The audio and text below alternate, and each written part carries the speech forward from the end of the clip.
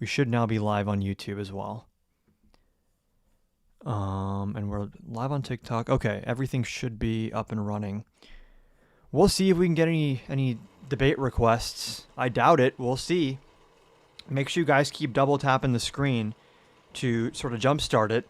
If there are no more Trump supporters out there who want to debate these topics, I don't blame you. I'm not surprised. It's kind of indefensible. We should be sending more money to Israel, says Omer. Why are the mass deportations dangerous? They divert important law enforcement resources away from actual dangerous crimes. They give cover to robbers and kidnappers who want to wear masks and pretend to be ICE agents. So in that regard, they make life more dangerous. Your guest requests are not up. No, my guest requests are up. Hold on, what? What is this? I'm actually not seeing the button for guest requests. Do you support deporting illegal criminals? Yeah, anyone who comes here and commits a crime.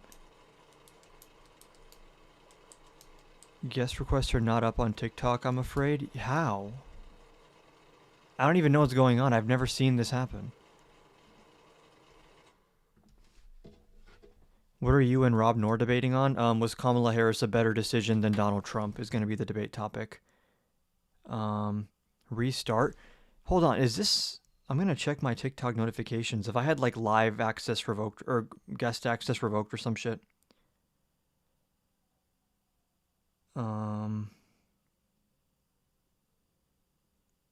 That's so weird. Okay, I guess I'll restart. I'll restart real quick. If you're watching on YouTube, you should be seeing this regardless, but yeah, this is annoying. What the fuck? I've never had that happen.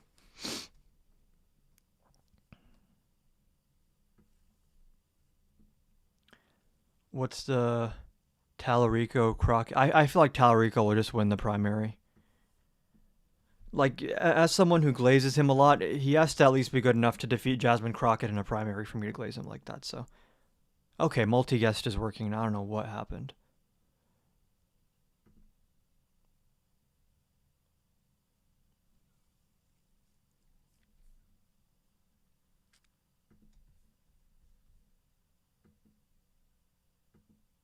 Okay. We are now, I think, back on TikTok, and we do have the guest box working now, finally. So we should be able to do some actual debates, if anyone wants to debate, which is a big if. So if we have anyone who wants to debate, they can hop on and request. And if not, we're going to move over to watching that new Piers Morgan video, because I feel like that's pretty interesting.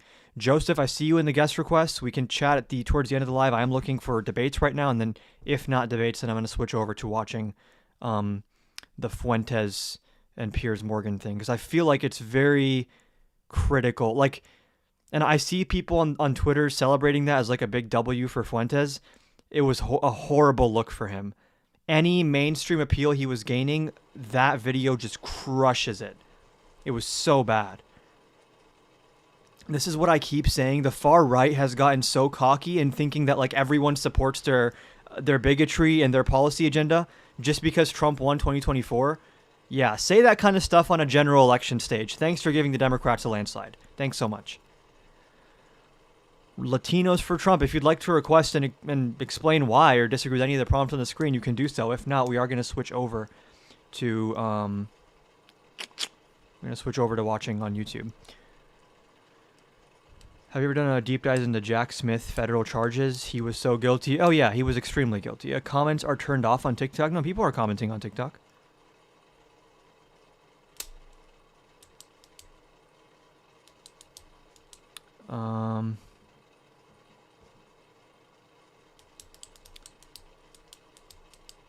Okay, I mean, I'm assuming there's not going to be any guest requests, so this has become a pretty common theme that at best we get one person who hops on and is mildly racist for like 10 minutes.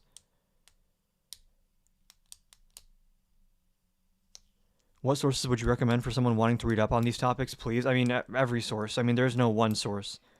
Oftentimes, you're going to gain the best understanding of something by reading a multitude of sources, mainstream media, alternative media, left and right. If you cover all those bases and you find out what the commonalities are and what differs, it's usually the best way to go about it. But okay, we're just going to switch over to watching the Fuentes thing, I feel like, because hold on, let's move this over here. Because I doubt we're going to get any debates. There we go. Everyone able to see over on TikTok, and we're going to switch over on YouTube as well. The only annoying thing right now is that I'm trying to get my TikTok chat to pop up on my YouTube feed because I had multi-chat working. Sometimes it works, sometimes it doesn't. I don't know why exactly. If anyone wants to, like, if anyone here knows how to use, what is it called? Social Stream Ninja? I guess I can try to refresh the cache. Hold on. Matt responded to you about what?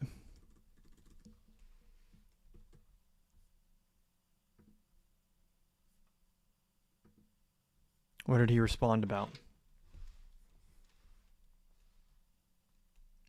DMs? Why can't you just say it in the chat?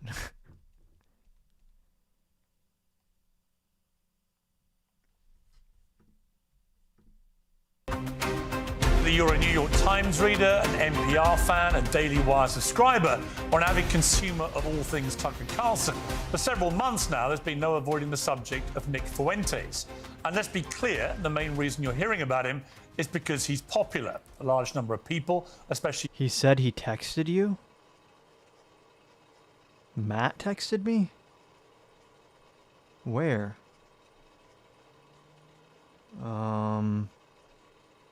Matt Nuclear is not, this is just not real. Matt Nuclear, I've not talked to him since we debated. Men are interested in what he has to say. What that says about our society and our culture is the subject of ferocious debate. For many people, it's a grave indictment of an insidious immorality. For others, he's a product of a culture which has turned on its own and left many young people feeling listless and bitter. He's either a litmus test for right-wing hypocrisy on free speech or a walking, talking manifestation of where the lines should be drawn. And a frankly preposterous amount of airtime has been spent on debating everything from his ideology to his sexuality and whether anyone should actually talk to him at all. If I were writing a glossary entry on the Streisand effect, I wouldn't put a picture of her next to it. I would put a picture of Nick Fuentes. They have opted to not do so when it comes to Nazis like Nick Fuentes. Fuentes takes this guy apart brick by brick. It's a full takedown. My concern is that people who are a bit more moderate are deeply alarmed by Nick Fuentes. I was very happy to see that, like, Nick Fuentes really passed that test with flying colors. That fragmentation is being caused purposefully by a splinter faction of people led by a young man named Nick Fuentes. That's the war. Can you get the beef prices down? Not crazy things that Nick Fuentes or these other loons say on social media. Would you agree that there are some good Democrat policies and some good Republican policies? Contemporary. I mean, what is a good Republican policy that Democrats don't share? Like, what is something they differ on where Republicans are better? Like the handful of things I'll say, oh, some Republicans are right about this, it's usually going to be stuff that Democrats agree on, like increasing housing supply or something. But I'm trying to think of what Republicans are correct on that Democrats are wrong on. I don't know. Well, it looks like all the screaming about Nick Fuentes on the internet is finally dying down a little bit. So now we had on this guy, this Fuentes guy, and never challenged him. You should have Nick Fuentes on your show and you could ask him questions. Who is Piers Morgan? Wow, this is a crazy first introduction to Piers Morgan. Him actually doing something akin to journalism and actually asking tough questions to someone on the right. The truth is, it doesn't make a lot of sense. Lower capital gains taxes, maybe? No, I think we should probably raise at least short-term capital gains taxes. And then maybe you can have income-adjusted capital gains rates, even for long-term, for people that have, like, that are making over $400,000 in ordinary income or something along those lines. I don't know, but I don't know if we should lower capital gains taxes. They're already, I mean, long-term ones are already way lower than income. Talking about Nick Fuentes, but not actually to Nick Fuentes. People who say you shouldn't give him... To be clear, I also dislike Piers Morgan. I really don't like him. The thing is, though, he is the first person I've seen to interview Nick Fuentes and actually do a good job. And you can see in real time Nick Fuentes realizing he's fucked. And he you know what he says? He says, I'll just go mask off at that point.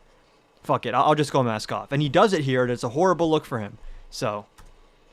overlook the very obvious. This is what happens when you do basic, I don't even want to call it journalism, just basic due diligence and ask, like, hey, you claim on these podcasts that you're not racist, but, like, then you go back to your show and say, hey, I'm racist. So, like, explain that discrepancy. And then, yeah, this guy's saying Nick did well. The fact that MAGA World or Nick Fuentes World thinks that this went good for Nick Fuentes brings me so much joy, because I would love for the average American to watch this interview. And if these Groyper types think the average American is going to watch this interview and say, yes, I love Nick Fuentes, be my guest. Sure. Yeah. Again, if you want to hand us like landslide election victories, as if you're not already doing that in the special elections and off-year elections, if you want to keep racking up W's for the Democrats, then sure, keep leading with Nick Fuentes. He has a platform of his own, which is often bigger than most of the people complaining, and he uses it to speak unchallenged to his many followers. It's on that basis that I've invited him to appear live and uncensored on my platform, and Nick Fuentes joins me now. Nick Fuentes, welcome to Uncensored. Honestly, I was surprised at how bad Nick Fuentes did here. I actually thought he was a more sophisticated actor than what he displays here. With you. I don't know you. I don't think we've ever met. You can correct me if that's wrong. I know about you. I know that increasingly people are talking about you in a more mainstream environment than you may be used to. So for those who know nothing about Nick Fuentes, I want this to be an opportunity to get to the real person.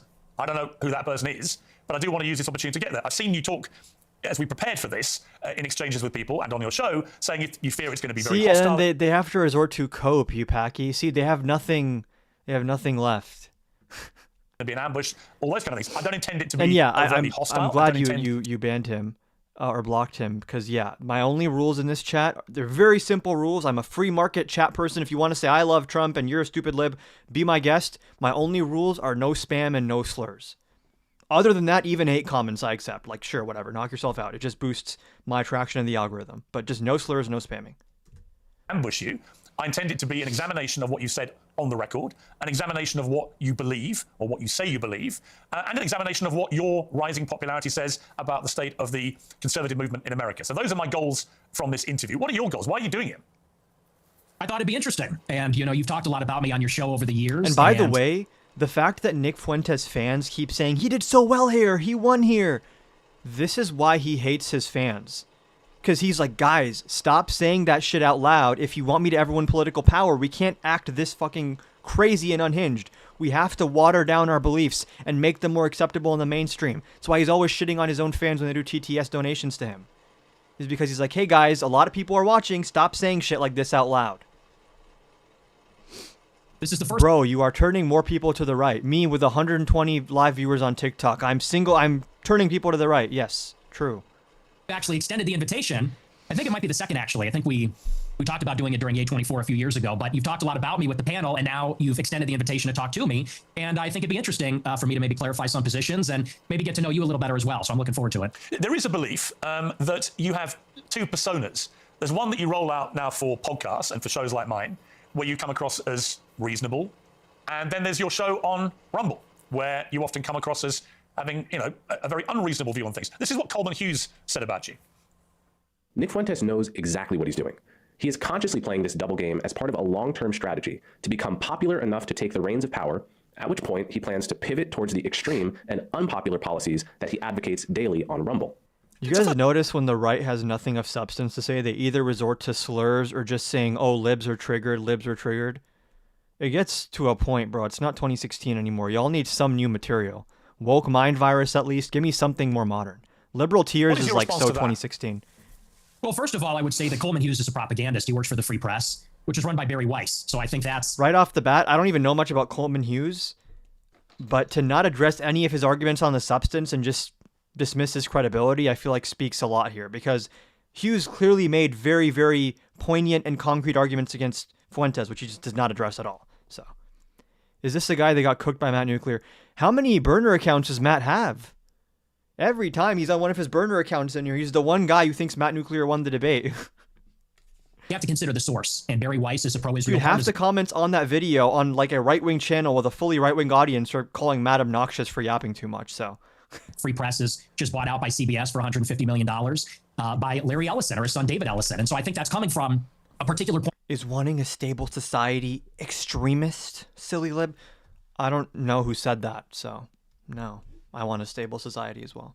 We can't pretend like that's coming from a vacuum or from some fixed position. That's coming from a propaganda outlet that's in favor of Israel. That's first. But second, I would say he is right about the two personas. And I think that everybody understands this on some level. On my show, I make jokes and I use rhetoric and I'm hyperbolic because for a long time I had an audience that was small on these like dissident platforms. I was on DLive for many years. A lot of people don't even know what that is. And so I had a small following and we had sort of like an in-group sense of humor and memes and things like that. And you talk about it one way on a freewheeling live stream when I'm by myself and I'm ranting and we make jokes and we play devil's advocate, we play with different positions. But then when you sit down in an interview like this one and people ask me a good faith question, what do you actually believe? Well, then I clarify and I say, well, here I'm not joking. Here I'm not being hyperbolic. I'm not being rhetorical. I'll tell you precisely what I believe. As far as this idea that I'm going to get power and then turn into Hitler, that just sounds totally insane to me. I'll be honest. It just sounds insane. Do you have aspirations? That's a horrible... That just sounds insane. It doesn't sound so insane to me based on the things you seem to believe and the things you used to say before you blew up and got a bunch of notoriety. Political power? Not really. I think that if I wanted to run for office, I wouldn't say a lot of the things that I say. I don't know that a lot of people would vote for me. I tend to offend everybody. See, there's an awareness here that what he actually believes and what he actually says is deeply unpopular in the United States. And all we ever get from these people is platitudes. Typical libs, hyperbole as always, with their tears. Okay, bro. Just let me know when you have something of substance to say that's not just like a bumper sticker for your truck. So no, I'm a truth teller. I like to tell the truth. I like to do my live stream. Who is Nick Fuentes? Tell me about your upbringing. I know you grew up in the suburbs of Chicago. Tell me about your early years. Early how? Like my childhood or a little bit your later? Childhood, yeah. Well, I grew up in the suburbs of Chicago in LaGrange Park, as you say. My parents are ethnics. You know, my father's half Mexican, half Irish. My mother's Italian. And they both came from a pretty rough upbringing themselves. They both were raised by single mothers, not because of divorce, but because both of their fathers had died. I don't think this is normalizing, Wyatt. The video we're watching here is Nick Fuentes being exposed, and I think this plays horribly for him and in the eyes of any normal, socially adjusted person who's not already in the MAGA pipeline. So, Omer, I see you in the request. What did you want to debate about? I'm assuming you want to debate. Endured a lot of dysfunction, and I think that's one of the reasons they came together and they related to each other and they wanted to create a normal upbringing for their children. They wanted to have a normal family life, and so they moved out to LaGrange Park, away from the city, and they raised me and my sister. And really? Yes, he did call his parents ethnics. Isn't that... It's crazy because that's like the least unhinged thing Nick Fuentes has ever said. I suppose we can take a break from this to debate this guy. Hold on. Let's switch our scenes back to debates. What are the chances this is just someone who wants to say the N-word? What are the chances? Multi-guest, okay. Assalamu alaikum. Alaikum salam. How old are you? I'm 19. And you disagree with any of the prompts on the screen? Yeah, I think Trump is the least corrupt because we have liberals in this country spending money, wanting to spend money on healthcare and public transportation and all these things, when we should be spending more money on Israel, our greatest ally in the Middle East. Oh, it's just a troll. Damn. All right, have a good one, Adam. You too. Okay. God damn. Is it that hard to find? Because, see, there's all these MAGA people in the comments, which, I mean, it's up to interpretation whether these are real people or Russian/Chinese bot farms, but how hard is it to just get a normal MAGA person who just wants to debate Trump's performance without using slurs or just platitudes about this is how the libs always are or whatever? I don't even know what they say at this point.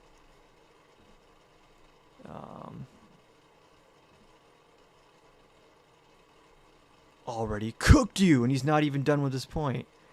Lib destroying takes. I don't see you in the guest requests, so who's scared of who? First, I think that's a big reason why I tend to have a lot of these family values or Christian values. My mother quit her job and stayed at home to raise us. And so I have a very close relationship with my parents, with my sister. We're a very tight family. And we grew up in a pretty idyllic town. And maybe we can sort of get into a conversation about politics from this. I loved my upbringing. My mom stayed at home. My dad was working. We're in a mostly white suburb in Chicago. Everybody was maybe half Catholic, half Protestant. It was a baseball town. I played baseball for many years. In Chicago, we love our hot dogs. We have our baseball parade and get a hot dog. And so I love where I came from. I love the city. It's a working class city. I love the people here. They're very good, humble, down to earth, decent people. And I guess I had my political, not to jump ahead, but this is a big part of where my political awakening came from. I sort of left this bubble, if you could call it that, when I went to college in 2016. What did this guy say? I have mercy on you, so that's why I don't come up. Okay, bro. I went to Boston University, And I read a lot of things online, and I realized the country does not look like LaGrange Park. It doesn't look like Western Springs or Hinsdale or Elmhurst. It looks very different. The country's undergoing a radical transformation because of immigration. And so I saw that and I said, this is not What does it mean for the country to look different? Because a lot of what I see when people on the right complain about, like, this isn't the America I know anymore, it's like a random brown family shopping at Costco, just minding their own business. So they try to dress it up as like this kind of concern for society, but it's just a weird externalization of their own racism as having any actual meaning towards the health of our society. Desirable change. I don't like the south side of Chicago or the west side or LA or certain parts of Boston as much as I like where I came from.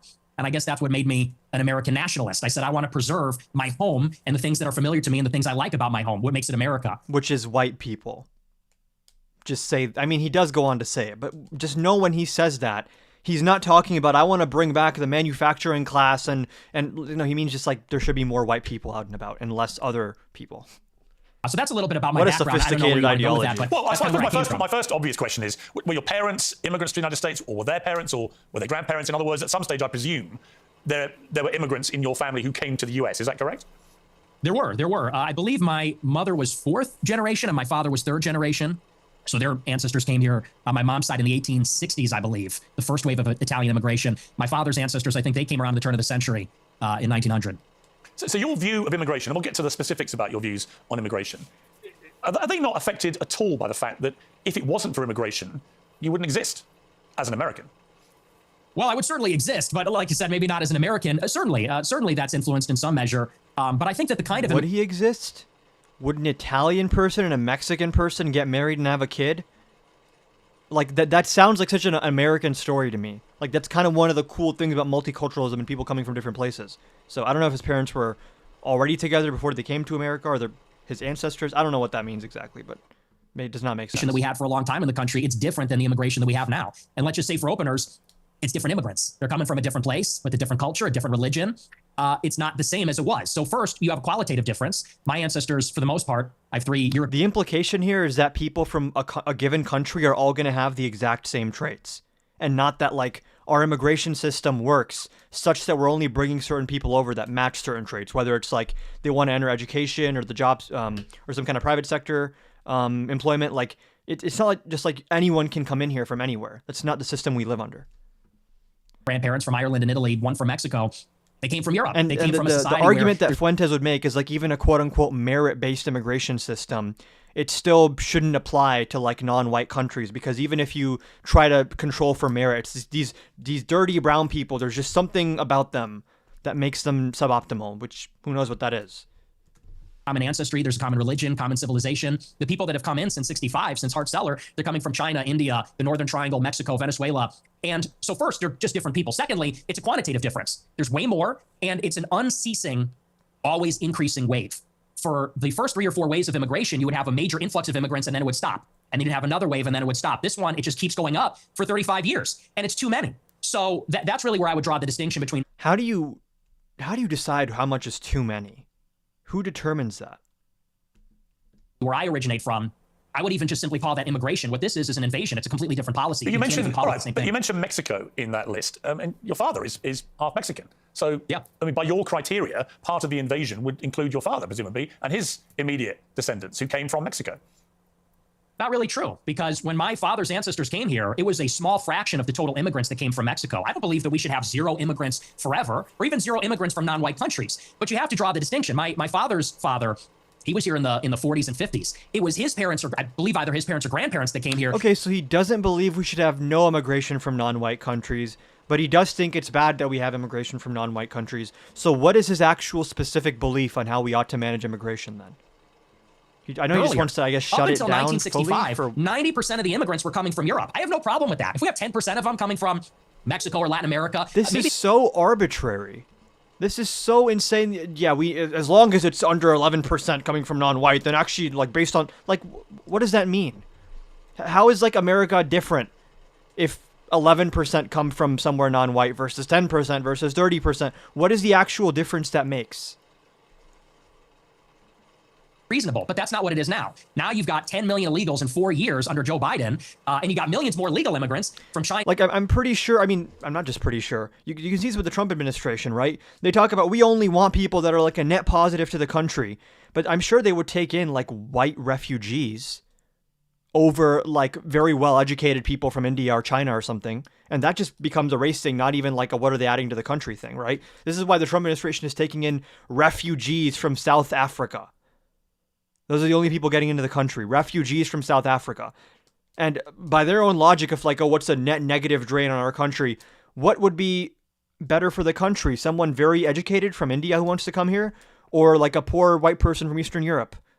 Who would make America better? According to someone like Nick, I'm sure he would say the poor white person from Eastern Europe, just because they're white. India, Venezuela, El Salvador, and it's so many with no break for assimilation, and they're all from non-white countries. It's transforming what America is. And again, that's the distinction. That's what makes it unacceptable. I always believe everybody's a product of their environment. Right? I've interviewed thousands of people. I mean, maybe 3, 4, 5,000 people from all different walks of life. But the one common theme I would say is everyone's a product of their environment. And I was reading some stuff about you in the last few days. There was an episode of your podcast where you talked about your father, Bill Fuentes. Lib destroying takes. I just want to let you know how insanely embarrassing it is for you to be talking so much in the chat and just never once have requested to hop on. And then when I ask you why, you're like, it's because I'm having mercy on you because I would just cook you so hard. It's embarrassing. It's really embarrassing. So And how if you want to keep embarrassing the family, yourself, including then you to certain restaurants, knock yourself because out. you believe they were associated with African Americans. We would be deciding where to go to eat, you said. What are we going to do for dinner tonight? It was a running joke. Me and my sister would say Applebee's, and my dad would say we would never eat at Applebee's. Not in a million years should you be caught dead, Fuentes said about Applebee's. Go to a different restaurant, a local restaurant. No Applebee's, no Red Lobster. That is commonly known as black fare. And you also shared another story about your family and restaurants. It said, before me and my sister were born, my family had a saying about Olive Garden that contains the N-word that we're not allowed to say. So my question, based on that anecdote that you say on your own podcast, is do you think you grew up in a racist environment, that your father was inherently racist, and that thought process moved to you? Good question. Well, I would say it's a new low. I've been attacked for being a racist many times, but to attack my father, to attack my parents based on anecdotes. How dare you attack my father in a story that I told, which clearly painted my own father as racist, but how dare you ask me in front of a bigger audience now that I don't want that to be public? It's your anecdote. Yeah, but he's not here to defend himself. You are. And my parents are. You told the story. And I will. Was he there to explain himself when you first told this story? What does it even mean? Oh, my family had a saying about Olive Garden. Let's just say it had the N-word in it. What does that even mean? That's not normal. It makes sense that Piers is asking a question about that.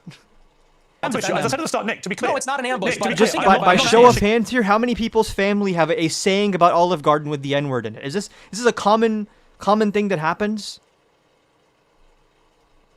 How dare you bring my father into it's a pretty normal, valid question because it's an unhinged thing for your father to have said. That's a little bit like, oh, is this where you taught this?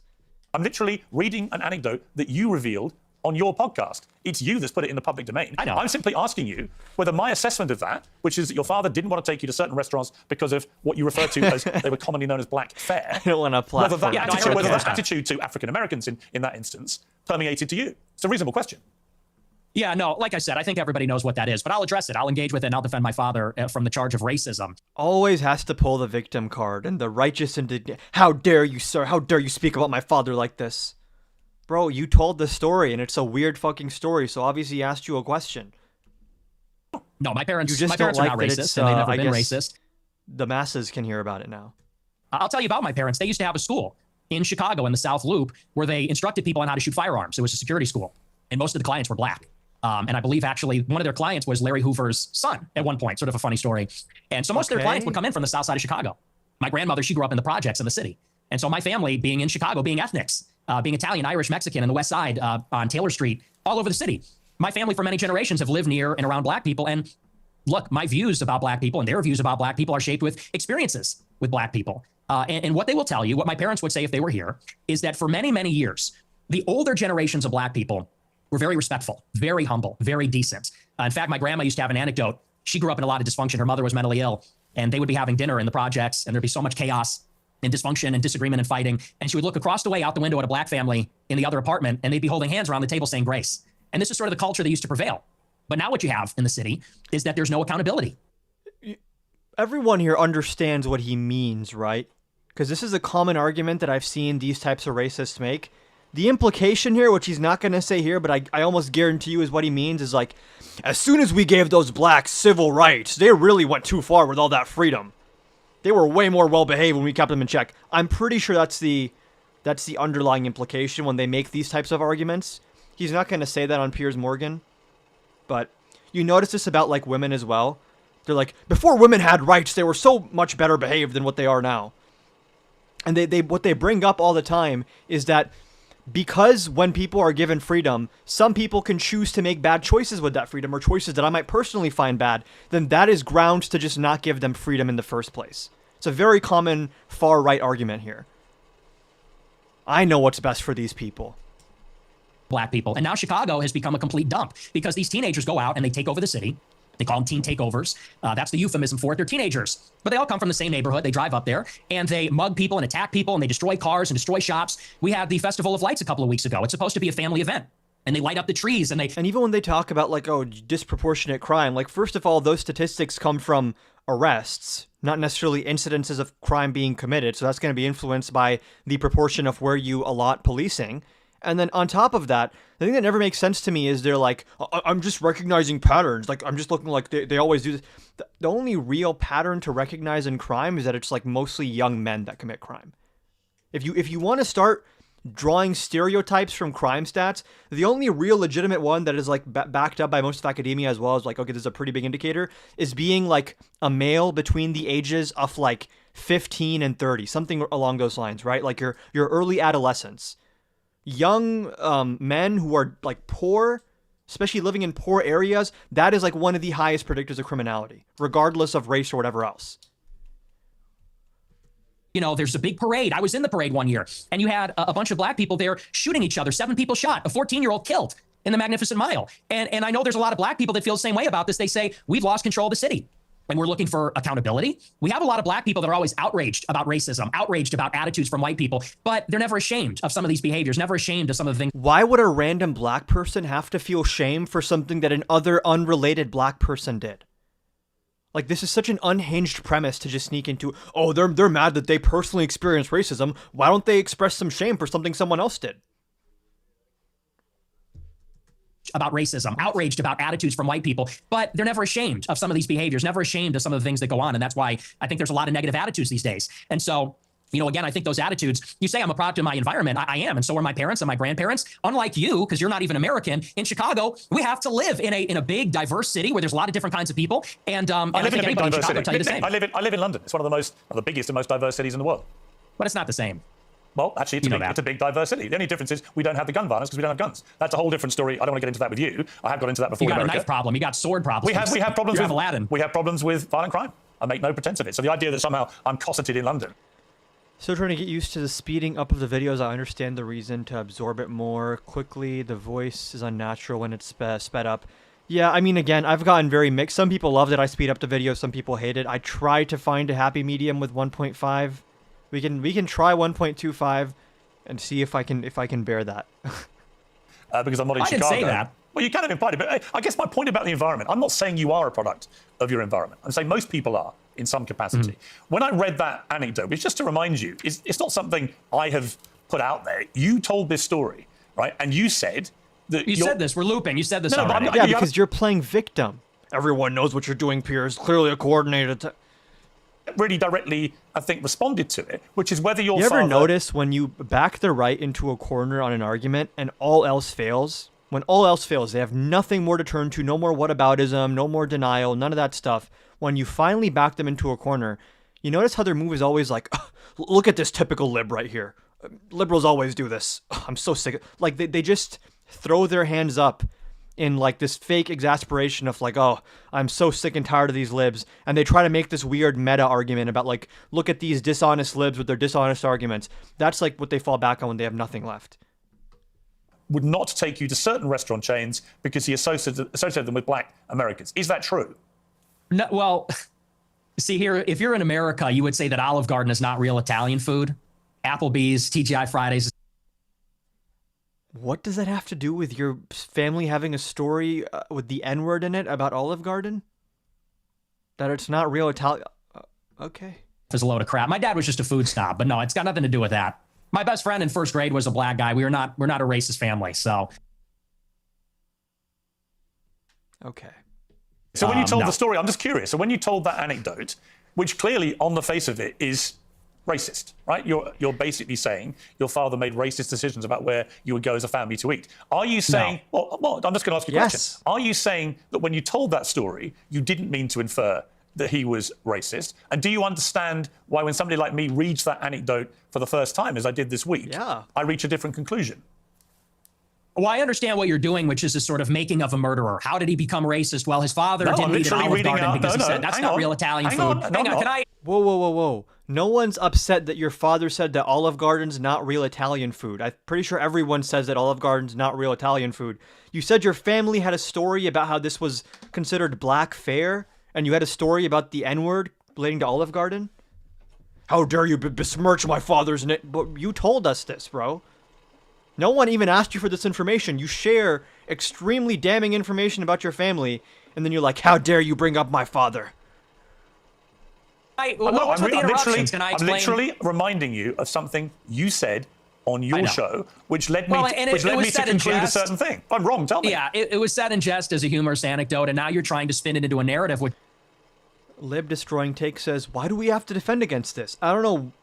The fact that you think that you and Nick Fuentes are like all part of some collective and you have to defend Nick Fuentes' dad is exactly the problem. I don't know who we is, right? Like, I criticize Nick Fuentes and you're like, what did we do? I'm not actually really talking about you. I know you, in some cases, worship him like some kind of deity, but his parents I actually don't do this thing, which the right loves to do, and they say, oh, the left does this. Oh, I hate that the left does this. I understand that there's many different people on the right, so I actually try to be very, very precise with my language. He comes from a long line of racists, and I think everybody knows our parents. And if I say something negative about Nick Fuentes and your response is, why would you say that to us, or what did we do? That says a lot about how you view yourself and what you believe, which is not flattering for your character. My parents are boomers, and these people come. Well, you're a boomer, I guess, too. In a way, 60. right? You were born in what, 60. 19? Yeah, so you're a boomer also. Or maybe you're a Gen Xer. I suppose it's sort of on the cusp. But it's a humorous anecdote. These are kind of the attitudes of baby boomers in society, but you're trying to spin it into a narrative, which is you're a product of your environment. Your dad's racist because of this joke. Now you're a racist, and I don't think that's a fair characterization. Okay. People can make their own minds up. They can go back and listen to you say it. I mean, the beauty of what I'm going to talk to you about in this interview is that almost all of it is just going to be reminding you what you have said. Super rare Piers Morgan W. And I already know when I post a clip of this on YouTube, all the comments are going to be like random bots saying, oh yeah, you go back to India. Nick Fuentes is awesome. But like the median voter watches a video like this of Fuentes telling these insanely racist stories or just making extremely racist claims. And then Piers Morgan asks him and he acts all offended like, how dare you ask me about something that I said myself on my platform when trying to clarify my beliefs because I always contradict myself. Pretty reasonable question, actually. And the average person watches this and they're like, oh, I don't like this kid. Asking you what you meant. And it brings me so much joy how excited the far right is about this, right? It's like, let's see who's right. You please say these things on a general election debate stage. Please nominate someone in 2028 who believes these things and say them in public. Go. You want to hand Democrats like a landslide victory? Thank you. Please lead with this. See what it does. Is that it was a joke. You're so... I want to come to... You've gone delusional. The right has gone delusional because Trump finally, for once, won the popular vote, didn't even win a majority, barely beat Kamala Harris, who was an extremely weak candidate in terms of, like, as far as Democrats go. And then somehow that is grounds to believe that a, like, white nationalist message will, like, resonate strongly in America.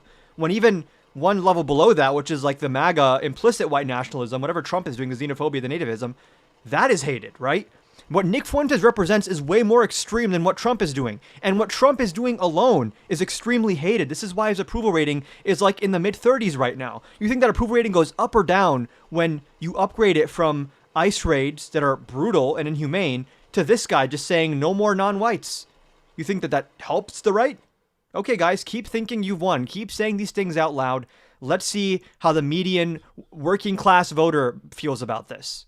Let's see how the median, like, suburban voter feels about this. The people who actually won Trump the election, who voted based on, like, high prices, let's see how they feel about this weird ideological, hateful stuff that you seem to think is like extremely popular.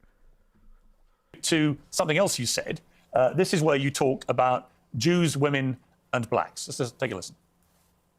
They're always coming up with, no, it's not the Jews. No, it's not women. No, it's not blacks. It's actually really complicated. No, it fucking isn't at all. Jews are running society. Women need to shut the fuck up. Blacks need to be imprisoned for the most part. And we would live in paradise. It's that simple.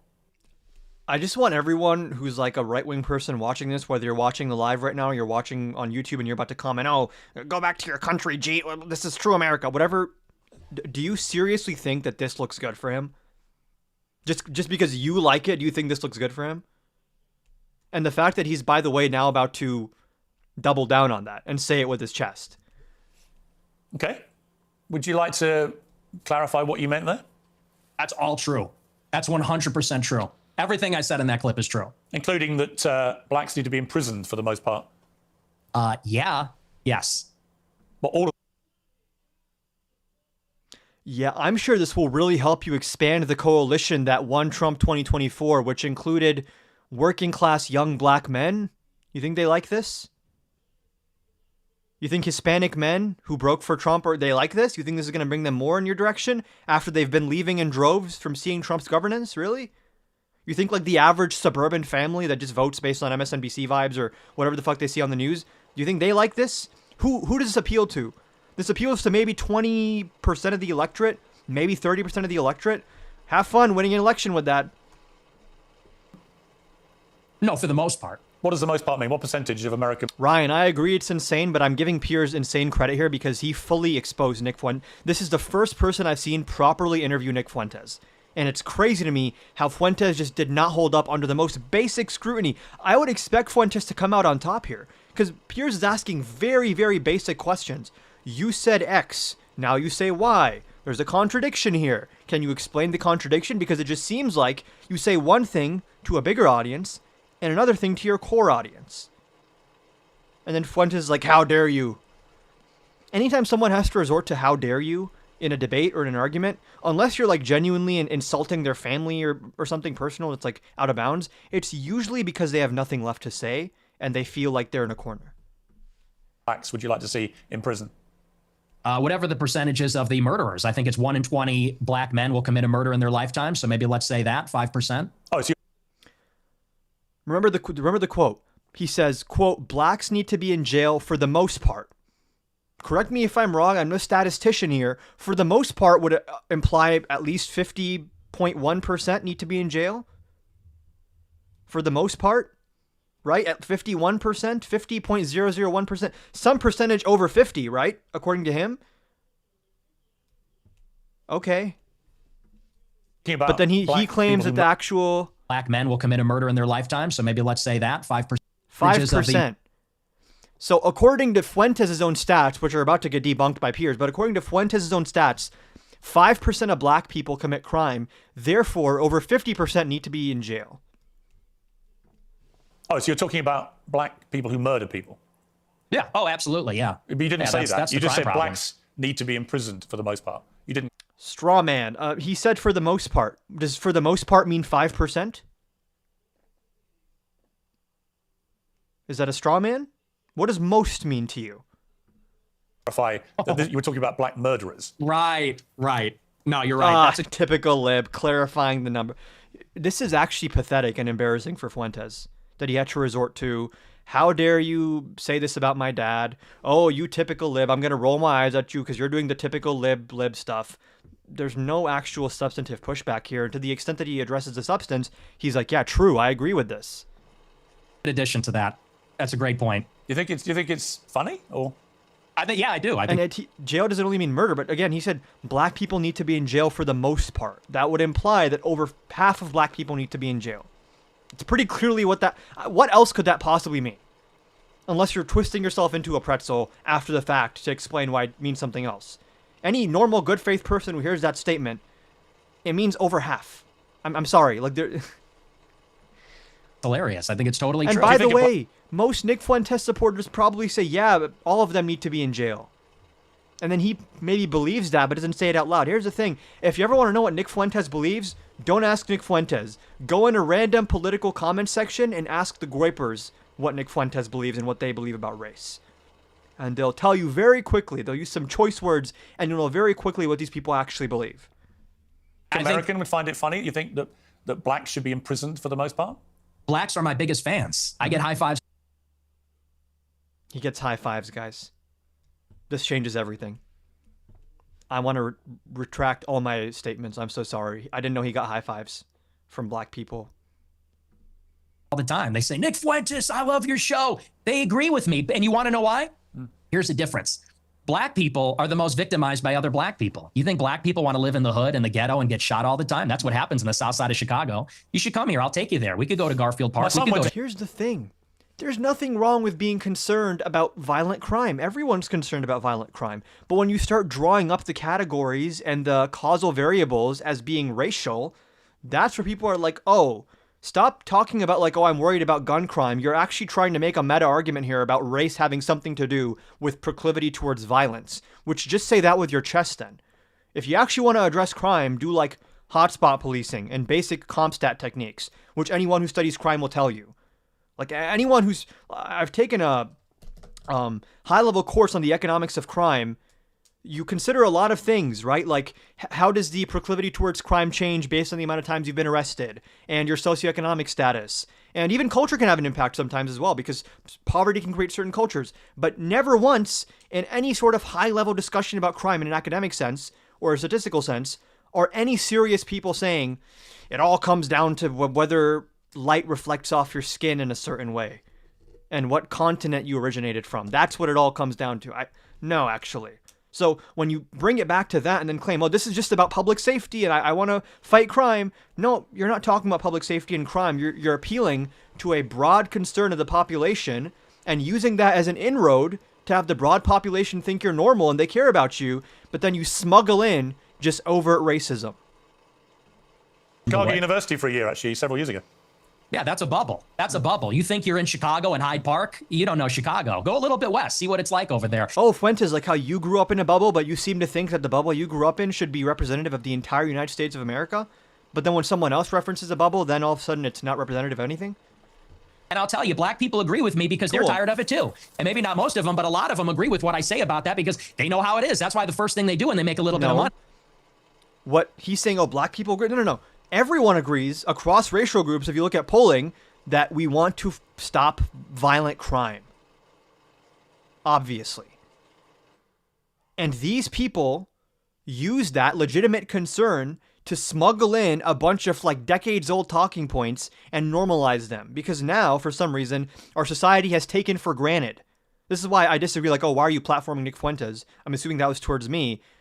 Nick Fuentes being on the screen right now is probably bringing more viewers than if it was just my face. Like, it's the other way around. I'm not platforming anyone.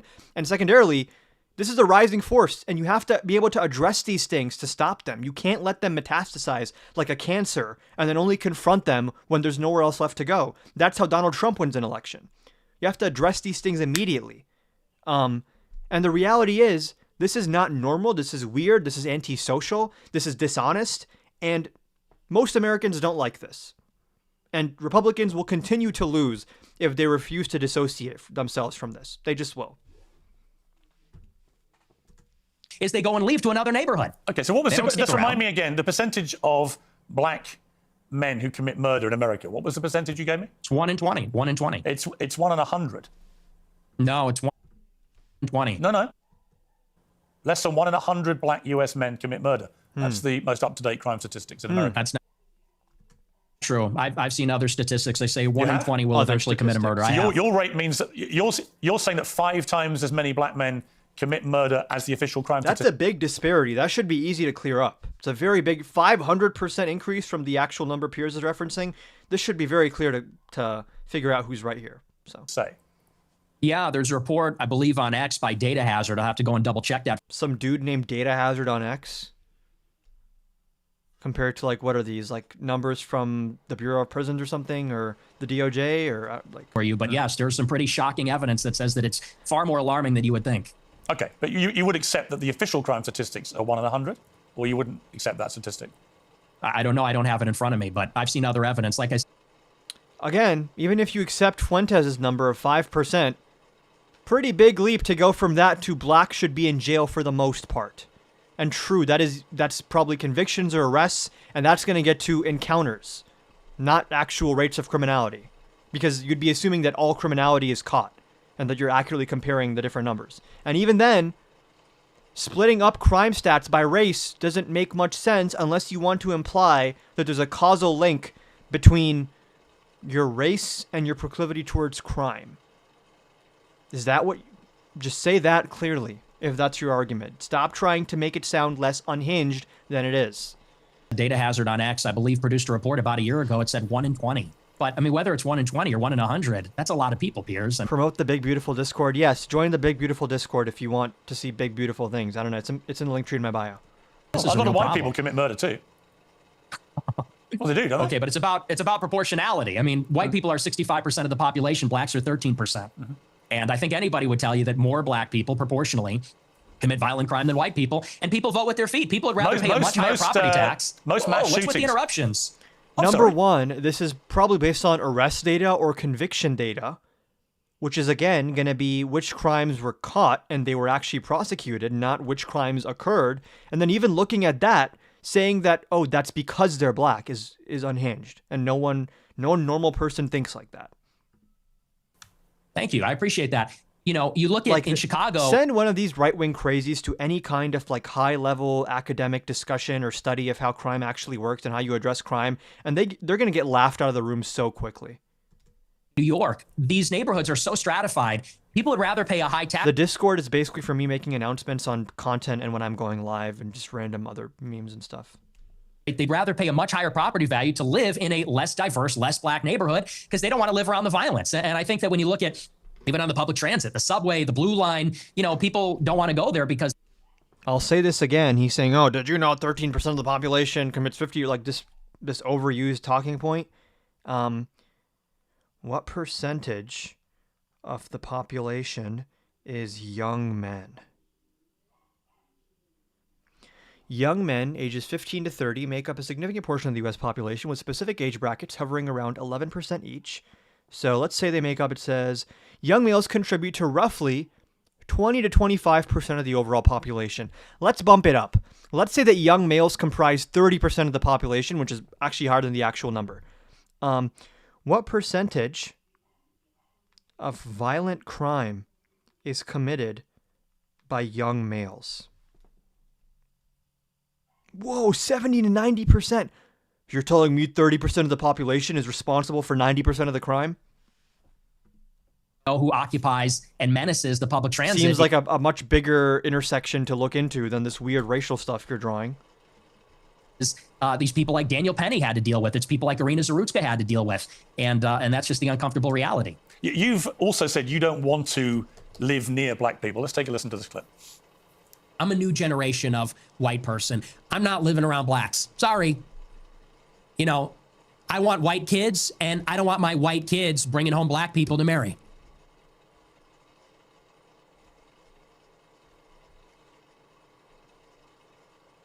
This... I don't think he would ever want the average person to hear him saying this. I know for a fact he was so upset that he had to defend some of these things on Piers Morgan because he was like, shit, I've been backed into a corner. Either I have to disavow what I said to my own fans, in which case my fans will turn on me, or I have to admit it and then I look unhinged. For me. And call me racist. Oh, very Christian of you. I don't give a fuck. I mean, it couldn't be clearer, really, unless you want to say that's another of your jokes, but you're basically saying, yeah, I'm a racist, aren't you? Yeah, I'm fine with that. He doesn't like having to admit that. I've seen other interviews where he explicitly says, I'm not racist, I just believe that race is real, or whatever the fuck. And then see how long did it take for Lib destroying takes to go to racism. And with saying you're a racist. Totally. I think everybody's racist. I think everybody, if we're being honest, is racist. I think everybody, the only people that aren't racist or pretend not to be are white people to their detriment. Everybody else is racist. But earlier in the interview, you got aggrieved at the idea that your father was a racist. You wanted to make emphatically sure. Yeah, because he's not. Because my father doesn't share my same views on that. So he's the exception to the everyone's a racist. Well, everybody's a little bit racist. You're right. So maybe everybody. The difference is you're attacking my father. You know, he I'm can not get attacking fired your from his father. job. I'm not attacking your father. You are. No, I'm not. I don't know your father. And to be clear, I have no knowledge about him at all. Well, then let's leave him out of it. Let's leave him out of it if you don't know him. Hang on, Nick. You put that story into the public domain on your show. I'm simply reminding you of what you told everybody, millions of people, about your father. If you now want to retract it, fine. If you want to say it was a joke, which is what your position was earlier, fine. But I'm allowed to put to you things you've said publicly. That's not unfair. That's not me targeting your father. You put that story about him out You know there. what you're doing. You know what Yeah, you're doing. I'm asking you about a pretty shocking anecdote, which to me... What a crybaby, bro. Just, I mean, say it with your chest and then acknowledge the fact, like you acknowledged earlier, that the vast majority of the American people hate your views. Instead of crying and complaining, oh, why are you making me admit to what I believe? Looked like you were saying your father made decisions about where you as a family would eat based on skin color of people who worked at these places. If you say, or use them, if you say that is not what you meant, that's fine. You can respond any way you like. But the idea I can't ask you about it without you saying I'm attacking your father is ridiculous. Well, you are, and you know what you're doing. And there's a political culture in America where if you have the wrong views, you get fired from your job. And my father has a job. See, and then he appeals to this vague right-wing buzzword of like, oh, it's all the typical liberal cancel culture stuff. Of course you call me out for being genuinely racist and anti-Semitic. Typical liberal cancel culture. And for a lot of people on the right, they hear cancel culture and they're like, I must defend whoever is the victim of this cancel culture. I must blindly defend them because they're being canceled. This is how they launder the reputations of actual crazy far-right people, is by saying that if someone is canceled, they must be a victim of the liberal elite establishment. And then, whoops, it's an actual white supremacist who's being canceled. Probably for a And good if you reason. go on here and say, you charge him with racism or something, and I'm put in a position where I don't look like I'm sticking to my guns if I don't say my father's a racist, you're putting him in jeopardy. And You told this story. You called him racist, basically. What else would have been the implication of you saying, my dad had a story about the N-word relating to Olive Garden, and we needed these restaurants because it was considered black fare? It's so... not here to defend himself or explain his views, and it's very low. And I think you know exactly what you're doing, and people can see what you're doing. I'll defend my views, and I think that so let's leave him out of it. What's going on here? We're watching Nick Fuentes get exposed for being a joke and a liar and a two-face and someone who's an unhinged person whose beliefs are not popular. And if the right wants to hitch their wagon to Nick Fuentes, we're going to get over 350 electoral votes in 2028. You're going to see an Obama 2008 landslide, sure. Keep being crazy far-right people. And look at how that's trending for you in public opinion. What is Let's it just not now? talk Like about my up father to because- 20 Republicans are planning to resign? Many more are concerned about the pictures of Trump in the Epstein files. Trump has now defied how many court orders? How many congressional appropriations? How many impeachment-worthy scandals have we seen? And you dumb fucks think like, oh, the way to solve this is become more racist and more overtly anti-Semitic and white supremacist. That'll win us an election. It might win you a primary. Have a fun primary, I'm sure. And then have fun in the general. My father isn't here. I'm here. Okay, well, I'll then you defend accept my that you views, shouldn't and I'll talk. defend Okay, the anecdote. listen, that's fine. Like, woke is going to be back 10 times harder if this is the route you guys want to take. Woke has never been more back than when the right now is just overtly saying, yep, black people, not so based. Then do you accept you shouldn't talk about your father on your show? And you shouldn't tell... Absolutely not. Absolutely so not. it's fine for you to put a story out there which would make most people who listened to that story or watched it at the time on your show conclude that he was racist. It's fine for you to do that. But if I then ask you about it, I'm the one who's being unfair and I've crossed a line. Is that what you're saying? Yes. Okay. Yes, you're Okay, Nick. delicious. Okay, that's fine. That's fine. Listen, people are watching this live. They can draw their own conclusions about whether I what have just to say, in this very rare case, W. Piers Morgan for knowing how to handle this situation. I always say this. The way you talk to these types of people, the ones who aren't really concerned with having the mask on, or they kind of pretend to have a mask, but there's way too much in the public sphere of what they actually believe, is just make them state plainly what they believe. Half the time I debate a Trump supporter, I have to get them to admit that they like authoritarianism, because I can describe authoritarianism and they love it. But then I use the word authoritarian and they're like, wait, I can't, this is like not a good look if I say I like that. So I'm actually going to argue with you now. So then you have to kind of walk them through step by step. This is what you believe, right? Okay, that's called racism, actually. People don't like that. Stop trying to call it something else. Well, yeah, and I'm and sure they will. afterwards, by the way, you'll say, he ambushed me with your No, own, no, with your no, own no, words. whoa. With your own words. That's a little presumptuous. Okay, great. I hope. Okay, who here said that Nick was being ambushed or this was unfair? Nick is saying that actually he doesn't think it's an ambush, right? So I'm not going to say it's an ambush, but I think that's a low blow. And I think you know what it's a low blow to ask the man who the biggest question surrounding him is he racist? And if so, how racist is he? About his story that he told about his racist past. Got it. doing, and that's fine. You're a tabloid journalist. I expected that. I don't think it's an ambush because I knew it would be like this. And people will see what you're doing, and I think they'll say it's low. But as far as you want to talk about... the people who are going to say it's lower is people that already love you and already glaze you, right? Here's the thing with someone like a Fuentes, right? And this gets to platforming. As the platform of someone like a Nick Fuentes increases, initially, you do see a rise in support. And initially, it seems like a very steep rise in support, right? But then eventually what you're going to see, as the population of people that's been exposed to Nick Fuentes expands, is the percentage of people that are agreeing with him is going to start to level out and become flat at one point. Because at first, when someone starts going mainstream, people that already felt that way or were predisposed to feeling that way, they're hopping on, yes, I love this. Or people that have even personalities that are more geared towards thinking like this, or they were already involved in certain online rabbit holes, they start riding the wave. So at first it looks like, oh shit, the more popular Fuentes becomes, the more known he becomes, the more supported he becomes. And at first that's true. But then eventually, the denominator becomes everyone. When everyone hears about him, eventually this becomes flat because there's a ceiling in society on the number of people that actually like this. There's a pretty low ceiling, actually. Do you guys have a Discord? We do. It's Linktree in the bio. It has my Discord, my Twitter, my YouTube, Cash App, PayPal, and Venmo as well.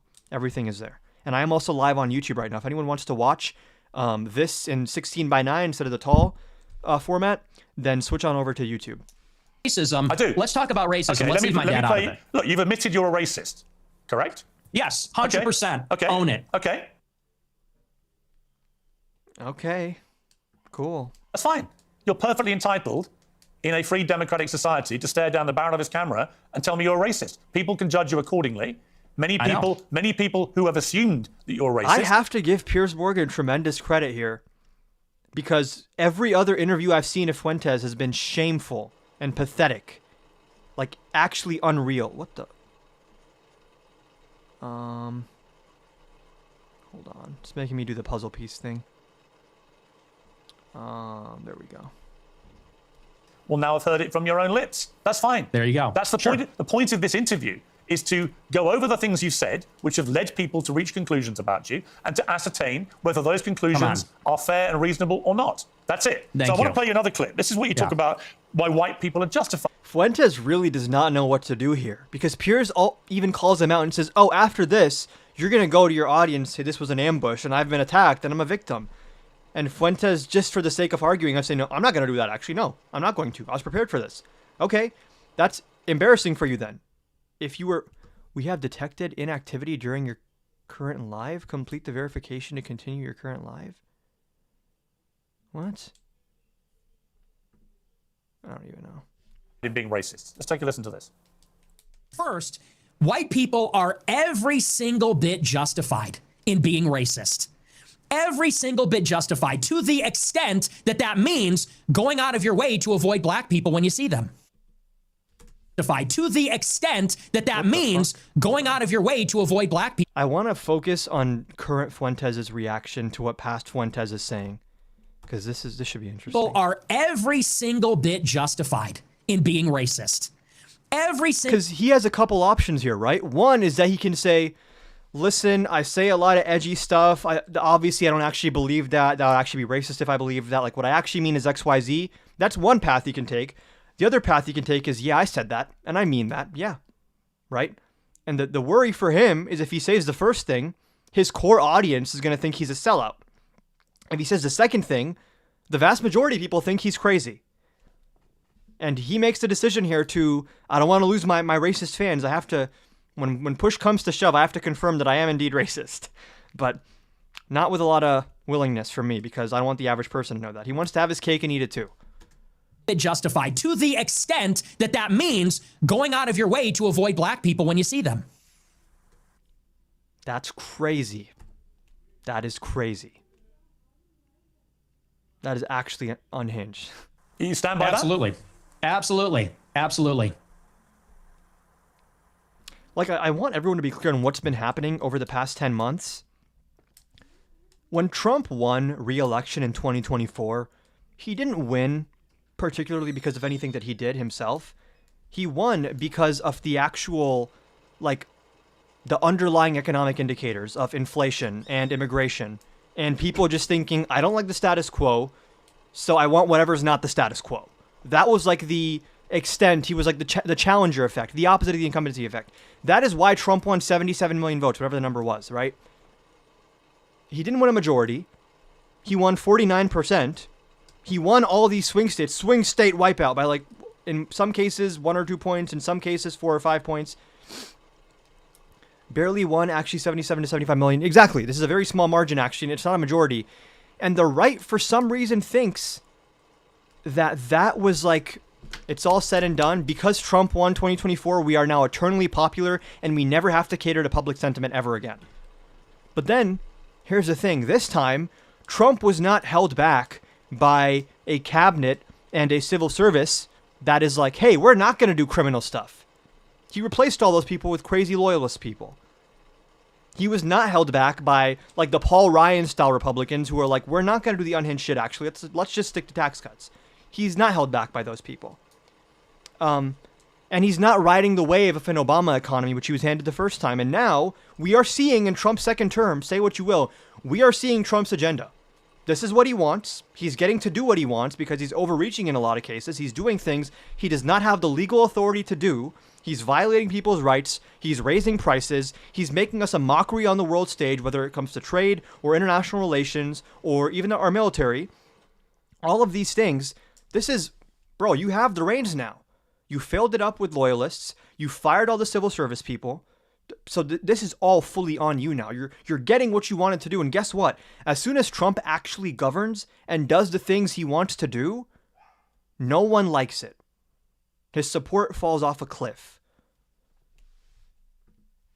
White people should go out of their way and to go in, avoid black. To go in this direction is political suicide. I don't know why you would do this. People, when they see them. If you ever want to win anything. Absolutely. They would be wise. Why? Because it's a lose-lose proposition. If you're Irina Zarutska and you don't walk the other way, you get stabbed to death and you die. If you're somebody else and you walk on the subway and you stand near a black person or something, maybe it's fine. It's a lose-lose proposition. So no, how is it a lose-lose proposition to stand next to a black person on the subway? What? I think that white people have been beaten into submission, that we're afraid to tell the truth about it. And the truth is that when you go into these major cities like New York or Chicago, I believe she was in North Carolina, there is a menace, which is young, black, adolescent men. They're extremely violent. And we have been told that we have to pretend like they are every other person. We have to be colorblind to that. And we're supposed to go and be in the midst of all this danger. And I think that at this point, it's gotten out of control. You look at the BLM movement, they said that the reason that black people, are violent, or the reason there's crime, is because of police brutality or redlining or all these other things. They said we need to get rid of the police. We need to defund them. And a lot of... Again, look at any polling. Virtually no one supports, like, actually defunding the police across racial groups, across gender groups, across age groups. Pretty sure majority in every category does not support defunding the police. He's fighting demons here. No one says this. I've also never heard the argument from the left that black people are violent because of police brutality. I've never heard this argument ever. I don't even know what that is. He's did. A lot of cities like Chicago, for example, the police... A lot of what these guys do is just fight imaginary demons that live in their head that actually are not representative of anyone, any real person. Change the rules of engagement. They don't chase them. It's not a felony if you steal a certain amount of merchandise. They won't chase them on foot. And now the city's totally up for grabs. And now, whether you're in the Gold Coast or whether you're on the Mag Mile or you're in the worst neighborhoods in the city, you might get shot. You might get mugged. Someone might run up on you. And I tell my followers, it is better to be... Dude, isn't violent crime down in Chicago? Am I wrong on this? Isn't it like... Hold on.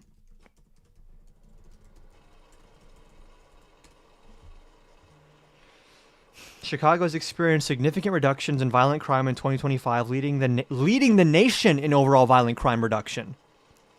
Mag Mile apparently is a war zone. Meanwhile, Chicago is leading the nation in overall violent crime reduction. Leading the nation. Perceived as racist or racist and walk the other way and maybe keep your life than to say, I'm a good anti-racist. I don't mind that this person's making me uncomfortable. Maybe he's looking a little froggy. I'm going to sit down because I'm a good person and get stabbed, mugged, whatever. And by the way, this is a strategy. They call it the friendly stranger. There's a crew of them. They do this in Chicago. They stand outside bars. This is not a black person thing, though. This just sounds like a thing that a criminal would do. It's like, oh, they try to buy your trust and then they hurt you or something. Why does this have to be about black people? This is just crazy. And he just casually makes these weird connections and relationships that are like very unintuitive and very eyebrow raising. Black people, they approach strangers, it's a robbery crew, and they pretend to be a friendly stranger, and then they mug them. And stupid white people say, oh, hi, yeah, nice to meet you. You know, they grin, they laugh, they put up with the... I mean, I don't know why this is about race. If some stranger approaches you at night in the city and is like up in your personal space and talking too much, I feel like everyone in some cases like, okay, hey, can I just like have some space, like, and try to avoid that situation? If they're so worried, if it's like, oh, there's a dangerous area, he constantly makes this like a racial thing, and it's just nonsense. And then they get mugged. It's just lazy. It's you'd think that like humanity has progressed past these caveman brain arguments. They're like, oh, that person dark, me person light, dark person bad, light person good. Like, what is this?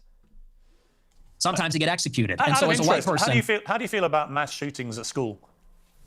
I think they're bad. Who do you think commits the vast majority of the mass shootings? I'm sure it's white people. Right. So how do you feel about that? I think that white people do more antisocial violence. I think black people participate in more gang violence. I think that's the difference. What's the difference? Victims. There's no difference to the victim, but it's a different kind of crime, and it's a different proportion also. Do you know what percentage of white people are school shooters? I know that the vast majority of mass shootings in schools in America this century were perpetrated by young white men. And I'm what proportion of what proportion? I'm curious whether your advice would be to people who have kids in these schools. Is my mic working? What proportion? Should they avoid? Again, 25% of the population responsible for 90% of the crime. That's young men. Piers could have brought up, I think that would have been a better example to bring up. White people at school. Should people with the kids at school? And unlike in the case of race, there are arguments that are made in criminology about like, are males like predisposed to certain criminal tendencies? Are these activated by certain environmental factors? Are they socialized in certain ways? This gets back to, toxic masculinity, the far left. This is all connected, actually. If you want to have a conversation about which group is committing crime, which is already kind of a weird conversation to have, why not just talk about the crimes taking place rather than trying to blame a group for it? If you want to have that conversation, the most poignant one to have is about young men. How are young men being socialized? And how are they, in some cases, maybe predisposed to being more aggressive or solving problems more with aggression? And to what extent is that genetic? To what extent is that based on nature versus nurture? Like, these are all important questions to have. They're actually a lot more relevant to young men than black people dangerous. Which, what is the argument you're making there? There's some correlation between the melanin in your skin and, like, your proclivity to, like, hurt people? Is that the argument here? Last I read about this, I'm pretty sure that there are more genetic differences within races than between races. Meaning, like, I come from, like, a South Asian background, that there are more genetic differences between me and another South Asian person than between me and, like, a white person or an East Asian person, et cetera, et cetera.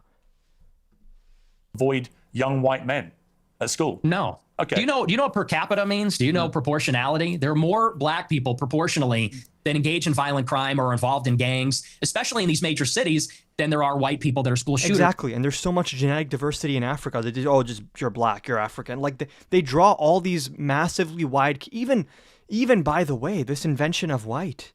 Italians did not used to be considered white.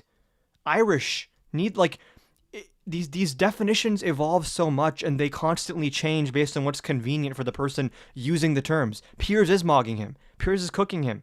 And I think Fuentes knows that. Compared to the entire white population, and everybody understands that. Two-thirds of mass shootings at school perpetrated by white people. But what proportion of white men commit school shootings? That's the question.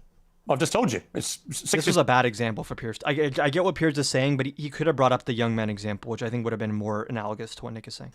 65% of school shootings by white You're people. telling me what proportion of school shootings are committed by white people. I'm saying what proportion of white people have committed school shootings. Are you playing dumb, or are you just not that What smart? difference does What's that the make to the children lying dead on the ground? See, now you want to jump on the victims. The difference is you're asking, would you fear white people or black people? And that's the difference. The difference is in What I'm terms saying of to you is, by probability. your logic, if we now have agreed that the vast majority of mass shootings in schools are committed by white people and predominantly young white men, then presumably your advice would be to avoid young white men because they perpetrate these massacres. But it won't be because they're white, right? So are you playing dumb, or are you actually dumb? Maybe it's I'm about dumb. proportionality. Maybe I'm dumb. You are because you're, well, I don't think you are dumb. I think you're smart actually, but you're deliberately avoiding per capita. And everybody knows that's the difference. What proportion of white men are school shooters? It's probably 0.00001%. What proportion of black men have committed violent crimes? It's probably like 5%. I guess I don't know what it is off the top of my head, but it's very high. And I would add to that, even as it concerns schools. Why do you think parents pay a super high property tax to live in a school district where there's white people? Because they know that if they go... It's not based on it's based on the quality of the education and the public services and the infrastructure and the house. It's like black school, it's going to be the Bloods and the Crips. It's going to be gangs. It's going to be, you talk about school shootings. Nobody talks about all the school shootings that are committed by gangbangers in and around the school. And yeah, actually, Chicago officials like J.B. Pritzker, these people I'm sure talk a lot about these types of shootings, and they address them, which is why the rate of violent crime in Chicago is down, and they're leading the nation in violent crime reduction. Just because the libs you watch don't, it's like, this is the one overarching theme I want to keep pointing back to.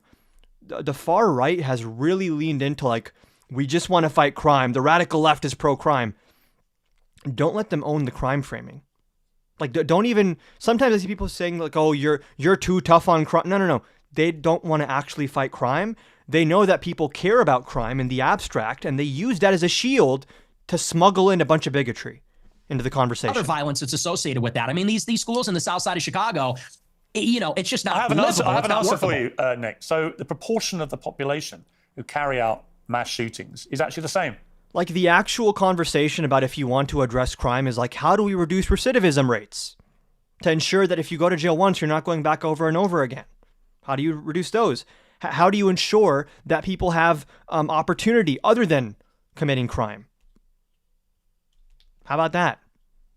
And even to the extent that you want to just crack down on crime and have more arrests and stuff, how about just normal CompStat and hotspot policing, which actually is shown statistically to work? This is just weird for white people, far right posturing.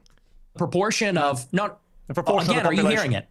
No. See, What's I the think the trouble with proportion? your statistics is a lot of them don't bear much scrutiny. We have a bunch of fact checkers checking all this in real time because you do have a tendency to just come out with a lot of old baloney. And when you say, okay, well, it's true. And when you're confronted with what's the reality, figure? you don't like it. And remember, Kamala Harris said we live in the context, right? And what's the context? You know who actually cared about crime and actually helped combat crime? And I know she's not running it, but Kamala Harris had this thing called the Back on Track program, which basically helped reform people that were in prison for nonviolent offenses, helped them get on track for education or getting a job, and it did reduce recidivism. It was hailed nationally. Many other states copied that program. Is that a Democrat being good for reducing crime? Oh my goodness. It's almost like they're actually better at this. What's the figure? What proportion of white people have committed school shootings? With white people as the denominator and white people that have committed school shootings as the numerator, what's that percentage? For both black and whites, the proportion of the population who carry out mass shootings generally is about the same.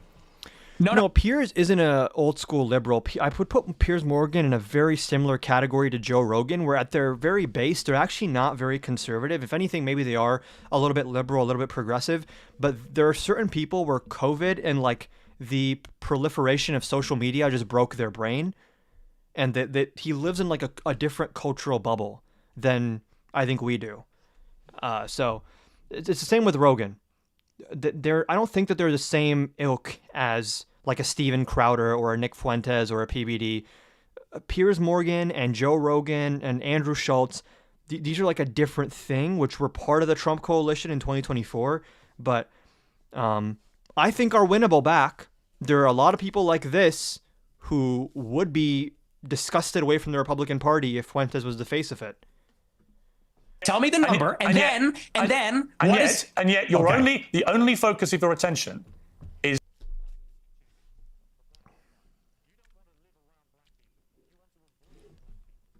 And not just, and again, same thing with Rogan. He had on James Tallarico, and he said, you should run for president. These people are winnable by people who know how to communicate and make the difference clear. When you articulately and accurately describe this is what the right believes, this is what I believe, it's kind of a wash. No one really likes their ideas.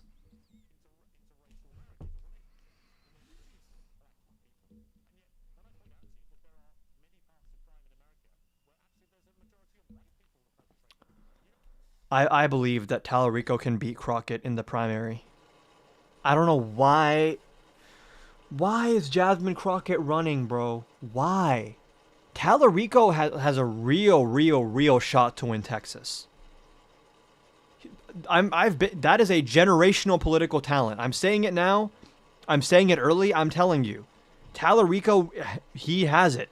Whatever that it factor is for a politician, Tallarico has that. I'm telling you.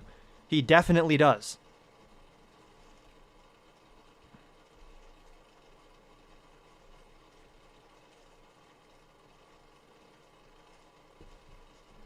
Where is she running? She's about to announce running for the Texas Senate seat in the Democratic primary, which would mean she'd be challenging Tallarico and Allred. Allred is like a non-factor. Obama vibes? True, although I think Tallarico has an even broader appeal than Obama. I think Tallarico has a very high ceiling. If he plays his cards right, I think he has a really high ceiling in American politics. Now, maybe he doesn't make the right decisions going forward and that doesn't play out. But Tallarico, in terms of just raw potential, he's up there for me with like Mamdani. I actually think Tallarico has more potential than Mamdani on a national scale. Yeah, I can't. And again, if he wins the Texas Senate seat, I think he should run for president. And I understand the argument that actually, no, he's going to be giving up the Texas seat and therefore it's like too risky or whatever. But here's the thing. A Democrat that can win the Senate seat in Texas will just absolutely crush in a general election for the presidency. And again, the perfect storm you need to create like a landslide victory for 2028, assuming that we have a free and fair election, which I think is less likely than not. I think it's the most likely outcome is that we have some kind of I don't want TikTok to flag me. I have doubts about the legitimacy of a hypothetical election that could be taking place if Trump has his way with things, potentially. But assuming we have a free and fair election, I think Trump is going to be historically unpopular in 2028, but that's not enough. You need to have Trump being historically unpopular and then combine that with like a generational talent, an A1 orator, really good communicator. Combine those two things in 2028 with a free and fair election, and you're going to see Obama 08 numbers, if not better. I'm being dead ass. Like, again, Bush was, I think, in the high 20s in approval around the time of the election. It would not surprise me if Trump's in a very similar place by then, if he's still in office.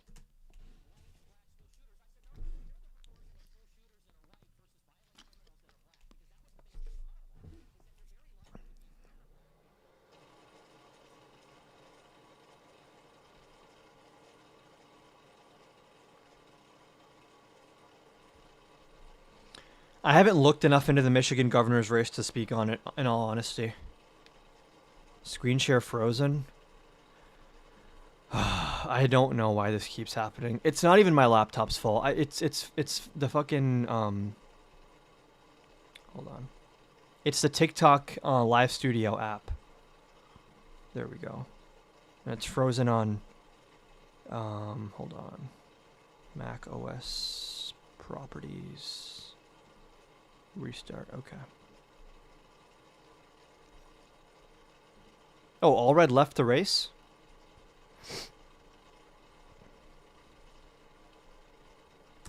The only thing that gives me pause, I mean, Listen, I hate Kalshi just as much as the next guy. I'm not gonna lie, I do look at Kalshi sometimes though.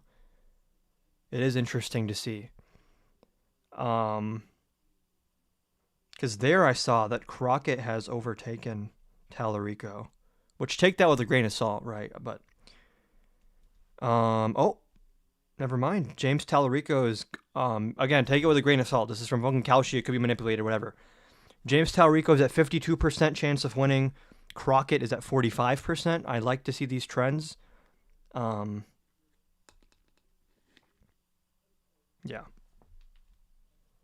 What does Kalshi say about a Mike Johnson presidency? I don't even know what I'd look for to find that.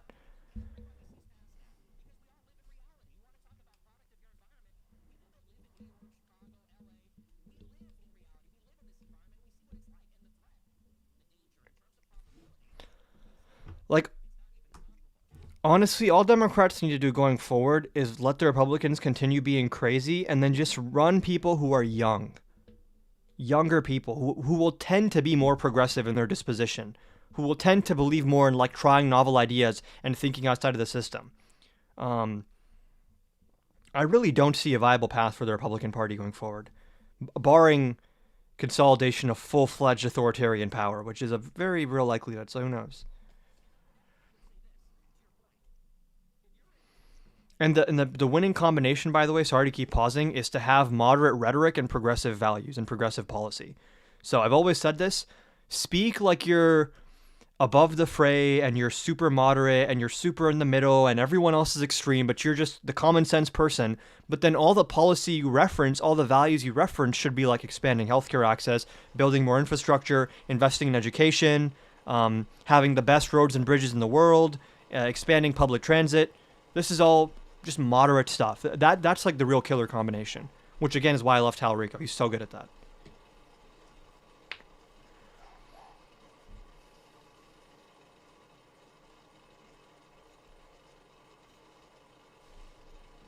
Even there, see how he's saying like, oh, it's not actually young white men who are the problem. It's because they're on these evil liberal SSRIs. So there's an excuse when we're talking about white men committing crime, but when it's a black person committing crime, there's no further thought on socioeconomics or anything else, what crimes we count and which ones we don't end up finding. It's just straight up, oh, they're black, therefore crime. That's his analysis there.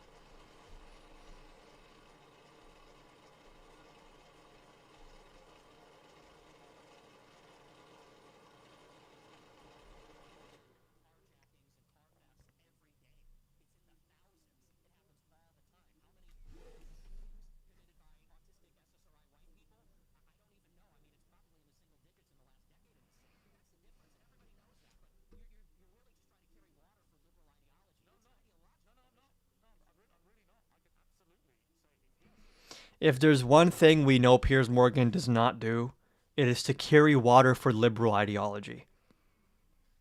I don't think anyone who normally watches this man's show would think that he carries water for liberal ideology.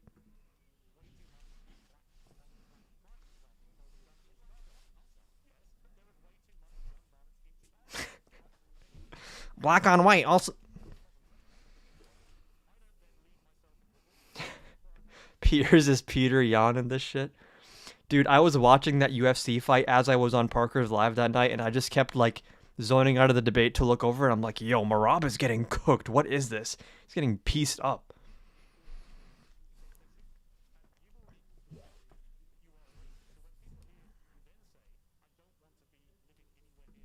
Can't hear the video on YouTube, can only hear you. Thank you for letting me know.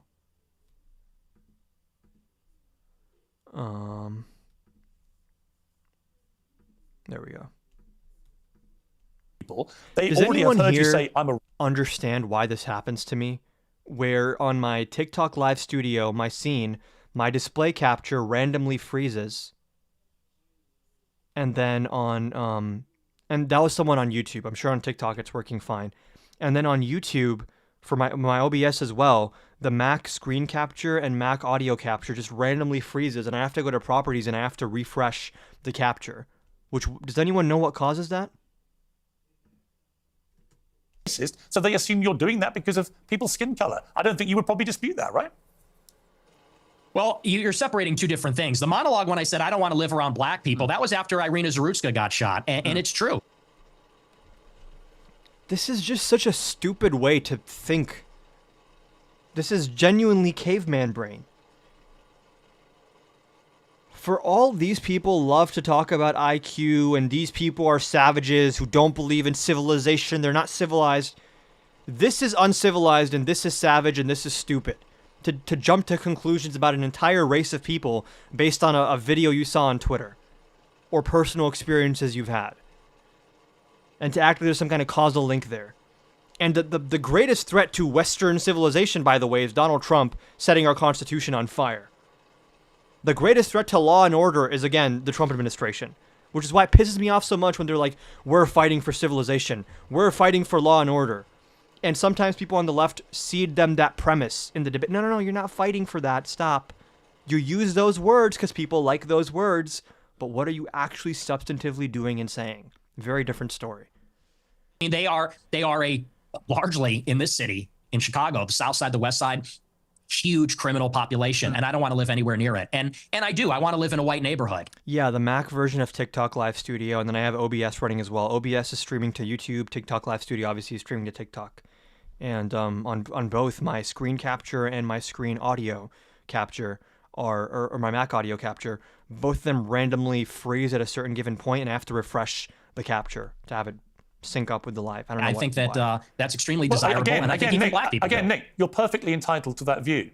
But when you have obviously prefaced all this by saying I am a racist, unashamedly, then people will assume that all your thought processes about all of these issues are driven by an aversion to people based on their skin color, which is the purest personification of racism.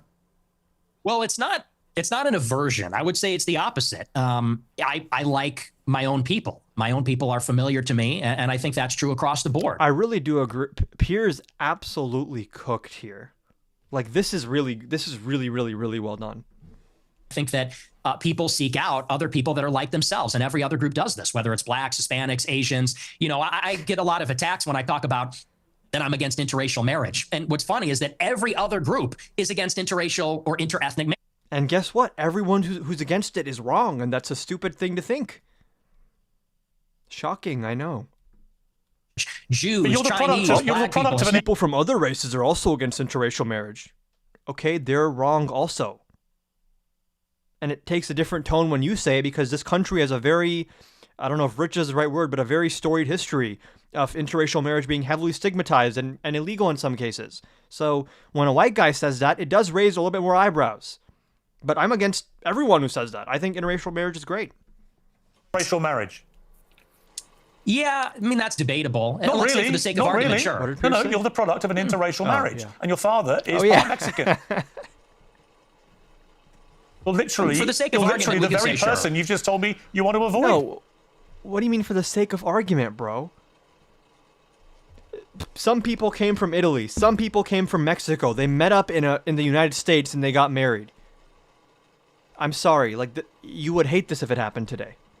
Debatable. Not Let's say really. for the sake Not of argument, really. sure. No, you're the product of an interracial marriage, and your father is part Mexican. You're literally, For the sake you're of literally argument, the we can very say person sure. you've just told me you want to avoid. What race is Hispanic? Is that a race? Well, what do you think it is? I'm asking you. What race is Hispanic? Hispanic. Of course, it's a race. It's called Hispanic. It's a mix between two races. It's a mix between indigenous Americans It's not and white, though, Europeans. is it? It's not white.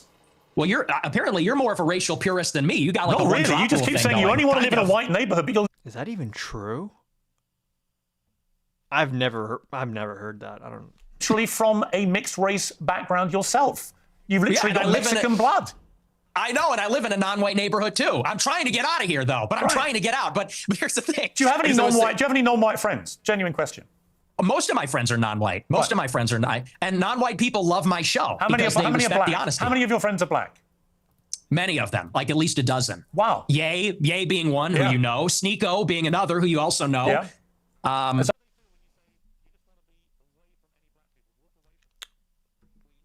Ye and Sneeko.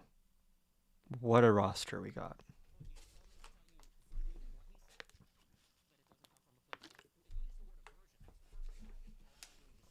What just happened?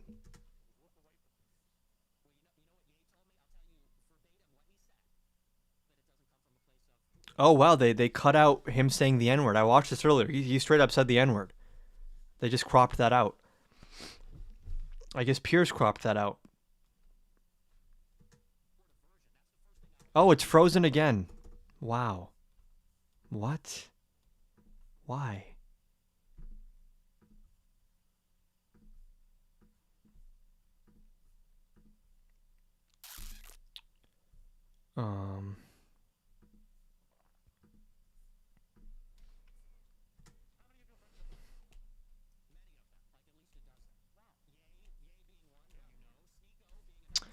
Oh wow, and the audio capture also is not working on.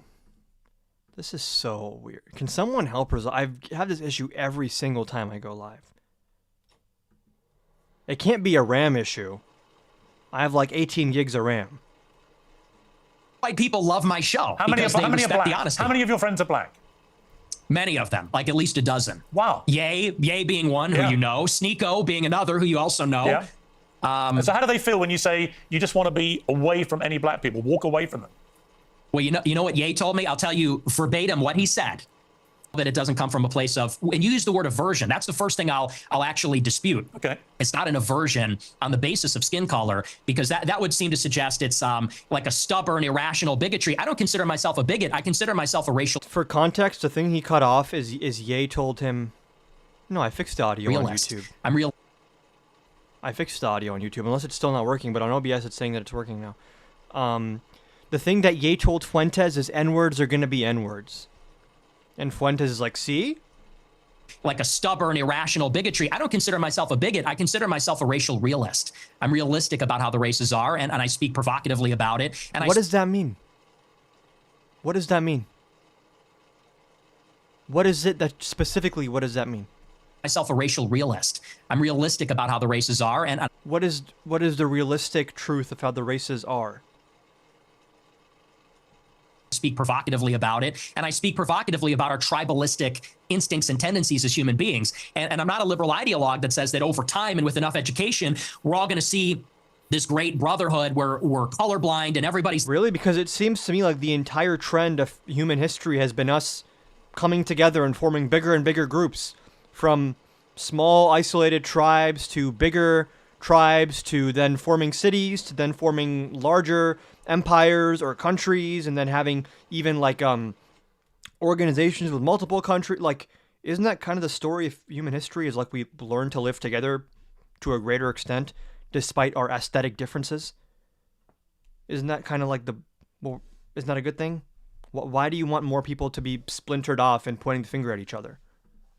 Same, I don't think that's ever going away. I think that race is real. It's not just skin deep. It matters to us and it matters to each other. And black people know that, and Hispanics know that, and Asians know that, and people like me that have partial. That's not true. Mexican ancestry, we know that too. And I think on that basis, we can have mutual respect and understanding, not aversion based on skin color. The reason I use the word aversion is you literally said that you should walk the other way if you see black people. That is an aversion to black people based on their skin color. No, that's called economy of information. That's economy of information. That's safety. And I said in the same model. Remember when the right-wing talking point used to be, I don't see color? And we rightly called them out for saying that, because many of these people very much do, clearly. Although, to be fair, Fuentes has never said something like that, but a lot of the people that have had these closeted views that are now saying it freely, I don't see color. Sounds great in theory. That sounds like a great endpoint to me, that we can just move past race, but like, not if you're just lying about it and you're secretly racist. It's actually not going to help. Like, and they used to say that because they knew, like, saying this stuff publicly is not a good look. I don't know where that common sense went, and where they think this is now okay to say out loud. If you watch it, it's like, I feel sorry. The problem is you clip the 10 seconds. I don't know if you watched the whole show, but in that monologue, I said, most black people are not violent or criminals. I said, and it's unfortunate that we're going to offend them when we turn and walk the other way. I said, but the problem is we don't know. We can't tell. And someone like Irina Zarutska, she sat down in front of a black man with her head. Yeah, weird that people on the right who embrace masculinity like him. Yeah, you know what I've kind of learned as I've watched, I feel like the right-wing idea of masculinity is like just being mean and having a lot of money. I've never gotten more than that. Just like, imposing your will on people and being super, super strong and being able to just shut everyone up or squash all resistance. And it's this like weird authoritarian, angry psychology, which to me is like, that's not how I'd like to define masculinity. I think actually being kind despite your strength, right? Like being strong enough to hurt someone and maybe not hurting them. That's actually the masculine thing, not just stepping on someone or abusing someone or belittling someone just because you feel like you're better than them or you have more money than them or you're physically stronger. Like that's not masculinity, that's insecurity. Phones in and wasn't paying attention because she was being a good liberal and said, I'm not uncomfortable by this. I'm progressive. Then she got stabbed in the neck. And I said, it's unfortunate that you would have to sit behind the black man to be safe. And if he's not violent or schizophrenic, he might be. Like, just to be clear, we were looking at a Gallup poll the other day.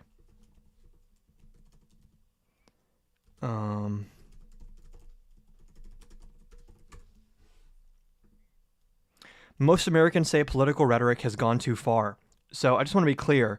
As of 2025, 69% of Americans say that Republicans and their supporters have gone too far on political rhetoric.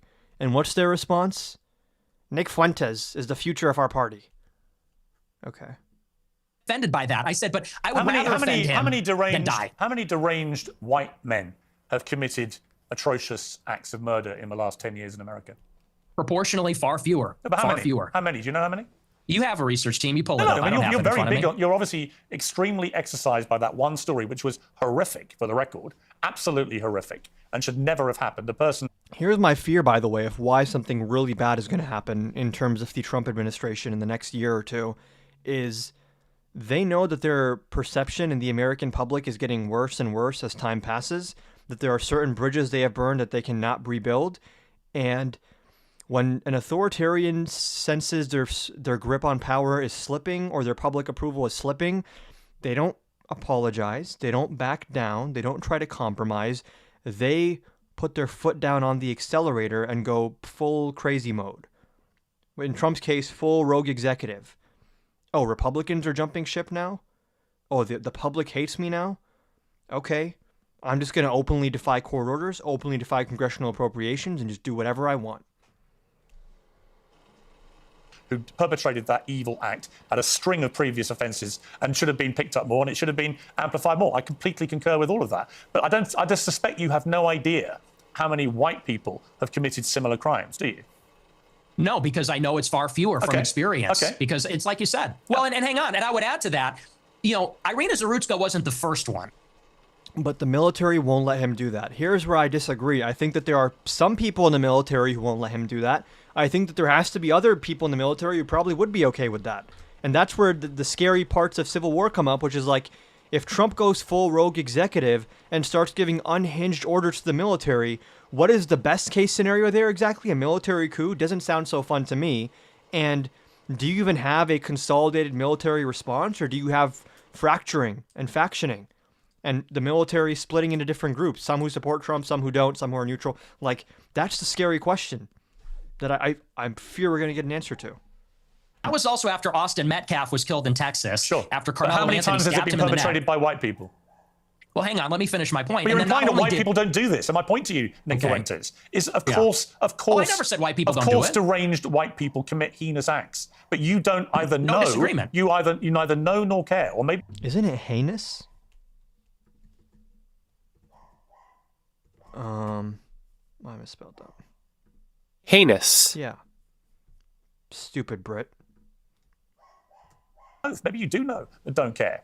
You only seem to be focused on black people who commit crimes. And again, if you hadn't prefaced No offense to British people, that was a joke.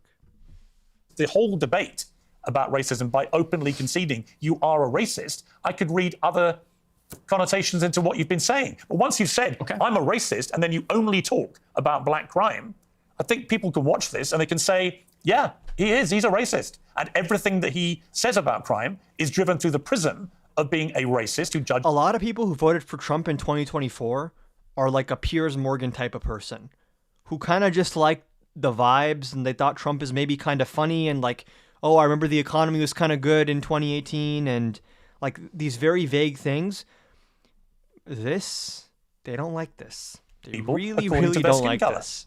Well, it's funny because it's quite on the contrary. And I said this in a similar monologue. You know, the problem is not that I wake up and I walk down the street and I see someone that doesn't look like me and it makes me angry. The problem is there's a pattern of Isn't that like explicitly what you've said on your show, though? behavior, which we've all seen. Blacks in America have become narcissistic, and they become narcissistic because they've been told they're victims of racism. They're victims of slavery. They've been told. Well, hold on. Those first two things are just objectively true. They were enslaved, and then there was, like, segregation in a legal and social sense. So that's just objectively true. I don't know why that would make someone a narcissist to just understand the history and the effects of history. Really, there's no accountability. If they're rude, if they're inconsiderate, if they're criminal, they're... How about you hold individuals accountable for their own individual actions, and you don't just say, like, oh, the entire black population should answer for this one person who's black. Told that they have no agency for their actions. They're being told, if you act in this way, it's because the white man made you that way. It's because the system's Isn't it crazy that in the big year of 2025, we have to make these basic ass arguments that I fucking learned in kindergarten and first grade when we learned about Martin Luther King? That now we're having these conversations with full-grown adults? Isn't that crazy? How much our society has regressed socially? I genuinely feel like society is like way more overtly racist than it was like 10 years ago, 15 years ago. Against you. People And so say shit out loud now in public spaces that are mainstream spaces, and it's considered to be like a normal view.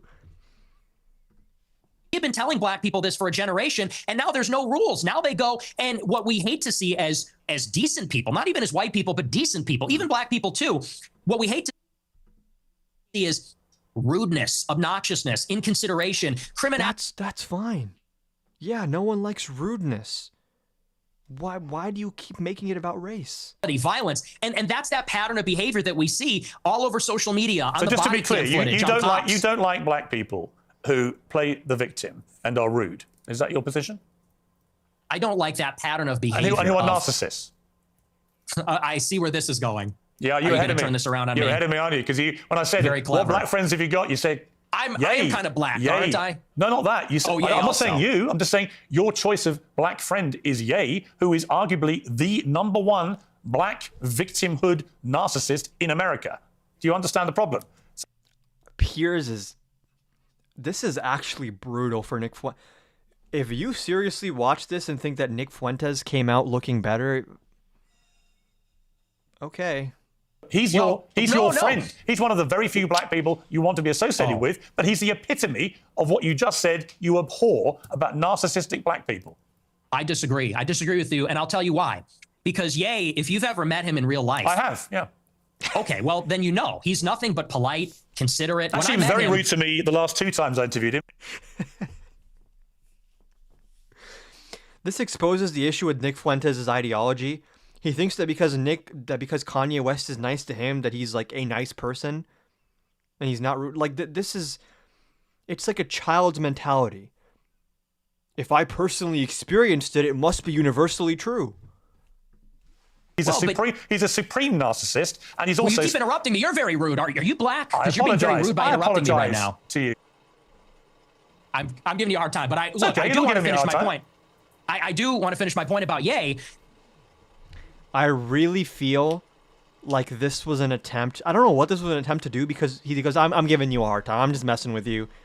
But then also he's like passive aggressive, like, you're being rude, you're interrupting me. And then he sneaks in the weird racist. Like, I feel like Nick agrees with my perception of this debate, by the way. I think Nick is smart enough to know in this moment that this is not a good look for him. But he's just going to fall back on the fact that people that already like him think he did great here. And he's also. You keep interrupting me. You're very rude. Are you black? I Because you're being very apologize. rude by I interrupting me right apologize now. to you. I'm giving you a hard time, but I okay, I you're do not want to giving me a finish hard my time. point. I do want to finish my point about Ye. He is a guy who, when I was with him, wanted to make sure that everybody was heard. Everybody felt included. He's actually a very soft-spoken guy, very polite, and by the way, not violent. When you look at all the guy with the song called I Am a God is a very soft-spoken guy, everyone. And listen, I happen to think that Kanye West is, music-wise, up until Donda, the first Donda, I think he's probably the GOAT. It's very sad that he stopped existing after Donda. Everything post Donda, I'm going to categorize into that's a different person. That I just don't like that person. I don't know what that is. Everything up until Donda, amazing. Okay, so like, I seriously love Kanye's music. I want to say that, but I think any real Kanye, like any real Kanye fan, just likes to implicitly pretend that he retired or passed away or just like left the public sphere after dropping Donda, or maybe after dropping was it Kids See Ghosts or Ye? Because everything after that is like a very different person. Very weird, very gross, extremely racist, extremely narcissistic, making other people uncomfortable, harassing people that work for him, clearly going through some kind of serious mental health crisis in terms of medication, which was very sad to watch, but doesn't excuse the behavior he exhibited on public platforms. So the appeal to Kanye's just a nice, sweet, soft-spoken guy. When? Where? Even when before his entire crazy far-right thing, that's like the last word you'd ever use to describe Kanye West is soft-spoken. Maybe when he was first coming up, like during the what was it? College Dropout days? Was that his first album? And then Late Registration? Maybe during those days he was like more soft-spoken, but Kanye has not been soft-spoken since like 2010. I don't know what this guy's talking about. Rappers that are in the music game, many of them harassed and abused Kim, harassed Iggy Azalea, assistants that have worked for him, went on the Lex Friedman show and got angry about basic fact-checking on the Holocaust. Yeah, insane. From Chicago, drill rap, they're talking about... Kids See Ghosts was with Kid Cudi, by the way. True, and it's one of Kanye's best albums, most slept-on albums. I don't know if it's slept on, but Kids See Ghosts is... killing people, shooting people, they gangbang. He notably, if you know about him, he got his start because he was a nerd. He wore a backpack and a polo, and he wasn't a gangbanger. He rapped about his feelings and girls and his dreams and his ambitions. So yeah. No, and then he after graduation, he went crazy. He dropped My Beautiful Dark Twisted Fantasy and Yeezus, where his whole thing was like, "Hey, I'm a god. I'm amazing. Everyone else can like fuck off. Like I'm the best." Which is fine. It was artistic and he makes great music at that point, but I don't know what Nick is trying to argue here. As someone very well versed in Kanyeology, it's just tell me all the time he doesn't even feel black. They make him feel not black because he doesn't do those things, because he's soft-spoken, because he's artistic, because he's a bit of a nerd or likes fashion. So I would disagree. He's actually not like that at all. But Okay. we're talking He's also a Hitler-loving anti-Semite. And we're going to take a little commercial break here, and we're going to come back and talk about anti-Semitism and your views about Jewish people. So when he interrupted Taylor Swift, I agree that was very, very rude and out of pocket. But I still don't think that was this new Kanye we've seen that's like, oh yeah, like, I don't know if people have seen some of the things that Kanye tweeted. There was this one specific day where he was on Twitter, and I've never seen the things I saw there on that. I think before he was just very arrogant and very like, I'm going to break the rule. Kanye's always been a bit of a contrarian, which is like, if this isn't allowed, I'm going to do it. And at first, that worked great for him because at first it was like, hey, you're just a producer. Producers can't rap. And he's like, don't tell me what to do. I am going to rap. And he does great. You're just a rapper. You can't do fashion.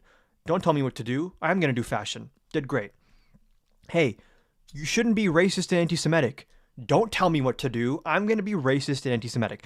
That last thing, a little bit different than, and there's a seed there of his personality that made him more open to that.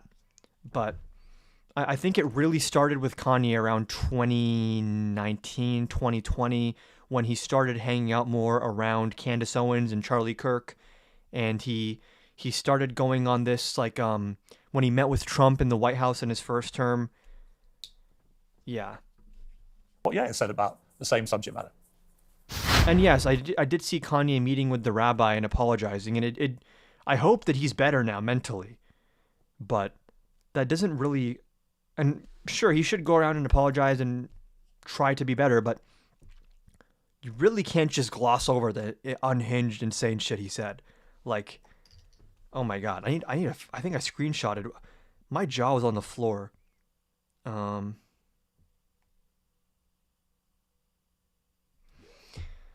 want to be clear that what I'm about to read is a quote from Kanye West. This is a quote on his Twitter. And I'm quoting. "Sometimes you have to do it like the pharaohs. Make your Jews work for you, but watch them as close as you can. Whip your Jews."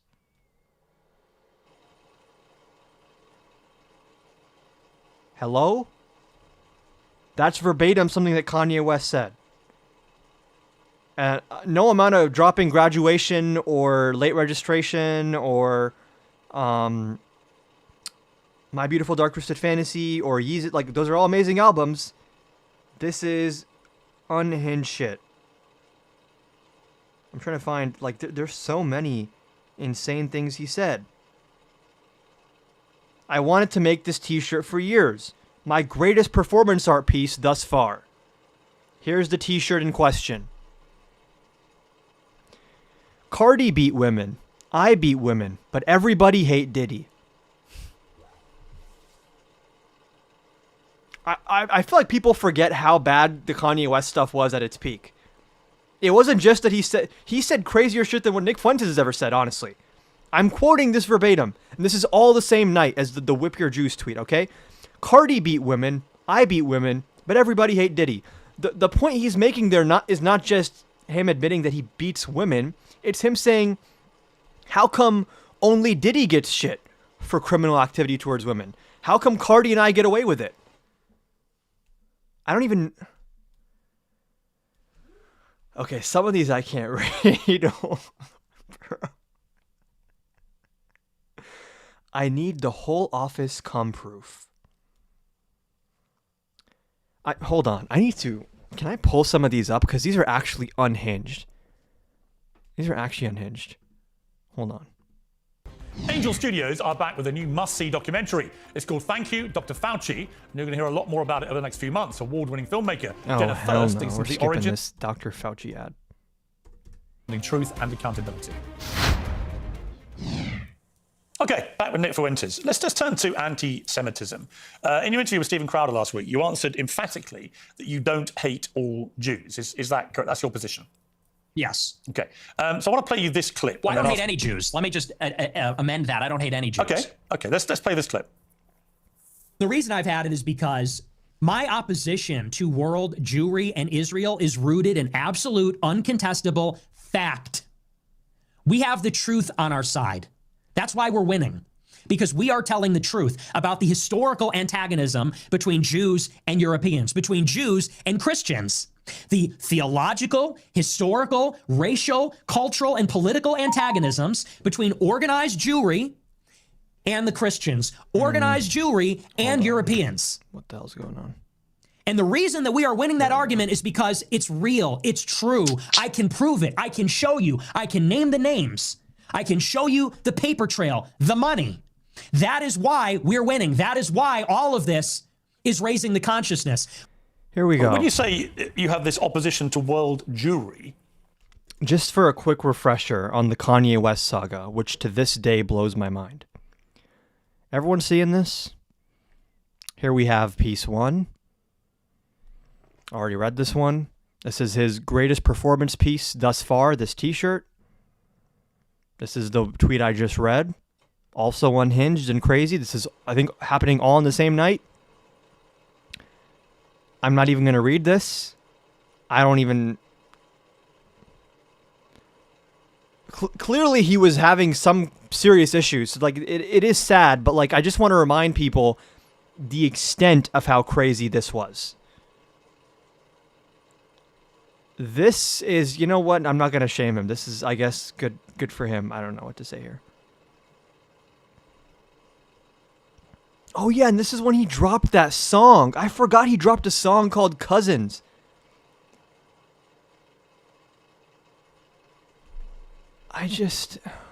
And let's top it off with this. Awesome. Awesome. Okay. What is it about? I don't think I can play that song on here.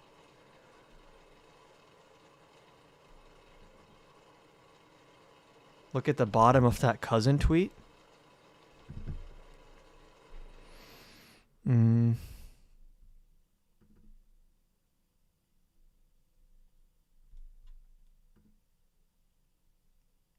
Oh yeah, I saw that. I did see that.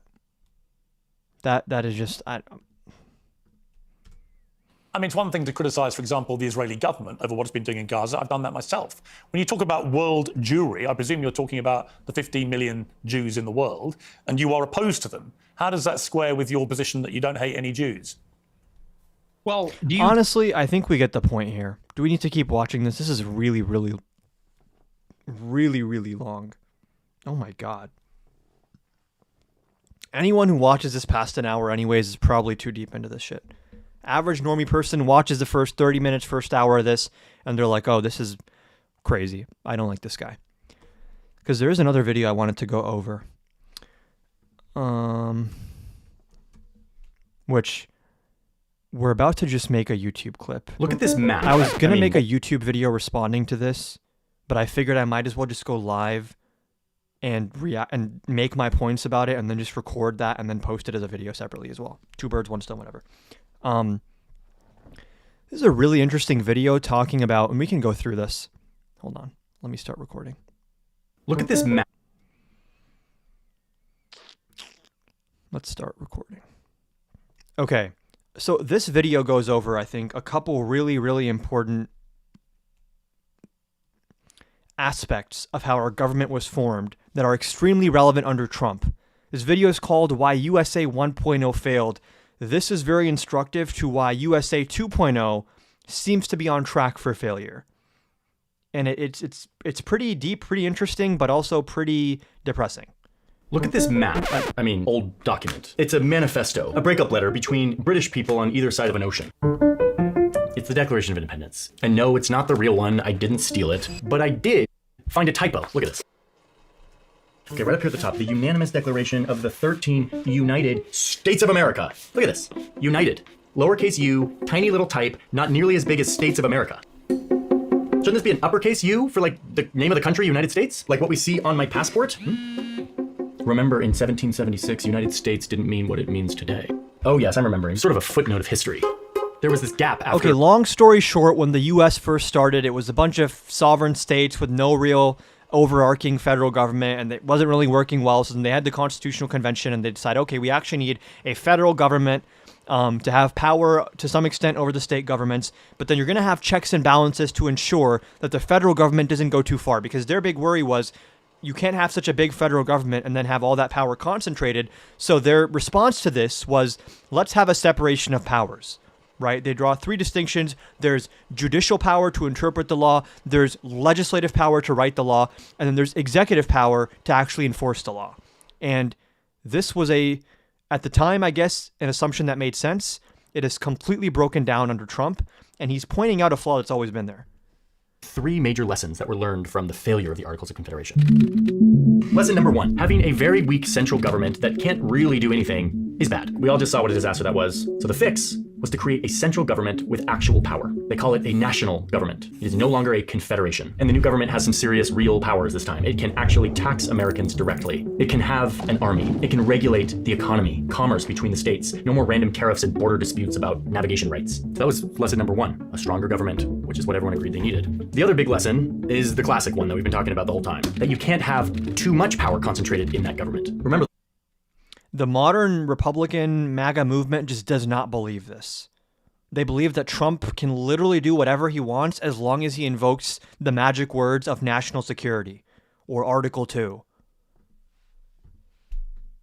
Revolution was about an out-of-touch, far-away, overly powerful, unrepresentative government that was imposing taxes. People are still really worried about this. It didn't go away, so the new system had to account for that. They need to make this new government king-proof to make sure that not one person or group gets too much power for too long. And their solution is to spread the power out in a lot of different places. Specifically, this is actually not, I don't think this is an accurate way of putting it. The power is not on the work of a French guy named Charles, who we call Montesquieu, who had been writing about the separation of powers. And even the states themselves had been kind of experimenting with this. And the idea was that in every government, there are three sorts of power. That's Charles talking. And the three sorts of power are the writing of the law, the enforcing of the law, and the settling disputes of the law. The unfortunate reality we are now learning, which will probably be why USA 2.0 is going to fail, the only one of these is real power. And it's the second one. It's the enforcing of the law. The writing of the law is just words on a piece of paper. Settling disputes of the law is just words on a piece of paper. the people spending the money, collecting the money, the people with the guns, that's all the enforcers. And this entire system is built on the assumption that this second thing is going to care about the first thing and the third thing, which is a pretty big assumption to make.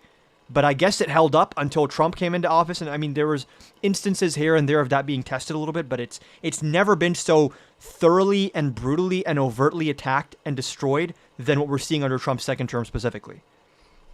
Which is like, Congress gives you appropriations and they tell you this is a tax rate you have to enforce.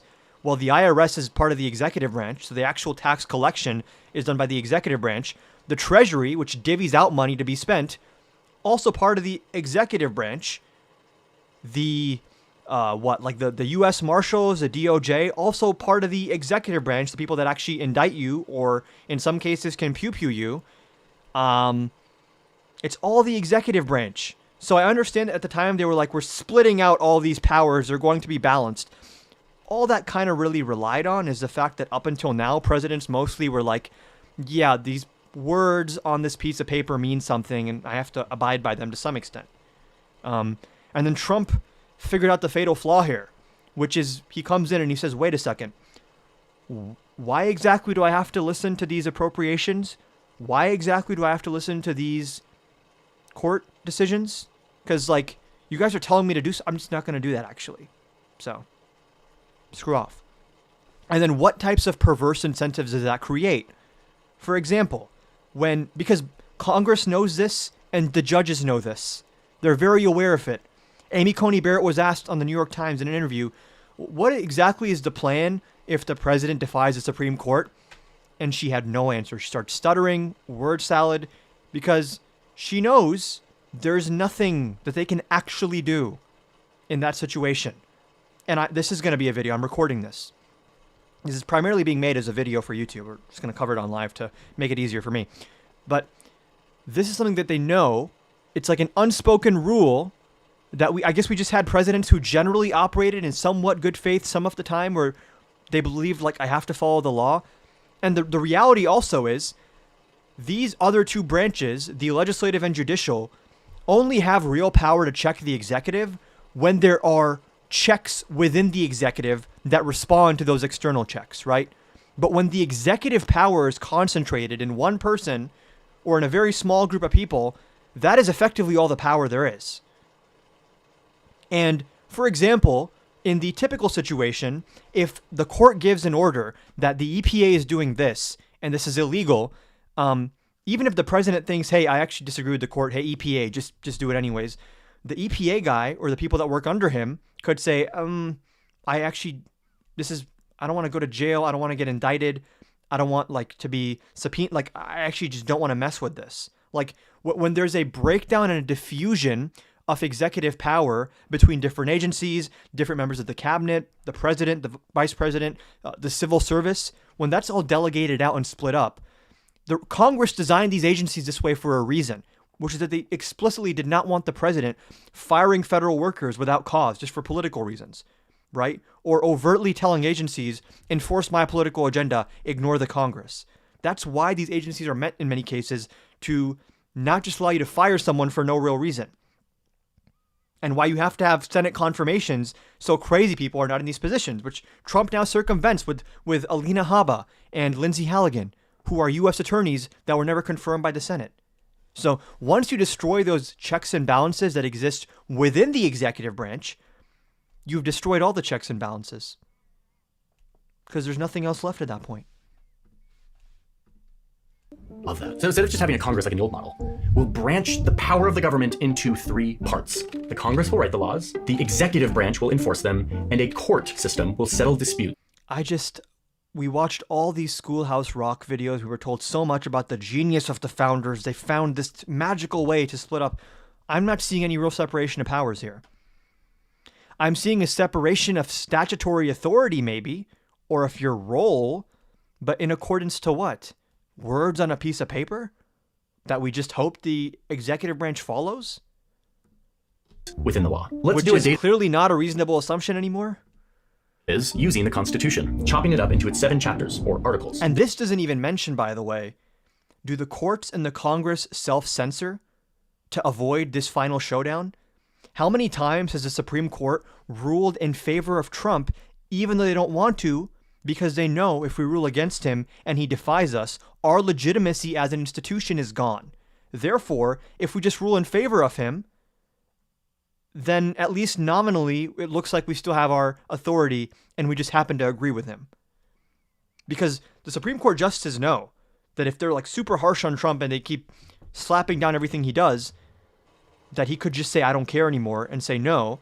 So I don't think it's crazy to assume that some of these justices are making calculations on giving Trump a bit of a free pass, harm reduction. Where can we let Trump have some wins to ensure that there's no ultimate showdown between the judicial and the executive? First three are the three branches of government, and this big monster, which is actually 2 pages that we had to put together for this little data viz, is the Congress, the branch of the government that writes the laws. It is the first and by far the longest section of the Constitution. It's the one that they thought the longest and hardest about because it is because, at least in my opinion, I mean, there's different interpretations of this. Not saying you're wrong, but is there any evidence of them doing that? Yeah, you can look at Amy Coney Barrett talking about this. And I'm forgetting the guy's name. He asks her, what is the plan for if Trump defies the courts? And she said, the court will render decisions fair. Like she just dodged the question, and the guy asked her again, and she dodged it again. The people in these positions know all of this stuff implicitly. The idea that understanding would not affect their decision making, I think, is probably naive to some extent. Important in a representative democracy. It is the Congress that makes the laws that we all have to abide by. It is the Congress again, the Trump admin has defied how many decisions at this point?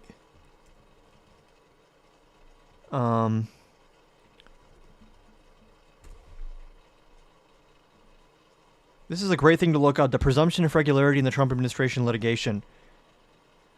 We're now, at 26 cases of non-compliance with court orders?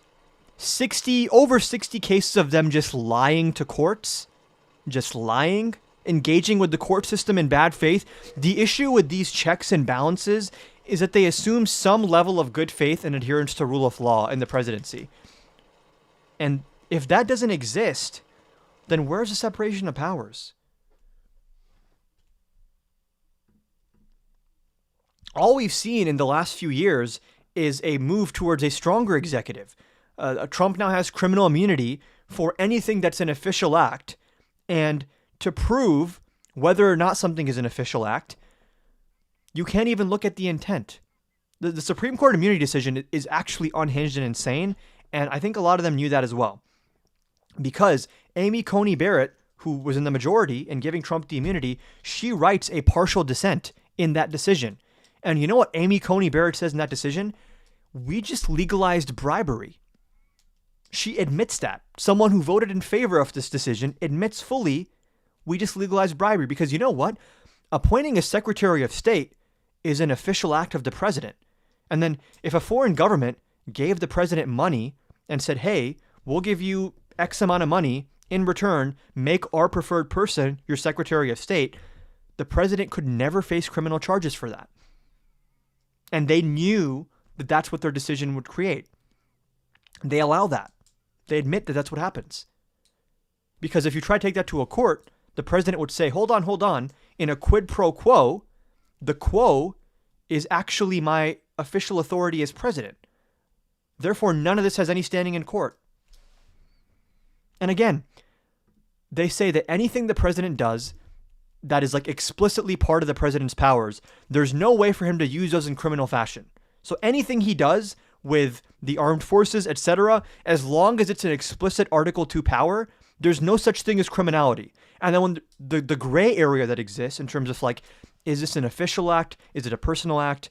They do say, oh, lower courts can hash that out. Lower courts can figure out which acts are official and which ones are not official. But then they say, in doing so, in making that determination, the president's motives cannot be a factor. The president's motives cannot be a factor in determining whether this is an official act or not, then what would you even use to determine that? So if the president has political motivations to do something criminal, that actually has no bearing on anything. in the legal system. This is all in the it's an incomprehensible decision. I've never heard anyone who understands law like make a good case for this. Take money from people in taxes. It's the Congress that declares war on other countries. It's a lot of power centralized in one branch of government. So to decentralize it even more, they split it into two. Now, to pass a law, both of these Congresses have to agree on the verbatim wording of the law. Forces them to compromise, to negotiate. Yet another trick to stop any one person or group from getting too much power. Okay, next you have the executive branch. This is the president. Again, the bicameral Congress having a Senate and a House, I guess that's a cool thing. It means nothing, though, if they have no actual enforcement power. Like, just imagine if spending that is authorized by Congress actually had to be authorized by Congress. As in, like, the Congress has the bank account. They have the money, and they transfer it to federal executive agencies to use it in accordance with their appropriations. Now, I'm sure there's a whole bunch of minutiae and specifics on how that would actually work and the mechanism there. But that makes a lot more sense. Seems like an actual check and balance. They did indeed settle. You only focus on panic and never on solutions. I focus on educating people on what's going on. And I don't think the average person understands how bad things are. And if you want to get to the point of solutions, you have to first understand what you're dealing with. And I don't think the average, even left-leaning person understands the mechanics of what's going on. Like, what exactly is the immunity decision? What exactly are the risks of what Trump can do? Only when you understand the enemy you're up against can you actually combat it effectively. So I think that step one of addressing Trumpism is to break down in as much detail as possible to the largest audience possible what exactly is going on here. Some of us do understand and the mechanics. That's fantastic. I don't think enough people do. I think if enough people understood that, then Trump wouldn't have won in 2024. Again, I'm not a fan of just saying there are solutions here and we can solve everything. Some things seem currently to not have solutions, and the way to create solutions is to let people know this is urgent, this is happening, we need to be focusing on this. I think the issue in America is everything is based on attention. We live in an attention economy. And when people are not paying attention to the nitty-gritty of what's happening with Trump, then they're not equipped to respond to it. That's basically my belief here, is until people know what they're up against, which, by the way, for example, as the American public has become more educated on what Trump is doing and on what Trump wants to do, his approval collapses and Democrats do well. So I just think that's like a good thing to engage in. If you think that like this is redundant or you already know all this stuff, then you're free to watch something else. I don't know. Having a single head of state. The president has to sign the laws that the Congress makes. They're supposed to make sure that whatever laws Congress passes, that they're enforced, that people are actually following them. And if they're not, that they are facing justice. But it wouldn't be a prime minister. It wouldn't be elected by the Congress. It was something new. And it would be kind of the face of the nation, the representative of the United States to other countries. The president would be able to make decisions quickly, to act fast in case of a crisis, like a bunch of farmers storming the government. You take away their land! And he would command the military. But importantly, the president was not to be a king. He could only spend money if Congress gave him that money. The Congress could even... Says who? Says who, though? That he can only spend if Congress allots it for something specific. What? Why? Like, I understand. I was taught all the civic stuff, and like, this is how our government works, and I ate it all up. But now I'm questioning some of these fundamental bedrocks of our constitutional order. Why, though? Like, mechanistic, like, what is the actual mechanism that would force the president to spend the money Congress tells him to spend in the places they want him to spend it? Oh, the courts will say that that's illegal, and then he says, okay, what are you going to do about that? Take him out at any point, and you have to be elected. Okay, now the third branch of government is this little tiny one here, the Supreme Court. This would be judges who would settle ambiguity or disputes between the states and about the laws that Congress had made and that the president enforces. The judges would be appointed by the president. Okay, so Mike says he could be impeached. I agree that on paper this is meant to be the check. Here's the issue, right? Congress, let's say, impeaches Trump, Senate convicts him, and then Trump goes, interesting impeachment. Anyways, I'm going to get back to being president, because anyone who would enforce that is now under the thumb of Pam Bondi, and she'll just fire them if they try to enforce that. All my cabinet, all the men with guns work for me. So if you guys want to push me on this and try to remove me, come and get me. He can say that if he wants to, unfortunately. And the more he consolidates that executive power, the more he fires civil servants, the more he appoints people to cabinet positions and U.S. attorney positions based on loyalty, the bigger that risk becomes.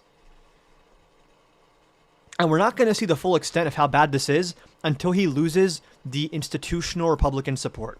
Because it's already starting, by the way. 20, I think, are expected to retire.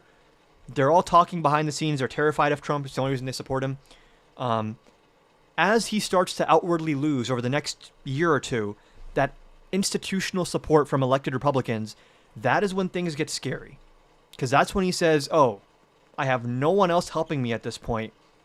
I'm just going to, hunker down with my executive power and just go full crazy mode. Because remember, the attempted coup in 2020 and 2021, that period of time, was entirely avoided, not because of the legislative branch or the judicial branch.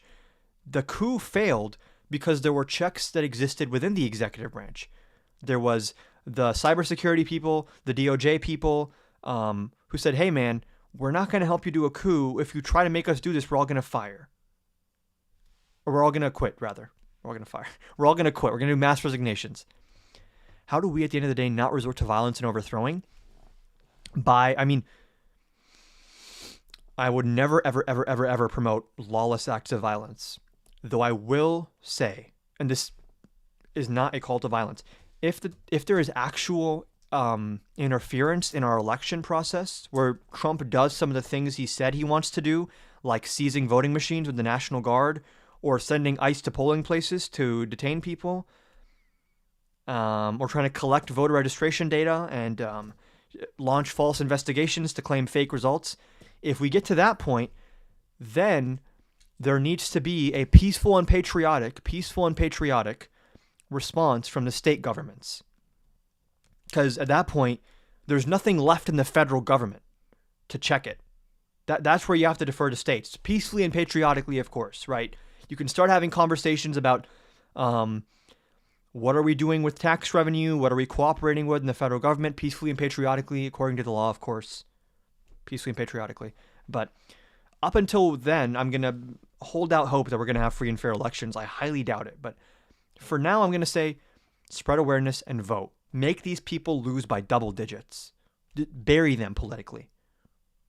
In terms of, I want these people getting 30% in an election. I want to see 70-30 landslides. Okay? If there's election interference, then turn your attention to the governor of your state and say, hey, why are you still cooperating with the federal government? Because the federal government now is not following the rules of the Constitution. Why do we have to keep following those rules? I just want everyone playing by the same rules. Again, in case Stephen Miller's goons are watching this to put me on some list, peacefully and patriotically, as Trump said on January 6th, peacefully and patriotically, that's a shield. As long as I say once the words peacefully and patriotically, I'm absolved of any negative implications from my words. Peacefully and patriotically. Just cast my MAGA spell. And approved by the Congress. So this is how Madison and Co. convinced the group to let there be a properly centralized government, to split it up in all these clever ways. But wait, the states were not about to give up all of their power, to go from sovereign entities to having no power at all. So baked into this Constitution is a fourth branch of power, which is the states themselves. This is the only one that I think actually has some power to check executive or to check federal power. Would be in charge of handling everything else that the federal government doesn't handle. Elections, education, property law. If you steal a horse, you'd be tried in a state court, not a federal court. Most important things are happening at the state level. And of course, all of this power would be derived from...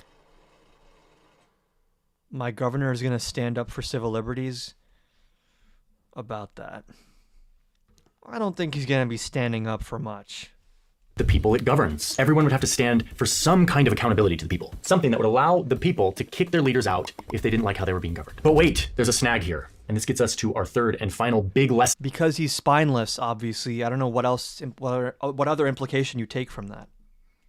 That this document solves for. Remember that one time when Massachusetts needed to... 41 says, let's talk. What did you want to talk about? 41. War debt, and it taxed its people, and then they stormed the government, and it was a rebellion. We're here to get justice. Yeah, no one forgot about that. And in fact, James Madison was very skeptical of the passions of the people. What happens if they're just frustrated one year and they just upend the whole system? Mob rule, pissed off masses acting in the impulse of the moment. Or in their words, the turbulence and weakness of unruly passions. These are elite, landowning white dudes. They didn't really have a lot of respect for the masses. The people should have immediately as little to do as may be about the government. The people want for information. Foreign policy? That's just a complete shift from everything we've been discussing. If you want to debate me on one of the claims we do debates on, you can see those right here on screen. We have number 1, Trump is corrupt. Number 2, Democrats are better for the economy. Number 3, mass deportations are dangerous, inhumane, and wasteful. Number 4, Trump is an authoritarian. If you want to debate one of those things, we can. Just foreign policy is like the vaguest thing ever and has nothing to do with anything we've covered today. So I'm not really interested in that. Are constantly liable to be misled. So their solution was to limit where the will of the people could have direct impact. They make it so that the Congress, remember it's split into 2, has one half that is directly representative of the people. The House of Representatives would give a representative to every 30,000 people or so, and they'd be elected every 2 years. This should also be updated.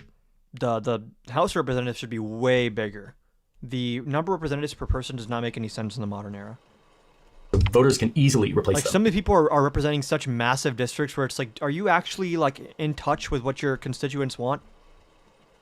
Would be responsive to the will of the people.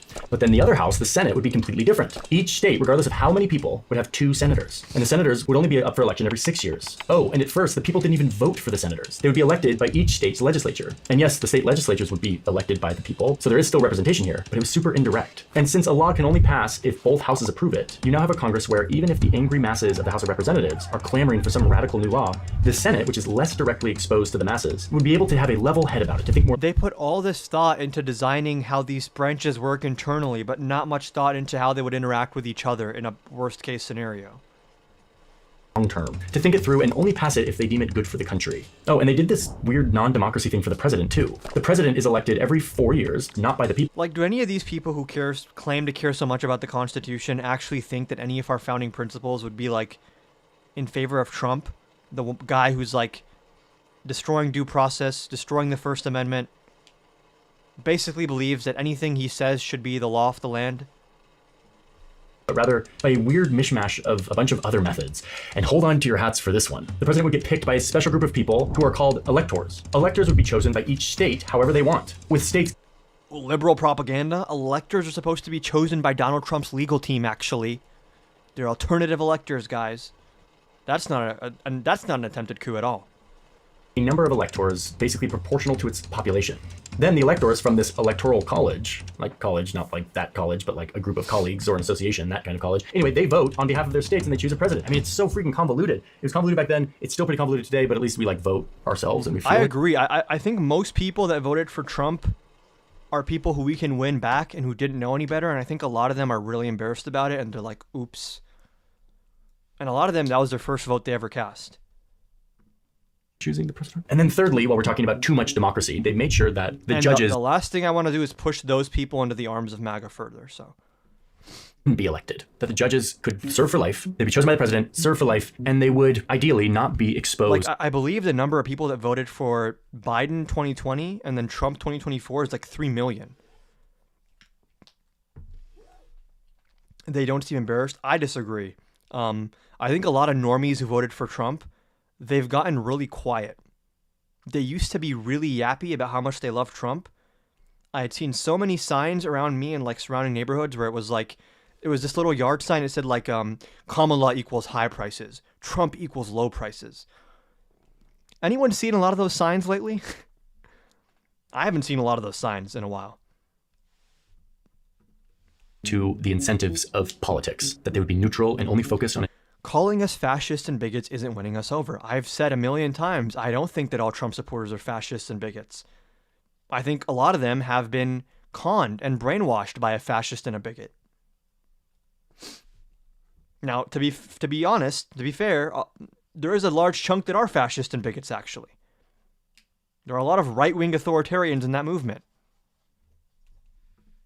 Bring the law. They didn't win Trump the election, though. Who won Trump the election was low-propensity voters and, like, working-class black and Hispanic men. That's just what the data shows, right? He turned out a lot of low-propensity voters that people didn't think were actually going to turn out, which was credit to Charlie Kirk and Turning Point for having that strategic insight that would work for them. It did work for them. But the people that wear red hats and say crazy shit on social media, that's not enough to win you an election. It can win you a primary in the Republican Party. That's not going to win you a general election. That's not going to win you the Electoral College or the popular vote. The people that won him those are leaving in droves. which you can see in the crosstabs and the exit polls from the off-year elections and special elections. Which, like, that worked out for a while. So yeah, the people are connected to the government in a real way, but it's very indirect, and that is intentional. Okay, so that's it. That is what they did to replace the failure of America 1.0. And now we're going to get the failure of America 2.0, because there is no way you address this without doing some kind of constitutional amendment or some kind of fundamental rewriting of how our government works, where the Congress and the courts need to have some kind of actual enforcement power that can act as an obstacle towards the executive branch, other than just, hey, this piece of paper says listen to me. That was meant to keep power out of the hands of we can't keep relying on norms. Like, we just can't. People, and to change the old way where subjects are ruled by kings to now citizens being ruled by law. And yes, there's democracy. I was just in Florida for Thanksgiving and I didn't see a single MAGA sign, hat, sticker, nothing. I've been saying the public polling on Trump right now that public is getting is like high 30s, low 40s. It's clustering now more around high 30s. That is the public polling. I can almost guarantee you their internal polling, which is way more accurate than any public polling, I promise you, the internal polling that Trump and Republicans are seeing, I'm guessing they're seeing something between like 32 to maybe 35% approval. And that's just not tenable. And that trend line, if that continues at that same rate of decrease, and we're not even a year in yet, what do you think Trump's approval is come midterms? What do you think Trump's approval is come the 2028 general? Are we ending up in the mid-20s? Is it that unbelievable that by 2027 or 2028, Trump is at like 25% approval? Here, but it's not like a full-fledged democracy. It's very... 41 says debate me. I read you the debate topics. Which one did you want to debate me on? Again, I can put these up on screen. Trump is corrupt. Democrats are better for the economy. Mass deportations suck, basically, or Trump's an authoritarian. Diluted and indirect. The power is spread all over the place, which means making the government work will require the branches to work together. There must be compromise if they want. Not true. Not true. There must be compromise if the branches see each other as legitimate and choose to listen to each other. Again, I just want to be clear that tomorrow the Congress could pass a bill saying we're now going to have single-payer Medicare for all.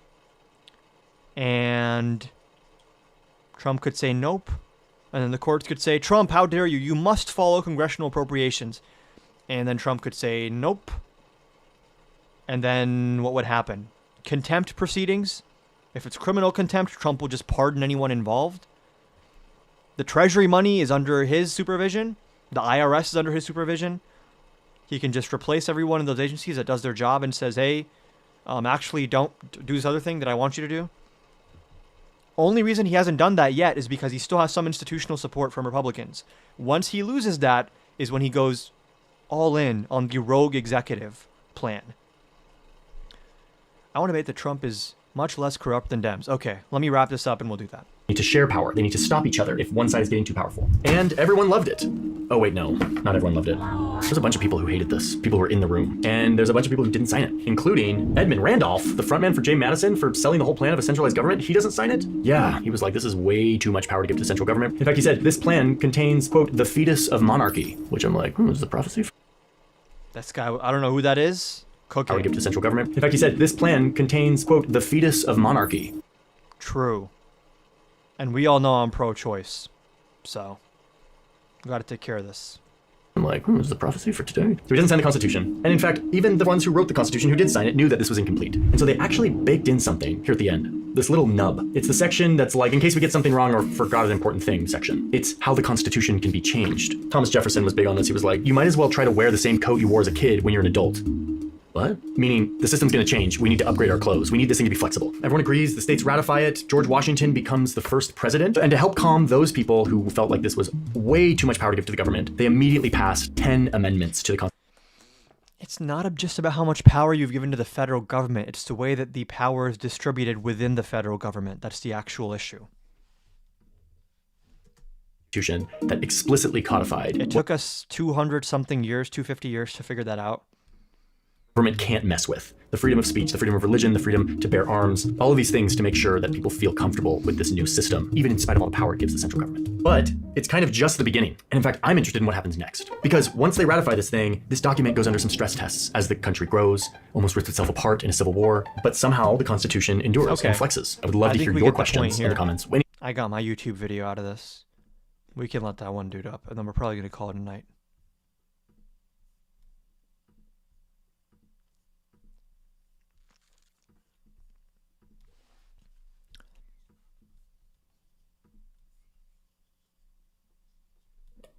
Hey, how old are you? 22. And you think that, what, Democrats are more corrupt than Trump? The establishment, yes. Okay, so I mean, when it comes to, I mean, there's so many examples here. Trump coin, is there any parallel to that? I think corrupt is a very like subjective thing to say. There's like personally what he can do on like a micro level, and then there's like sure, a that's why I'm trying to go point by corruption. point and like specific examples and not just abstract buzzwords. So like Trump coin, the fact that he launched a cryptocurrency, I believe 2 days before his inauguration, and he specifically advertised that the top buyers of my cryptocurrency get a White House tour. Is there any parallel to that of an incoming president leveraging the White House to attract private investment? Yeah, I feel like that's more of like his sons and stuff. I know they're very corrupt, and they do a lot of that crypto stuff in the Middle East and stuff. But I think just like on a scale, I think these buzzwords like who's more corrupt in this, I feel like we should be talking about like policies and right. I'm giving you a which specific candidate makes the example, country stronger. which I believe is corrupt, and it's a bad thing. I mean, do you think it's a bad thing for Trump to offer White House tours to his top donors or his top crypto holders? Did he do? Is there any proof of wrongdoing like after the thing or no? Hold on. Are you? Because it's not illegal to hold dinners. Are we talking about illegal or just misconduct? Is it your position that if something is legal, that makes it okay?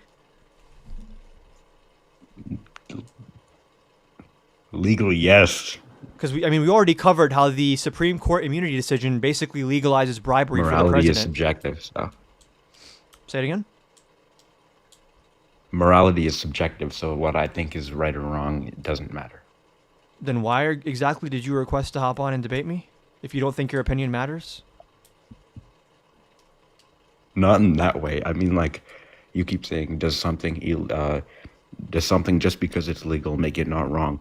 It's like everything requires nuance. So I don't think I again, say I understand yes, that. I'm just like, what is your take on Trump launching this cryptocurrency a couple of days before he came into office and then outwardly saying, hey, buy my cryptocurrency and you get to come to the White House? Just advertising that, let alone doing it. What is your take on that? It's odd, I guess. It's just odd. It's odd for someone of his pedigree to do. What's odd about it? Maybe like, I don't know. Maybe he's getting advised by these people, or these people are leveraging their roles at the dinners to And we change know his who are like some politics of the and top that. holders of his cryptocurrency, right? It's like these Chinese billionaires and like oligarchs from different countries. Is that concerning to you? Which Chinese billionaires? I don't know the names off the top of my head. There's a New York Times article about this, which specifically covered the guest list that arrived to, I believe, Mar-a-Lago for one of the dinners he held. I believe this was during the summer or earlier on in the year.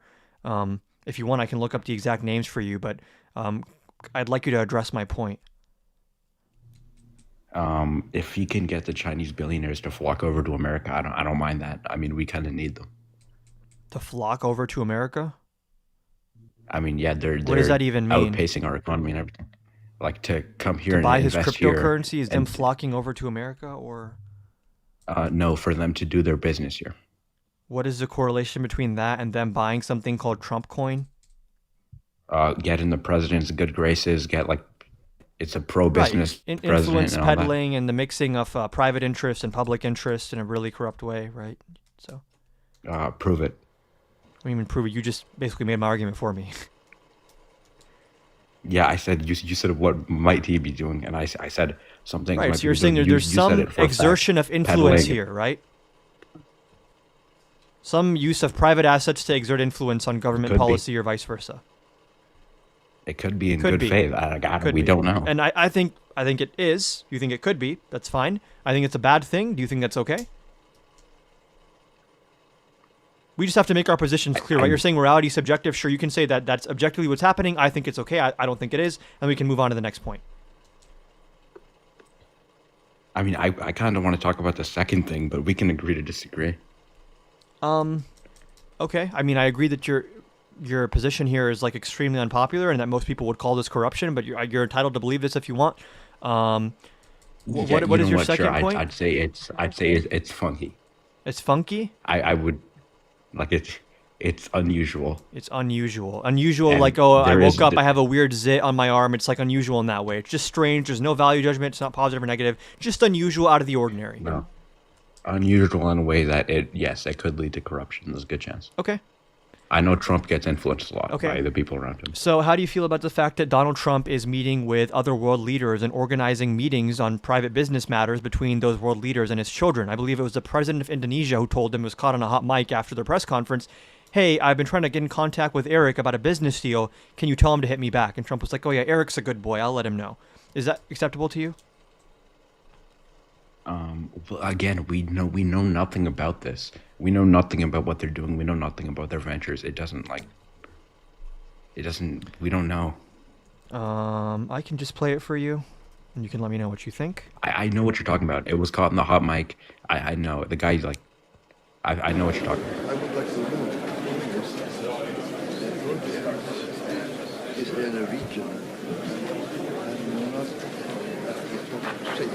He's talking about some kind of development that's in a region that's not safe security-wise. Some of this is inaudible. And then he says, can I meet Eric? And then Trump says, I'll have Eric call you. Should I do that? He's such a good boy. I'll have Eric call. That's a bit strange to talk about a 40-year-old. What? I said, like, Trump saying he's such a good boy. I think that's kind of strange. That, I agree. That is pretty strange. But what about the nature of the discussion itself? Again, if you can't prove any wrongdoing, then I don't think there's any value to this conversation. I think that even that discussion being had is wrongdoing. What do you think? How? In what way? That the president of Indonesia Also, is would you discussing condemn with the Hunter president of Biden's, the United Ukraine States oil thing? that the president of Indonesia is discussing with the president of the United States to leverage his personal connections and government power to organize a business deal with his son? What if the business deal happened before he was president? Well, would that make any difference that Trump is getting in the middle of that? And facilitating communication between private actors who are doing development and a head of state? Again, you're saying morality is subjective and we might have different definitions of good or bad, but as far as the scale goes, when I play that video for you, is that good, bad, or is it just like odd again? Again, I will answer this. I'll answer that like in full. If you answer me, do you condemn Joe Biden's son doing a similar thing in Ukraine? It wasn't a similar thing, but I do think that there was influence peddling that took place with Hunter Biden, yeah. I think influence peddling and outright overt explicit corruption are like different. They're both bad, I would agree. But the fact of the matter is that if your last name is Biden or Obama or Clinton or Trump, if you have that last name, you're probably going to get hired anywhere. You're probably going to get any school you want. Is that an issue? I think it is. But again, Republicans had, I believe, 2 years under the end of Biden's term to investigate this and come up with indictments if there was anything criminal there. And despite their best efforts and all the media attention on it, I have yet to see anything come of this more than this was not a great look, which I agree it isn't. But yeah, I know a lot of people actually got arrested for that, but really? Yeah, I know a guy was arrested for I believe he was indicted for lying about the Hunter Biden and Joe Biden connection, lying in favor of Republicans. I'm forgetting his name. Who was do you know arrested in Aaron regards? Parnas, like the news guy. Say it again. Do you know Aaron Parnas, a news journalist? I am aware of who you're talking about. Do you know his dad? No. Yeah, his dad was arrested in 2019 for trying to spy on Hunter Biden and find things leading up to the election. You didn't know that? Hold on. Why is that in your favor and not in my favor? Exactly? That kind of showed, and that was Trump's DOJ. Okay. I mean, that You were implying that someone was arrested in connection to a Hunter Biden, Joe Biden corruption thing in terms of like the illegality was on the part of either Hunter or Joe or their direct associates, not someone trying to attack Hunter and Joe using illegal means to do so. yeah, I agree. I'm with the arrest. Sure, me too. It sounds like it makes sense, but I'm just not really getting a response. I've been writing this down to stay on track. So far, Trump coin, you said it was odd. Then we have Trump's hot mic discussion with the president of Indonesia. What should I write next to that? Odd, good, or bad? Like, what is your overall take on that discussion, that situation? Then we can move on if you want to discuss more in depth Hunter But Biden. Give me a second. Okay. I gotta go mute for a second. Just give me a second. You gonna Google something? No, I'm just gonna go set up at my desk. Okay.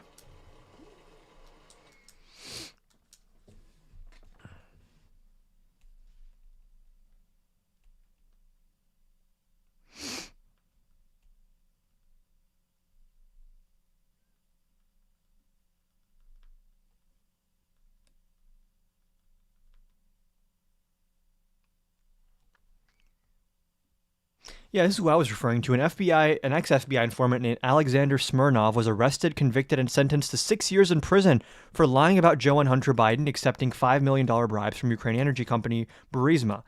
His false claims became central to the Republican-led impeachment inquiry into President Biden. Which, again, was Biden ever impeached? Was there any indictments that came out against Joe or Hunter? I would assume if there was some criminality there that it would have been found, because it's not like they weren't looking. This is all Republicans cared about for at least 2 years, if not longer. So, we can look up, what did Lev Parnas do?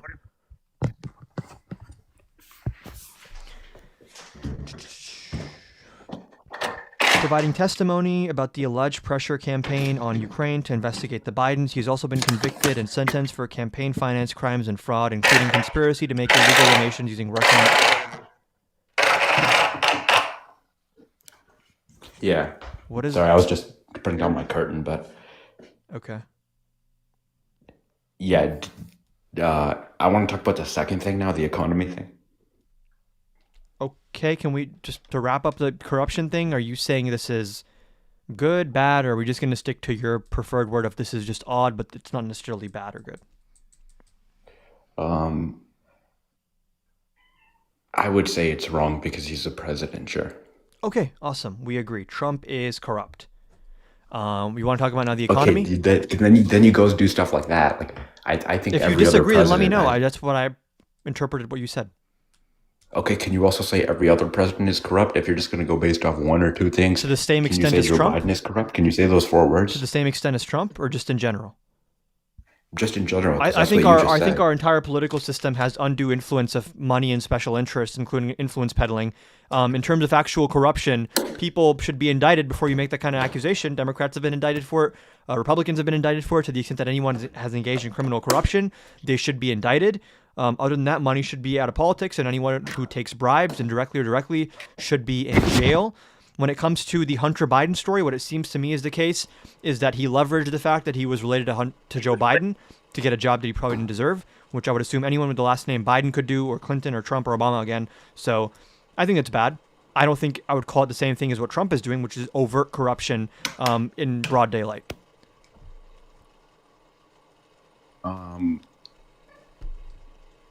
Okay, I could get behind that if I like comprehended it properly, like had like everything looked up and everything. But To yeah, the extent that any previous president has acted improperly because of the influence of private entities or private money, I think that that's bad, and I condemn that. Although I would say that is categorically different and a much lower order of magnitude than the type of corruption Trump has been engaging in, which is extremely unique and extremely threatening and extremely unprecedented as well. It's different from the status quo issues in our political system.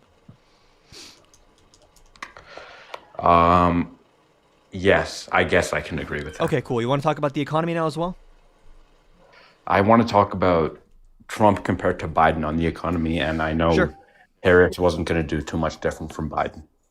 I think she would have done a little bit different than Biden, but we can talk about comparing Trump and Biden. I'll let you open up. So I think Biden messed up a lot, like Okay. economically, because I think he did a gigantic stimulus package that was, I think, too big, and I think it caused a lot of inflation. And then I think before the country could fully recover and before unemployment could stabilize, and unemployment and the economy, and it was stabilizing, but before it was stabilized properly, he hit it with another $1 trillion infrastructure package, like within months before it was ready. And I think that really super excelled in inflation. I think that's why we saw 9.1%. And I think that was just a real big mess up. Okay, so you said the American Rescue Plan was too big and the infrastructure bill was too soon. So in terms of the American Rescue Plan being too big, this just comes down to a fundamental misunderstanding of how stimulus works. Anytime you do fiscal stimulus, there is a trade-off between employment. Everything okay on your end? Yeah, why? I just heard some weird muffling and stuff. Might be my cat, but Okay. like no. Anytime you have fiscal stimulus, you have a trade-off between jobs and inflation. Obama got a lot of shit when he first came into office that his stimulus package was too small because job growth was very slow. But on the other hand, inflation was very low and under control. So Obama picked to have steady inflation, slow jobs recovery. That's one trade-off. Biden picked the other trade-off, which is you have extremely quick jobs recovery, but then marginally higher inflation. And what you saw is that under the American Rescue Plan, the CBO projected this, American jobs recovered to pre-pandemic levels about 2 years ahead of schedule. So we had a much quicker jobs recovery, quicker than any other G7 country in returning to the pre-COVID metrics on all of our economic measurements. And in return, there was some influence on the inflation. But again, that's a trade-off you have to make between do you care more about employment or more about prices. I think if Biden had made the other decision, then you just as easily could have said, oh, the jobs recovery was so slow under Biden, and then not talk about inflation. So you said a lot there, more than I could probably respond to quickly. But There was one central thing you point, didn't which address is was just the infrastructure trade-offs that thing. exist between inflation and jobs. It's my only point there. Yes, but okay, I'll get to that after I ask you this. You did. What about the infrastructure thing? Can you agree with me on that? The infrastructure bill, do you have any evidence that that contributed to inflation? I know the American Rescue Plan did. I've never seen evidence that the infrastructure bill did. I mean, if anything, infrastructure is one of the rare examples of government spending that is not necessarily going to increase aggregate demand, because this could mean paving over roads, redoing your ports, which can actually reduce the cost of production and makes the supply chain smoother. And again, a lot of this infrastructure spending never even happened. It was planned for this year or next year, or the year after that. Trump is seeming to cancel a lot of that spending. So out of the funds that were specifically spent on infrastructure, if you can point me to an example of where that caused inflation, then we can discuss that. I'm just not familiar with any data on that. And I'd like you to respond. Again, I wrote down your points. American Rescue Plan is too big. Infrastructure bill is too soon. Say it again? Wait, so you don't agree that $1 trillion bill would increase inflation? Depends what it's spending on, no. If you spent $1 trillion on like reinvigorating American ports and paving our roads, so now there's lower repair costs for trucks that are driving across the country, and you have easier docking for ships and quicker transportation for goods to stores, then you could probably actually make the supply chain a little bit looser, and if anything, lower prices from spending $1 trillion. So again, it depends where you're spending it. If you're spending it on anything that's demand push, then sure. And that's why I said like the stimulus checks probably did raise inflation a little bit, but then that also led to a quicker recovery in jobs. But that's the American Rescue Plan, not the infrastructure bill. Well, we're still seeing that inflation. Like it's down to like 3% now, but that's year over year. So I think purchasing power, that damage is already done. Say it again. I think the damage is already done. what? Everyone's already lost their purchasing power of the inflation. From the American Rescue Plan specifically, or just the inflation broadly, which was, I mean, supply chain issues were like the real driving factor there. I'll say the inflation as just a 9.1% inflation. Sure, I mean, that was in one period, right? I mean, you agree that inflation began to trend downwards towards the second half of Biden's term, right? Towards Q1 2023.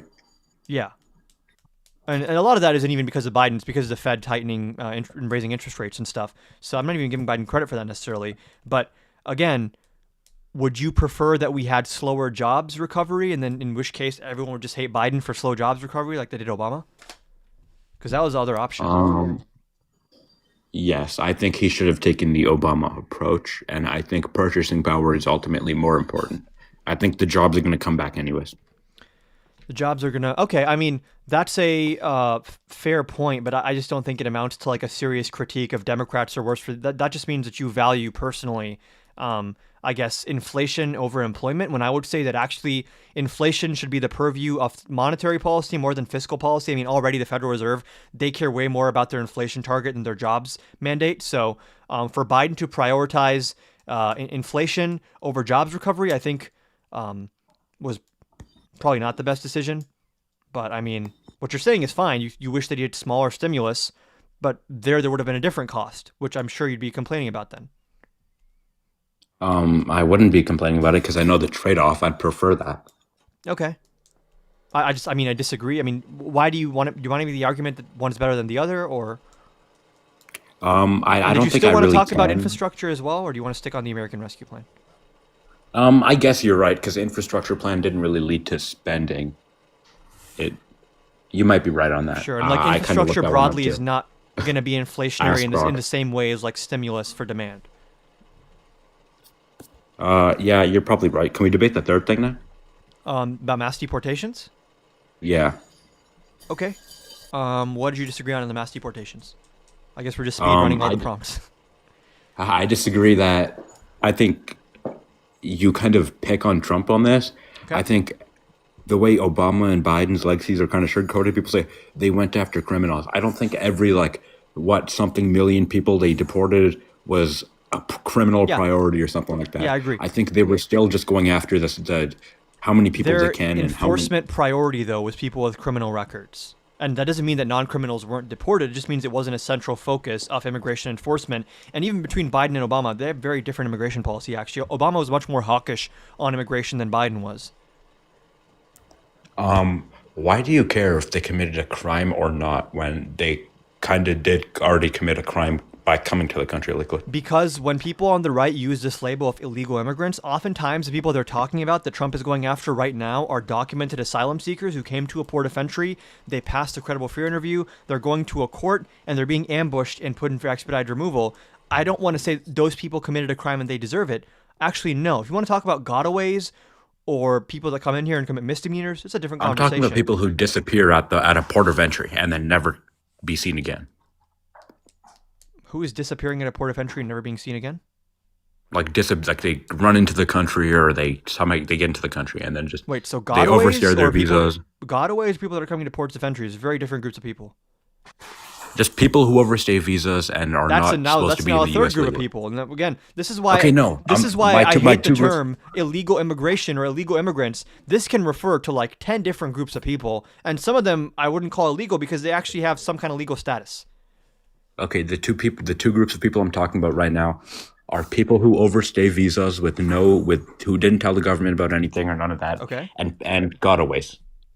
Okay. People who come to a port of entry, or they just run into the country, or all those videos I saw of like people running into the. Okay, so when it comes to gotaways, I agree, and I think that all Democrats agree that gotaways should be deported. Really? Yeah. You don't think they should be given mass amnesty? Gotaways? If they've come in recently, no. I thought that was a pretty common Democrat position. What is? Mass amnesty. Amnesty for people, obviously, that didn't commit crimes, serious crimes. Like mass amnesty for people that are coming here and following the rules and working. I used to think that too, but I just don't think that's viable. And I also think it's unfair to the people who are waiting. And by the way, I mean, when it comes to gotaways as well, gotaways can still claim a credible fear interview if they end up being caught. And then if they're caught afterwards, they go to a Section 240 standard removal proceeding, and then an immigration judge can decide actually that even if you are a gotaway, if you're here and you're in good standing, you have a spouse who's a citizen, you've been working for 5 or 10 years, in some cases the judge might let you stay. So then why not just file for a visa? Why stay legally without informing any government agency? Maybe we can agree. Should we reform our visa process to make it easier? And Well, that- I was gotaways are saying- not the same group of people that's going to be applying for a visa. Well, I'm saying okay, even people who overstayed their visa. Let's say I'm talking about them. Yeah. Why even you said if they have a spouse or anything? Okay, then why not like file for a visa or at least try? Why not Let's tell a make it government easier for agency them that to do that, get a and then lawyer, they will get a do that. lawyer. What do you mean make it easier? I would like to make legal immigration much easier, which is going to reduce the demand for people doing shortcuts and trying to cut in line. And then actually, if you've made legal immigration easier, then you have more of a reason to quote unquote crack down on undocumented people because you can say, okay, you could very easily just do it properly. But right now you can't make that argument because it's pretty hard to do it properly. Okay, I kind of used to think that. Okay. Also, what would be your plan to make legal immigration easier? I would say that we should probably have a complete revamp of our asylum system, which means that number one, you're hiring way more immigration judges. You're expediting people's claims so that people are not waiting for 1, 2, or 3 years just to have their case heard and then 70% get rejected anyways. I think that when it comes to bringing people in to work here, to live here, we should probably have some kind of national referendum on this. On like, for example, I know the Langford bill had like a certain cap on border encounters before you quote unquote shut down the border. I think what you want to find is the right balance of efficiency and treating people humanely, and then also making it such that if you want to come here and you, on the merits, you should be allowed to come here and work. So, for example, if someone comes here to seek asylum, in the intermittent period where they're waiting to see a judge, they should be allowed to work and pay taxes, which some people might hate that, but if they don't have that, then they're living in these hotels and getting stipends from the government, which MAGA claims to hate. So let them work. Wait, this is what I was talking about. But you said they work and they contribute to society until their asylum date, like until they see a lawyer or an immigration judge. Sometimes that takes like what, 3 years? And I in opened that by time, saying they it shouldn't they take can't that just long. disappear into the country. They can just not show up and disappear into the No, country. they should That's a real have thing. to do check-ins, which is fine. Many people do check-ins with DHS or some other group where they. Do you think in they many should wear like cases- an ankle bracelet? Say it again. Do you think they should wear like an ankle bracelet or a tracer? Are they a public safety threat? No, but they are like kind of. Then they can just do check-ins on Zoom or over the phone with a DHS person, and they should have work authorization to be able to pay payroll taxes, and then they get their day in court, and then if a judge says no asylum for you, they get deported.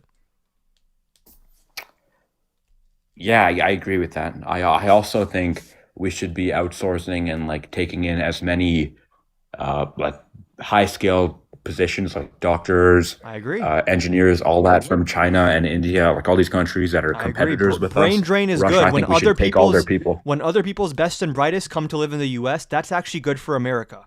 So I agree. Yeah, I think we should take all of their best people Yes. so they contribute to us instead of them. I agree. And again, so do most Democrats, and most of the MAGA base does not agree with this because they think it's like competition for native-born workers or whatever. Yeah, well, the MAGA base is like a really broad tent. I think, I think you have like the JD Vance people who are just like saying they're taking our jobs and everything. Then you just have like the straight up racists who say like we're being invaded and stuff. I think it's a There's really a big broad tent. I don't overlap think you- between the JD Vance people and the people you just said as second group. Is pretty massive overlap, actually. I don't even think I'm as far right as like the JD Vance people. I think I'm like one of the Bush people or something like that. Are you a neocon?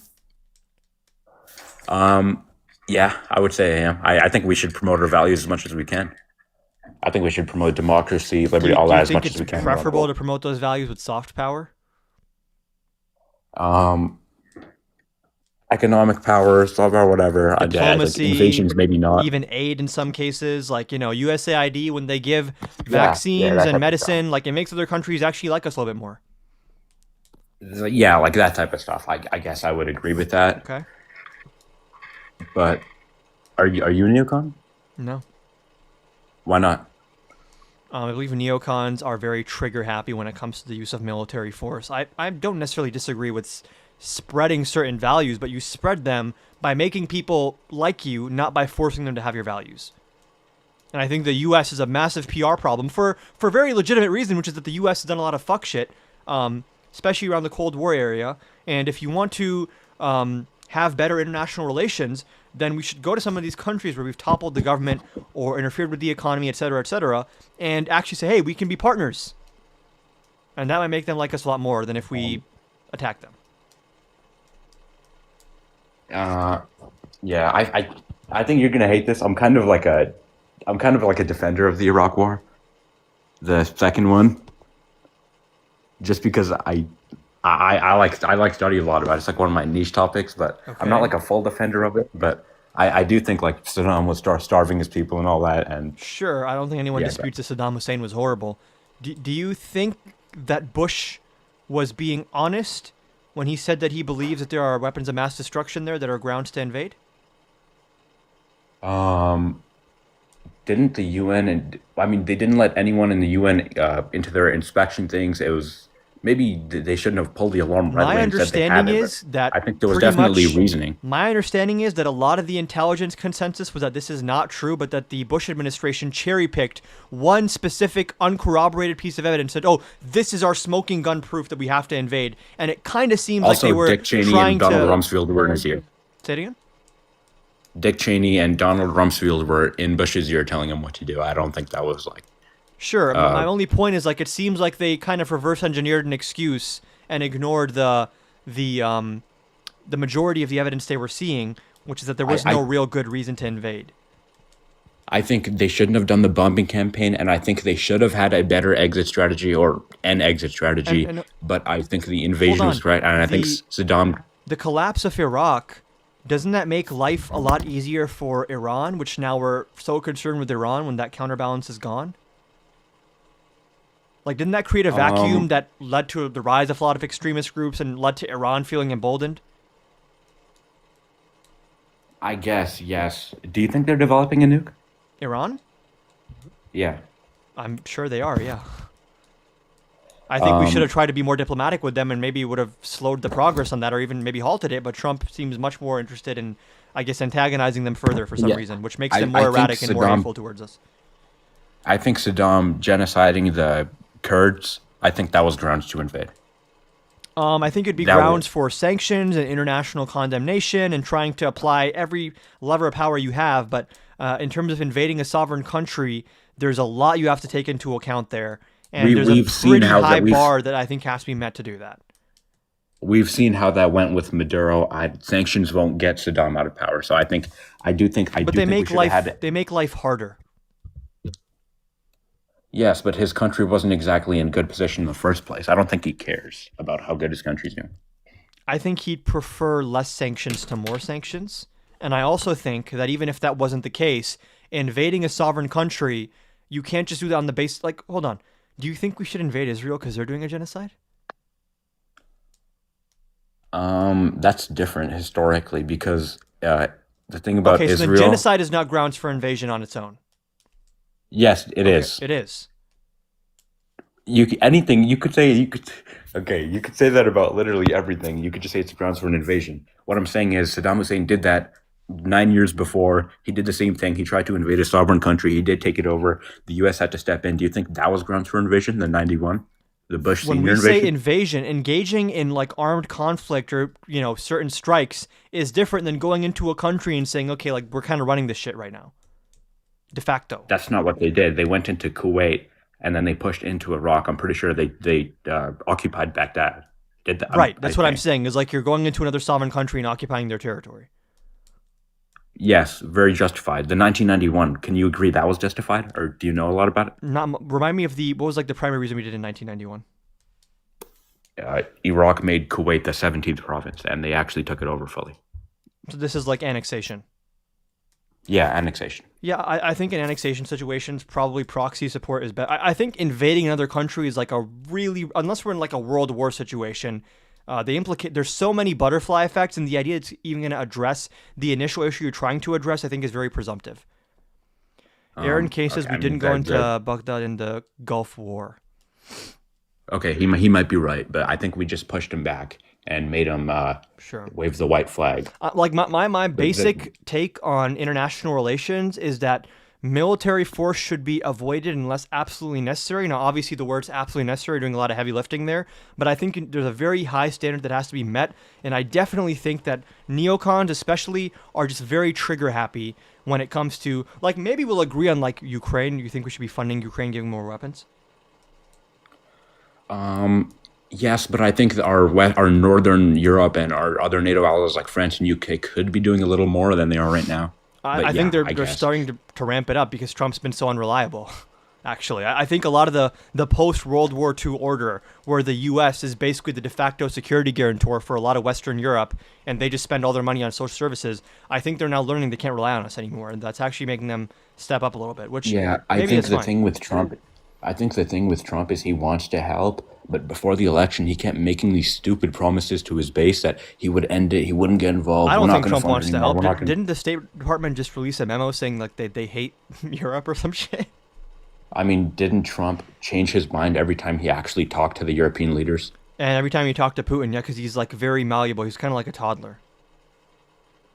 Yeah, I kind of agree, but the point is, I think he does want to help them, but I think he's under pressure from his base because he told his base he would stay out of it, and his base is dumb. They don't understand like his base, like the really far right part of it, the part that will defend him over everything. Those people are really dumb. So their whole thing is just stay out of it. Not our country, not our war, that dumb stuff. They don't realize like what happens in Europe Just real has quick, implications over the here. Trump administration issued a national security strategy paper this week that called for European nations to take, quote, primary responsibility for their own defense, indicating that the U.S. should no longer guarantee Europe's security. It accused the European Union of stifling political liberty, warned that some NATO members risked becoming majority non-European, weird, and said the U.S. should align with patriotic European countries, code for Europe's far-right movements. I believe they praised like Le Pen in France as well in this statement. Okay. I agree with Trump. Trump kind of made the NATO countries agree that they'll spend 5% of their GDP by 2030. I think that was great. I think we need more European investment. I agree we should guarantee them security. So do you want a more multipolar world order? We shouldn't baby them like how we're doing right now. But the fundamental question here is, do you want a more multipolar world order? Multipolar world order. Yeah. I'm not fully sure what that means. So like there's different states that geopolitics can be in that are going to influence the dynamics that are at play. During the Cold War, we were kind of in like a bipolar world order, whereas like the U.S. and Soviet Union, those were the two big players in the world. Then after the fall of the Soviet Union, for a while, we had a unipolar world order where the U.S. was like pretty much undisputedly the number one force in the world when it comes to economics, when it comes to military bases, when it comes to, in many regions like Europe, providing the security. Yeah, I want to keep us like that. Huh? I want to keep us like that at all costs. That's why I want to stop China. Then hold on. Then you should want more countries to rely on the U.S. militarily rather than going off and doing their own thing. I mean, Trump has moved towards, I mean, I believe they believe in this. They want a more multipolar world order, which there's merit to that, I guess, but you have to say it with your chest. And neocons typically want like a more unipolar world order, which is why I bring that up, which is there's pros and cons to all these systems. Bipolar systems are the most, I think, volatile ones, which usually lead to like Cold Wars of some sort. But I mean, they can't really do that because the U.S. isn't just we're not just so powerful because we spend more on our military. We have so many geographical advantages. Two oceans on each side, rich in oil, rich in sure, but so a many lot of reasons. our world standing is because we have economic and military might that surpasses pretty much all other countries, and that is like a pretty major reason. I mean, we're the reserve currency. A lot of contracts that are made for companies across the world. The U.S. dollar, U.S. dollar is the currency they use for that.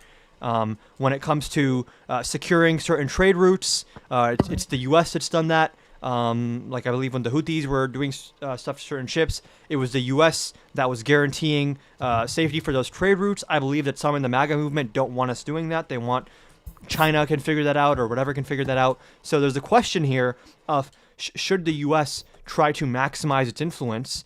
Now there's a question within that question of like should it be done militarily or through soft power? And then you can zoom out and say, actually, no. The U.S. should just be kind of on the side doing its own thing. And that's kind of been the Trump strategy here with isolating us more economically with tariffs, isolating us more economically with this erratic foreign policy, which antagonizes all of our allies. That shifts I think towards a protectionism world. can be good. I guess hypothetically it could be good, but what do you mean by that? In some scenarios, but continue. The only point that I'm making is Trump is shifting us over to a world where other countries that typically were allied with the U.S., that deferred to the U.S., that relied on the U.S., are now saying either we have to pivot to China or we just have to pivot to self-sufficiency, which again, there's an argument to make for that, but that's an argument that weakens America's position on the world stage, which You're saying that's not your belief, though.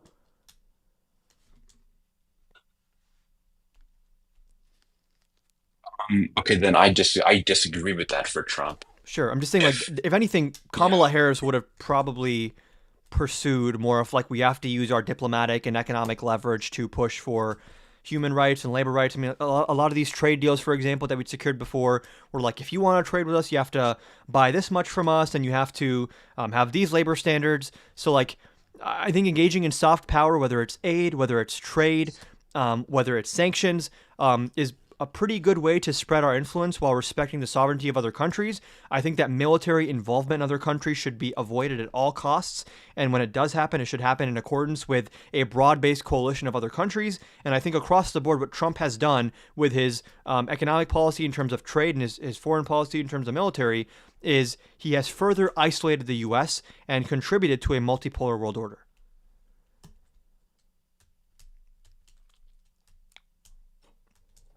And that's just descriptively, right? Some people could say, oh, what Trump is doing is for the best. And I think that there are arguments to be had that actually maybe it is better for Europe to be more self-sufficient and have America be less involved there. That's a rigorous debate in academic circles right now. But again, it seems like you're saying you want the U.S. to be like as powerful as possible on the world stage, which is like economically Trump is doing the opposite. Militarily, he's doing the opposite in terms of just like how seriously we're taken.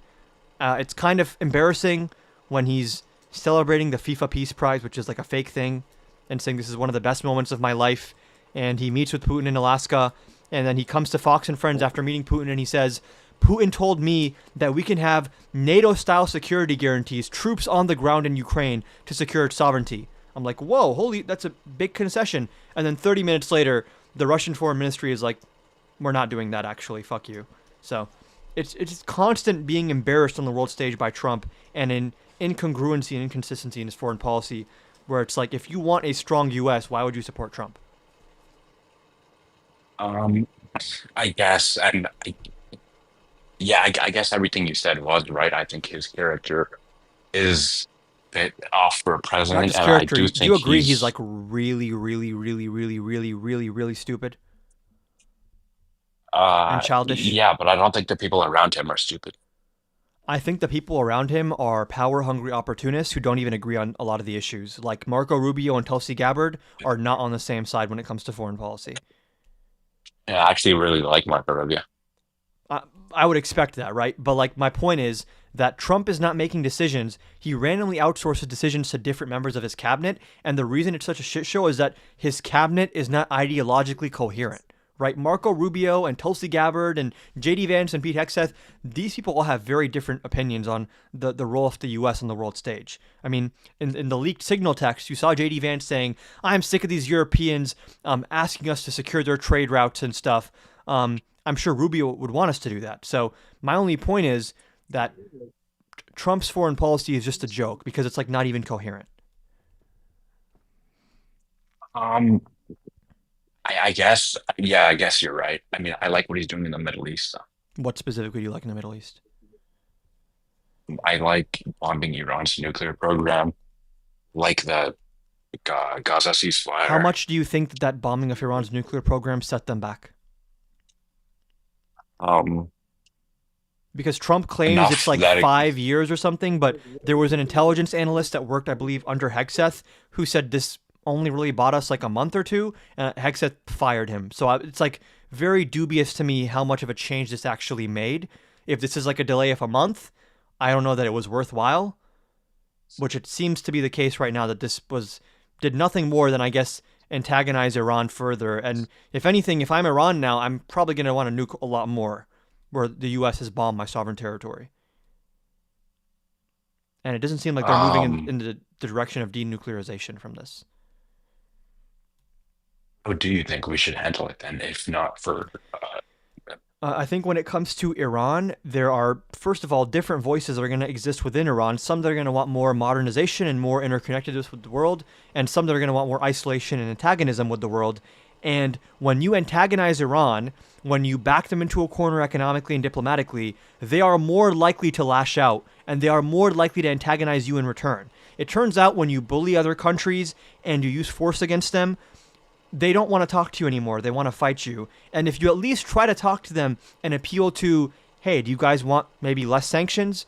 We'll do that if you do less nuclear stuff. That to me just makes a lot more sense. It seems to be the case that the Iran deal under Obama at least slowed their development and enrichment of nuclear sites.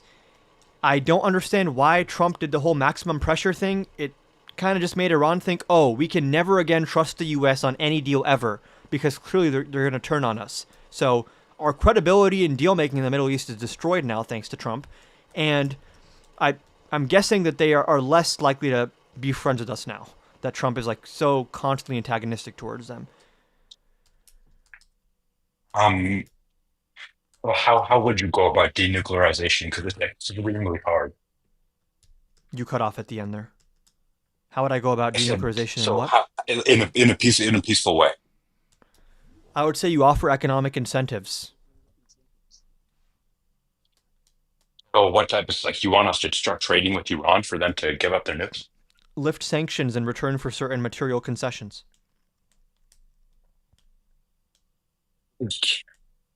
Wasn't that kind of like the point of the Iran deal? That could work. Wasn't the Iran deal really beneficiary towards them?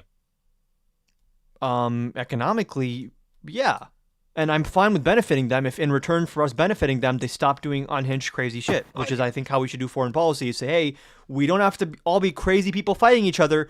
We can actually all work together. Now, that works better with some countries than others, obviously, but I think that should be our default approach, is diplomacy and expanding interconnectedness. I happen to think that when the U.S. and another country are very strongly intertwined, there is actually less incentive for conflict, because these countries now need each other. They're interdependent. The more we decouple from other countries and push them away, the more we are creating the circumstances for flaring up tensions and attacking each other. That applies to China as well to some extent. Yeah, I guess. And can we talk about like Israel Palestine? Sure. So when the thing originally started, like towards the end of 2023, yeah, what were your thoughts on it? On what? Like the whole situation in general. Like, whose side were you on? I believe This is obviously just like a brief October 7th was really bad, and that anyone who denies that is probably a crazy person. And I believe Israel used that as an excuse to carry out genocide in Gaza, which was objectively, I think, much worse than October 7th. I actually agree. I think I agree with the two-state solution, but I think that can only happen under two circumstances. The first one, that Hamas is rooted out and a fair government is elected to power. And I think on the Israel side, that they have a normal government that's not being run by like corrupt far-right the U.S. starts applying a lot more pressure on Israel. And honestly, it does not make any sense to me that we want to have a successful Middle Eastern foreign policy, and our logic is, yeah, let's ally ourselves with the pariah of the Middle East. Let's ally ourselves with the country that like everyone in the Middle East fucking hates. That'll be a good idea. That'll make people like us. I think actually, I mean, we do benefit from being an ally of theirs. I just think their current government are lunatics, and I think they're crazy. I think they're murderous. Do we net benefit from it though? I'm sure we get some intelligence. We get so much intelligence. Yeah, but we get intelligence on a lot of groups that hate us because we're associated with Israel. Like, we're fueling that fire. Okay, and another thing is, a lot of people say that Israel like controls the U.S. and all that. I think they're like a neo-colony of us. They do. I think a lot of people say foreign policy-wise and everything-wise, Israel controls the U.S. That's what a lot of people start saying, and like they own us and everything. I think it's the other way around. Israel is just a neo-colony of the U.S., and I think that they are just like a mini U.S. in the Middle East. They're our precinct in the Middle East. No, and I think that Israel knows that they have the backing of the U.S. to a certain degree, and they will leverage that margin of error, that they're bring massive margin of error, where they know we can cross certain lines and not lose U.S. support. Now, I've heard the argument that if you just cut all military aid to Israel, they'll go even harder now. If that was the case, then I'd say, okay, let's sanction them then. Let's actually apply some pressure on Israel. Not just cut military aid, apply some sanctions on them, apply some diplomatic pressure at the UN. Start strengthening ties with other Middle Eastern countries. The fact of the matter is, a lot of people in the Middle East... What other Middle Eastern countries? Say it again? What other Middle Eastern countries? We just talked about Iran. Are very... You want to strengthen our relationship with Iran? I mean, I guess, yeah, you're right. Yeah. You're about to. Yeah. I think we could be friendly with them. I don't think we should actually have a relationship. And then leverage our relationship with the Saudis to try to bring down tensions in the Saudi-Iran proxy war. That's one of the fundamental defining factors of the Middle East, if you put aside Israel, is the Iran versus Saudi Arabia proxy war. So to address these dynamics, you have to make yourself a legitimate actor. And the fact of the matter is that the Middle East, broadly speaking, does not view the United States as a legitimate good faith actor. Now, there's pretty good reason for that, considering past actions the U.S. has taken. The way to ameliorate that is to say, okay, we fucked up in the past. We're not going to continue. And Biden did this. I give him credit for this, where he dramatically pulled back our drone program, right? Because a lot of people, their only perception of the West and the U.S. is like they come in and they bomb with impunity and civilians die, and then they back Israel, and Israel does a genocide and tries to expand its territory. That is their entire perception of us. Now, is that a full perception? No, but if you want to address that and have a more constructive foreign policy in the Middle East, you have to actually dispel that by changing your behavior and changing your outlook. Just for the record, I am against Israel expanding its territory into the West Bank. I'm against that, and I think the U.S. should step in if they do that. And do you think they're doing a genocide in Gaza? Yeah, ethnic cleansing or genocide is a legal term. I think, yeah, ethnic cleansing. I do think they're trying to destroy the Palestinian ethnicity. Yes, right. I guess. Right, and I do think, like, if you go through the subcategories of genocide, like the boxes that have to be checked, I do think that they match multiple of those, where, for example, when it comes to food distribution, a lot of right-wing grifters make videos at these UN food drop sites where they're like, look at all these boxes of food, where's all the starvation? But these were older millennial Jeff Mead. Cam Higby is the main one I'm thinking of, and basically what they were doing is they were taking pictures of UN aid boxes of food that were right by the Israeli-Gaza border, but they weren't actually being transported to the civilians of Gaza. And what would happen is the UN trucks, I believe it was called the Karam Shalom crossing, they would take these crossings to take the UN food to the civilians, but during that transit, armed gangs would stop these trucks, they would raid the trucks, and they would sell those food, it was supposed to be food aid, they'd sell it on the black market. Now, I know people on the right love hearing this say, yeah, exactly, Hamas did that. No. It wasn't Hamas. It was groups like the Popular Forces. It was gangs and proxy groups that were funded and armed and backed by Israel. And then these Israeli-backed gangs steal the aid from the Palestinians and then blame the Palestinians for stealing the aid that they're not even getting. And before this happened, the aid was protected because the Gazan police was defending these trucks. And of course, Israel killed all the Gazan police and said, oh, that they're Hamas. So this, in my eyes, is very clear manufactured starvation and strategizing to deprive them of very basic food, but then have the plausible deniability and the talking point to say, oh, no, Hamas is stealing all the food. We're trying to give them the food. So that to me is like I do think it was famine at one point. Yeah.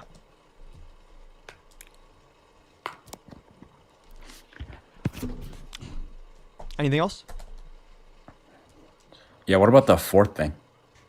Trump's an authoritarian? Yeah, what would be your argument for that? He does not believe in basic checks and balances. He's defied almost over 30 court decisions at this point. He has violated people's due process rights. He's violated the First Amendment. I mean, this is the first presidency, I think, ever in history where someone has been put in handcuffs for expressing an opinion. That's insane to me. The fact that people are denied due process rights, including American citizens who cannot call a lawyer when they're wrongly detained by ICE. I think sending in the National Guard against the consent of governors, and then when judges say you can't do that, calling the judges terrorists, that is insane. I think that calling for the arrest of Gavin Newsom and J.B. Pritzker is insane and authoritarian. I think that when Trump sent DHS agents to stand outside Gavin Newsom's speech and intimidate people, that is something straight out of a movie with a dictator. That's not how we do things in America. I can go on and on and on, calling for the death of his political opponents, drumming up fake indictments against Comey and Letitia James by appointing a insurance lawyer to the U.S. attorney position. The indictment was laughed out of court. I mean, there's I could go on for hours on how Trump's an authoritarian. So it depends what you want to talk about.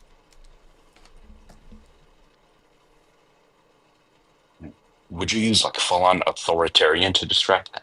Yeah. That's a strong word. I don't think it's strong enough. I think the American constitutional system has been destroyed. Do you think the constitutional system, how?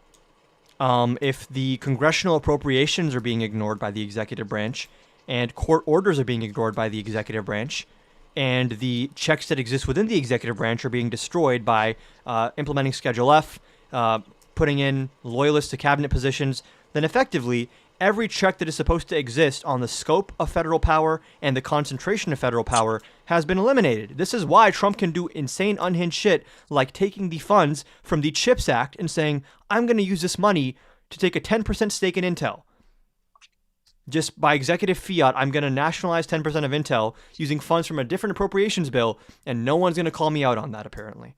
Or that I'm going to send Kilmar Abrego Garcia to a foreign slave labor camp, despite the fact that he had a withholding of removal order to go there. And then I'm going to drag my feet when SCOTUS tells me to bring him back. And I'm going to arrest Mahmoud Khalil for no crime, no accusation of a crime, just for protesting Israel. He's going to be arrested, detained. And a Reagan-appointed judge said this was a massive violation of the First Amendment. Whether it comes to people who are showing up to immigration court, not being allowed to see an immigration judge, despite the fact that they followed the rules. American citizens, over 170 American citizens so far this year, have been detained by ICE. Many of them were not allowed to call a lawyer or their family. That's insane and unhinged. I mean, I can go on and on and on here. Yeah, I do think ICE is taking it too far. And about the ignoring SCOTUS thing, does that relate to the Garcia guy? Say it again. And when you say he was ignoring SCOTUS, does that relate to the Garcia guy? He's ignored court decisions, including like circuit courts. The exact number of non-compliance as of November 20th was 26 cases where the Trump administration has not complied with court orders. And then as of that same date, there are over 60 cases where they've lied in court, which I would say is just as bad. I don't think it's not complaint. I think every time, right away, they appeal it to a higher court. Right, but while they're waiting for that appeal to be accepted, they still have to comply with the previous court's order. And do they? Yes. Otherwise, there's like no point of having a judicial system, right? I mean, you can appeal, and then on the appeal, the next higher up judge can grant you like an injunction or a temporary restraining order to potentially pause action either from the person suing you or from the defendant. That's all part of our system. So to the extent that Trump wants to appeal something, he can be granted an injunction on someone stopping him, like a court, or there can be a temporary restraining order on Trump preventing him there. And Trump basically has said that I don't care. And again, the most blatant case of this was the invocation of the Alien Enemies Act to deport random people to CCOT in El Salvador, I believe. And Judge James Boasberg, who, to be clear, Trump calls him a radical left extremist judge. This is the same judge who ordered the release of Hillary Clinton's emails and protected Trump from having to release his tax returns. He was first appointed by Bush, then promoted by Obama, not a partisan judge. He told the Trump administration, hey, ground these planes. If they're in the air, turn them back around. If they haven't taken them off, keep them on the tarmac. These planes cannot leave. And after that order was given, one of the planes took off, and the ones that were already in the air did not turn around and come back. And Kristi Noem and Emile Beauvais explicitly told these people at the DOJ, if the judge says no, we say fuck you. That's what Emile Beauvais said. And now Emile Beauvais has been made a U.S. Circuit judge, which is also fucking unhinged. And that's just one example, which is why now James Boasberg is doing contempt proceedings, and he should find them in contempt. And yeah. This is just like 5-alarm fire, authoritarian takeover, like the sky is falling type shit. Yeah, I guess all that stuff is pretty corrupt now that I think about it. Not just corrupt, but like authoritarian, right? Like when our court system is being ignored, our legislative system is being ignored, and basically Trump is saying, what I say goes. That's no longer the U.S. constitutional system. That is something akin to like a managed democracy, competitive authoritarianism, whatever you want to call it. We're moving more towards a system of Russian governance than American governance. Oh, like 99% of the time, SCOTUS still rules. Like him, I think his record is like 26-3 or something like that. Sure, and SCOTUS has made some decisions that I think have contributed to authoritarianism, like the immunity decision, which basically says that Trump can commit whatever crimes he wants with presidential powers. I don't think I've ever read a decision that unhinged. I mean, literally, Amy Coney Barrett, who was in the majority in that decision, she admits in her partial dissent that this decision that we are making to give Trump immunity legalizes bribery for the president. They admit this. They say this is one of the loopholes in our decision. That's unhinged to me. That's insane. I don't think she should have ever been on the Supreme Court in the first place. You know, like, you know, when she was appointed like, during nominated, an election when they, yeah, because they said they wouldn't do it. Yeah, when Garland was appointed, I agree. Yeah, I don't agree with that. But are you happy with all the investment that's coming in? I know it's sketchy. Like, I just don't believe that we there's have like a investment lack of coming in, info, right? Because, like, for example, he meets with the EU or with Japan, and they tell him, "Oh, sir, our private companies are going to invest $10 trillion." There's no binding contract. There's no actual agreement, and these private companies are then asked, and they're like, "That's not really in our plans. I guess we could invest that much if there was a reason to." But a world leader giving Trump a smile and an empty promise is not what I would see as investment. He calls these trade deals. Anyone who knows what an actual trade deal is knows that trade deals are typically like thousands of pages long and involve page by page, sector by sector, labor standards and tariff rates and subsidy rates and all these different things. Trump hasn't actually made any of those deals. The USMCA was the one he made in his first term. But I mean, I actually like that too. But the thing is, you can go to the major investments thing page on the White House. I know. And it tells you the amount of money, the companies, the sector, the investment focus, and the country. It's just none of this is binding, and a lot of it exists over a time horizon where Trump would no longer be president, so the tariff leverage makes no sense. I mean, in many cases, opening a new factory in the U.S. is going to take at least 4 years. I mean, how many companies are thinking we just have to wait for the Democrat to win next time, and then we can continue on with business as usual? Again, none of these are binding deals. I think Trump has horribly mismanaged the economy. The tariffs make us look fucking unhinged and insane.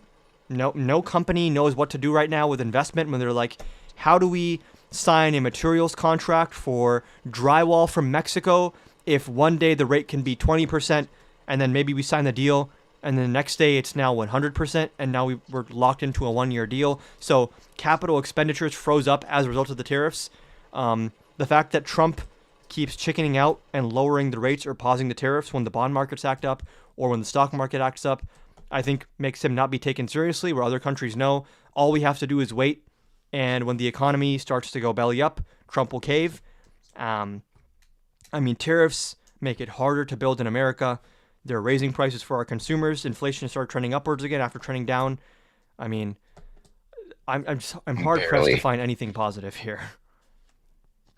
I don't know if it was trending down, but wasn't it 2.3% when Biden left, and now it's 3%? I mean, from September 2024. And I mean, Powell has said up every month. Powell has said the tariffs are pushing up the price level. But again, Biden from September 24 to 2025, going up the same rate it is from April 2025 to now. Sure, but I'm just saying, like, the price increase, there's different causes for that, though, right? Like, do you dispute that tariffs are raising consumer prices right now? Like, the point that I'm making is in the absence of these tariffs, we'd be seeing a different trend with inflation continuing through Biden into now, which has now been reversed in many cases. When it relates to tariffs, if we can just, like, be a 10% tariff on, like, what's it called? Country like Mexico or Canada, and just get 10%, like, I'll just be bring clear, in some extra money the while we're at it, tariffs why that not? Trump has done, do you agree that those tariffs that Trump has done, not your ideal version of tariffs, that those have put upward pressure on prices? I think we should put our allies in a recession, like, kind of hurt some small businesses in our country. We should put our allies into recession? What? No, I said I don't think we should put our allies into recession because I agree. Our tariffs are. And I also think free trade is good, typically. Because then they're going to look to China. And that is exactly what they're doing, a lot of these countries. But I don't think I think NAFTA was treasonous. That was like the worst thing I've ever seen. NAFTA was treasonous? Not treasonous, actually, but like I think it was Sure. Did you like the USMCA? I think it's better than NAFTA, but like... Yeah. I agree. And then, is anyone going to take us seriously again when Trump violates his own deal in the USMCA and he comes in for the second term? And again, The USMCA was actually a marginal improvement over what came before it. I think that's fine. But he voided that. And now, again, one big issue I don't see being discussed now is our word is as good as dirt at this point. Like, we can sign an agreement and it means literally fuck all, because Trump could wake up tomorrow and be in a bad mood and get rid of it. I mean, Trump can't get rid of it. It's until July 1st, 2036. And a mandatory joint review is scheduled for July 1st, 2026. So that of the USMCA. So in 2036, it's going to be, that's when it expires. It's already been And in violated, though, is my 2026 point. I mean, no, the tariffs on Canada and Mexico, it seems like everything that comes in is being tariffed, but the things that are in the USMCA are actually tariff-free free trade. Not every good that's coming in from them is Liberation being Day, so tariffed. he's altered it going forward, but the Liberation Day tariffs violated the USMCA. And again, the issue that I keep coming back to here is in economic stability, there has to be some sense of predictability and normalcy. Do you agree? Yes. And do you agree that Trump has like destroyed that? Like, I just don't understand how anyone can take America's word seriously on any agreement ever again. Paris Climate Accords, USMCA, our tariff rates going up and down constantly, the Iran deal. Yeah, but when it comes to the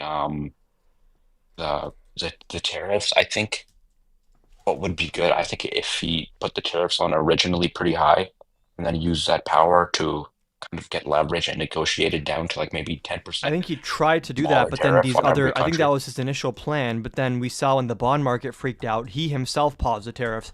And then I think other countries learned, oh, he's kind of bluffing, because if the political cost is too high, he will pause the tariffs. And that changes the calculus for them, where he's not even really believable. I mean, what is it, Trump always chickens out taco? That came into being for a reason, which is that it speaks to something that's actually happening.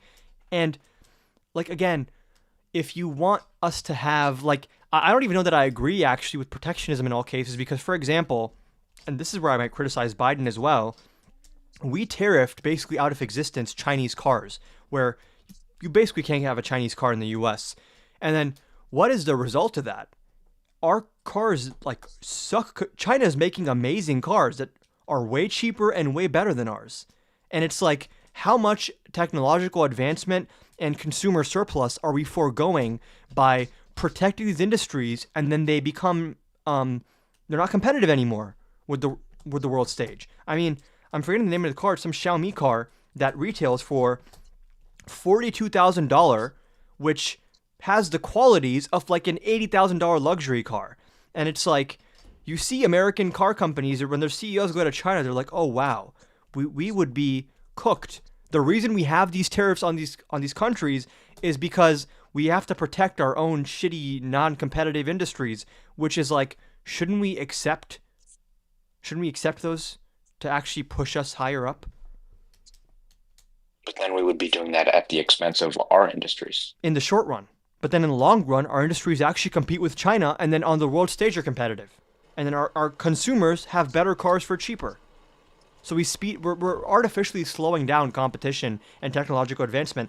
I'm not saying no tariff on Chinese cars, but tariff them a little bit where they can still come into the country, but then they still slightly outcompete American cars to put a healthy amount of pressure on them without fully putting them out of business overnight, right? So that $42,000 car, if that comes in tomorrow, that probably does just bankrupt eventually a lot of our car companies.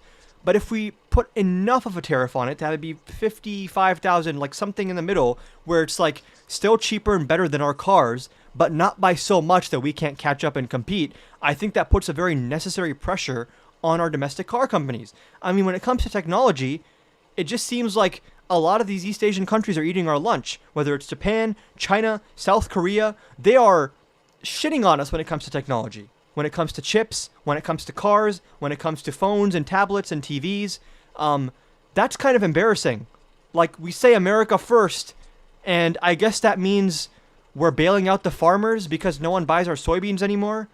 I'd like us to be globally competitive and industrious and reinvigorate manufacturing by actually having us compete and not just artificially protect jobs that are no longer relevant.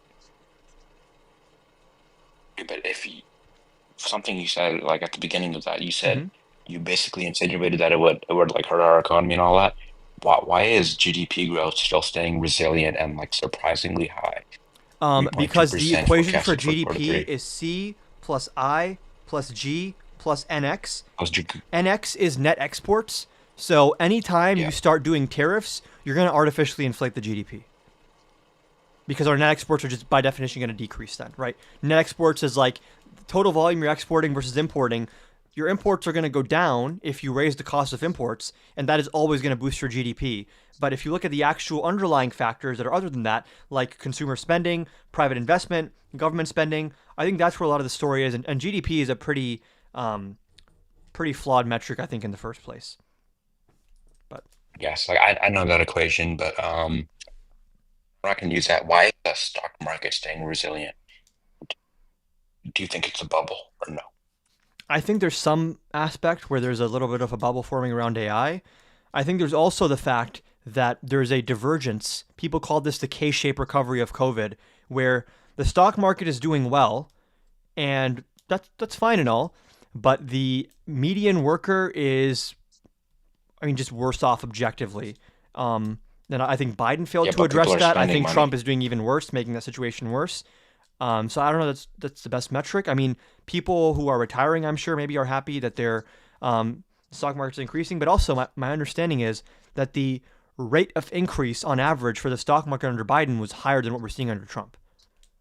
But that's Well, not I even don't know relevant. about that. We've hit like three record highs. But Sure, record high is different than rate of growth. yeah, I guess. Trump did inherit kind of a booming stock market. Sure, And I feel sure. like And like I said, the same under Biden. Like beginning. I wouldn't really say that, the stock market being good under Biden means like, the economy is amazing. I think the actual issue we're seeing here is the cumulative inflation under COVID was like upwards of 25%. And under normal circumstances, that should take like, over 10 years, close to 20 years, assuming a 2%. I feel rate. like I just get a sense of like what can we do like as a country to make like Rust Belt towns be like manufacturing powerhouses? How do we make New York Industrial affordable? policy, investing massively in infrastructure, investing massively in things like chips, subsidizing our manufacturing to increase jobs and production. I think increasing tax revenue to pay for these things, spending on social services, strengthening unions is a massive one. When unions have bargaining power, wages just go up, benefits go up. I think that's probably the best way. Wasn't that tried already? By who? Biden. What specifically was tried there under Everything you just Biden? named. Like what specifically? The name, the Epstein you said. Epstein, what'd you say? The chip thing. The CHIPS Act, that was good under Biden. I think it didn't go far enough, if anything. Does that make New York affordable? That make New York? I don't think the point of the CHIPS Act was to make New York affordable. I'm saying, how do we make New York, Chicago, LA? How do we make those cities Well, a lot of these livable? things have to be done on a local level. In terms of making New York affordable, one thing you have to do there is deregulate zoning, which Mamdani is going to do, and build a lot more public and private housing. That brings down housing costs. So in terms of the main expenses that people have, we have housing, we have groceries, we have entertainment, we have services, we have like things like repairs on your house or your car. These are all going to be tackled in different ways. I think when it comes to, for example, housing, you build more housing. When it comes to groceries, you probably want to try to increase wages and try to make supply as plentiful as possible, streamline supply chain. When it comes to entertainment, that's going to be a question again of wages. When it comes to services, that's going to be affected again by a lot more monetary policy than fiscal policy. So there's different ways to approach these. Would you agree that wages aren't keeping up with inflation? Yeah. I think it's just factually true. Yeah. And you said, would we get those up? Because the minimum wage is still $7.25. Yeah. Would we get that to like 13 or something like that? I don't think why that didn't- raising the minimum wage is the most economically efficient way to raise wages. I'm sure you could make an argument that the pros outweigh the cons, but there's going to be like a lot of dead weight loss there that's not needed. I think that the best way to raise wages and make life better for the average worker is to strengthen unions. And our unions are just, they're nothing, they're a shell of what they used to be.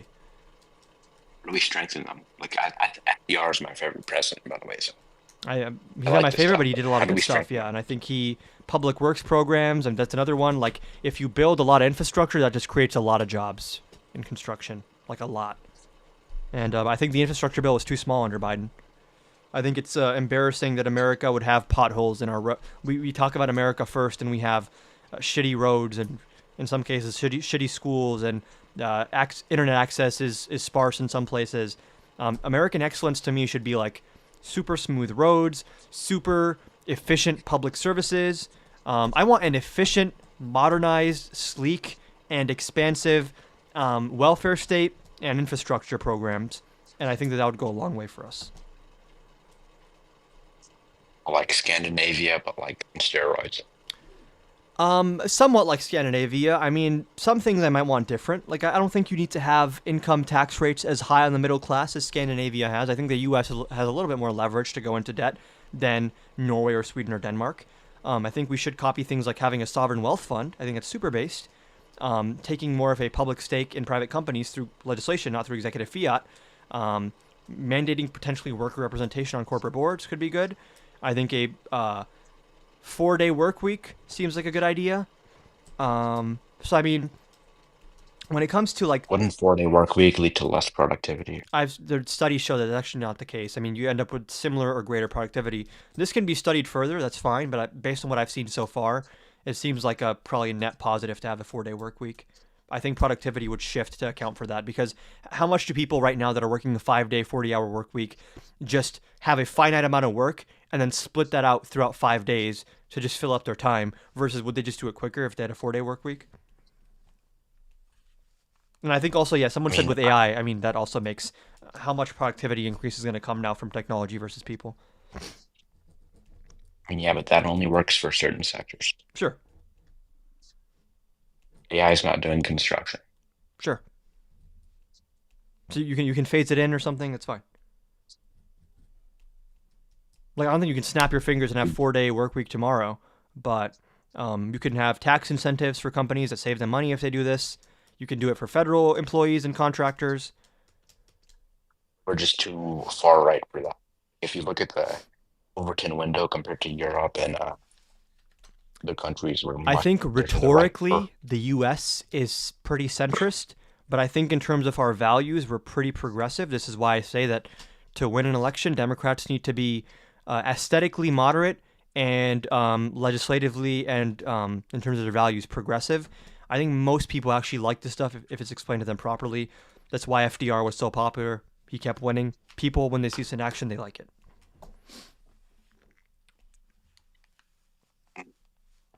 Yeah, I guess, but wouldn't you agree that like Bernie here is Bernie like is to my just like left. an average? He's just like an average politician in like Europe, or most places. Like, I hear this talking point a lot, and maybe some people who watch me are not going to like this. Bernie Sanders, like for example, his healthcare plan, would, if it was implemented as written, would have been the most far left healthcare plan, I believe, of any G7 or like I guess what you call like first world country, in that it covered dental and hearing and vision, and I believe the reforms made to copays were way more generous than what even Scandinavian countries offer. Now, you can argue that that's a good thing. I think it might be. But Bernie is not actually your more standard pro-business, social so. Democrat. I think Bernie is, on some issues, to the left of social democrats. I think Elizabeth Warren is probably more in line with what I'm thinking of, and maybe even she's, I don't didn't like a Bernie wealth want tax. single payer? Yeah. But single payer, again, is like a blanket term. The UK technically has single payer, but then also their actual providers are government contractors. And then you can have fully private medical care with single payer for health insurance. And what the single payer covers and how it's functioning, whether it's funded through taxes or through premiums, that's a separate question. And what it covers, again, Bernie's plan covered, I believe, dental, hearing, and vision, which I think is actually a good thing, but more generous than most single payer systems. Did it ever go to the House floor or the Congress? Or... Bernie's plan? Yeah. I know him and, was it Jayapal? I don't think it ever passed the House or the Senate. I mean, like, I'm referring to the plan he ran on in 2020 in the primary. Were you in support of him back then, or could you vote back then? Yeah, I voted for him in the primary back then. I was a little bit more left than I am now back then. I have pretty heterodox views. Like, I think we should have a robust social safety net, but I also want, like, efficient, strong markets. I just think that we shouldn't give corporate handouts, right? Like, if a corporation comes to me and says, hey, we'll invest a lot more in the U.S. if you give us a 10% corporate tax rate instead of 27%, I'll say, okay, we'll cut your corporate tax rate if your lowest paid employee is making at least this much, tied to inflation, cost of living, and they have at least this many vacation days, et cetera, et cetera. So I'm not, like, anti-business or whatever. I just think you have a synergistic system which does not have businesses and the wealthy growing at the expense of the working class. I think if everyone's growing together, that's fine. I guess I can agree with that. I also think on a lot of social issues, I try to ignore those because, like, they don't really have anything to do with affecting people's lives and everything. But I would say, like, culturally, I'm more to the right. Okay. We'll do one quick mini debate maybe on a cultural issue, then I'm gonna hop off for the night. What's like your hottest take on cultural issues? Or just something you think I disagree with, I guess. DEI kind of, and like reparations, and like the defund the like police, like all that. So DEI, can you define DEI? Giving a position to someone who is not qualified, less based qualified, on an but immutable characteristic. Not less qualified, but just in general, just a minority, because that's the goal of it. I think representation just doesn't matter.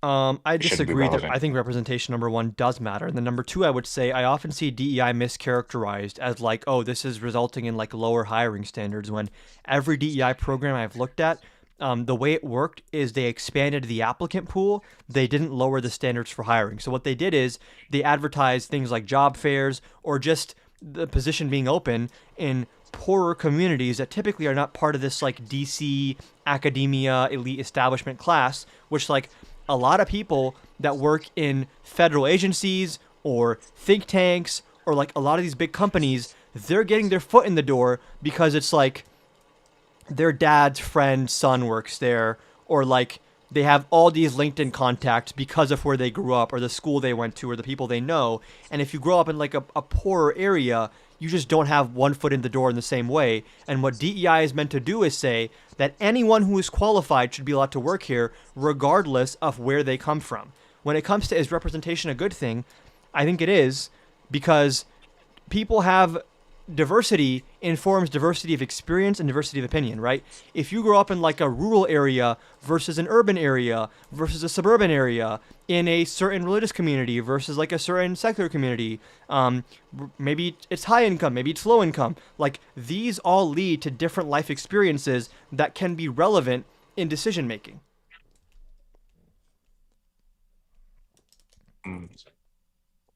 I guess that does make sense. So why not just blind hire? Wouldn't you? What would be the moral difference from that and just Blind hire? hiring? Like, just don't look at anything. Just do some test on a resume. Like, don't tell them I the think that, race, for nothing. example, if you have two people with the exact same stats on paper, but one of them came from like a very wealthy background, had still worked hard, sure, but you know, they had a tutor in high school, they knew a bunch of executives at XYZ place, so they got an internship right out of college, paid internship, and then because of that internship, they got a really high-paying job, and they had all the right connections on LinkedIn, and they have the same stats on paper, versus someone who came from like a trailer park community or like any very poor community where the average SAT score is low and they had nothing working for them. They came from a single parent household. They might be the same on paper in blind hiring, but I'd rather pick the second guy because that's way more impressive to overcome all those obstacles and then still get the same stats as someone who was expected to have those obstacles. I agree with that, like 500%. I'm talking more when it comes to biological things. Sure, I just don't think the decisions are being made Gender on and race. biological. If you're talking about like affirmative action, which is different than DEI, I oppose affirmative action, and it's been struck down by the Supreme Court, which I think was the correct decision, which is a hot take of mine as someone on the left. Yeah, I mean, that does kind of violate the Constitution, doesn't Yeah, it? yeah. And I also don't think I think it's a crude way, based on practices I've read of affirmative action. I actually think DEI is the better way to do it. I think DEI is like the right way to do that. And affirmative action in some cases was using too blunt of an instrument. I mean, like I've seen this, like you give 50 resumes with white sounding names and 50 resumes with black sounding names. Yeah. And like, I've seen these studies, but yeah, I agree when it comes to like they were privileged, not part of where they come from, a rich background. But I don't think when it comes to biological differences, because I think that gets murky. I don't think that there are very many relevant biological differences between races in the first place. Not a biological, not like I agree with that. Race is just like I think a social construct. Yeah, I agree. I mean, it sounds kind of like a liberal cliche, but like race is socially constructed. I mean, you can see that immediately when someone is like biracial, and it's like some people want to call them black if they look a certain way, but if they look a different way, they're actually not black. Like these things are socially Just the defined. way the sun hits Africa. I mean, just compare the perception of like Logic, who always talks about how he's biracial, versus like Drake or someone else. I mean, this is proof that it's socially constructed. Now, just because something is socially constructed doesn't mean it doesn't have an impact on the world.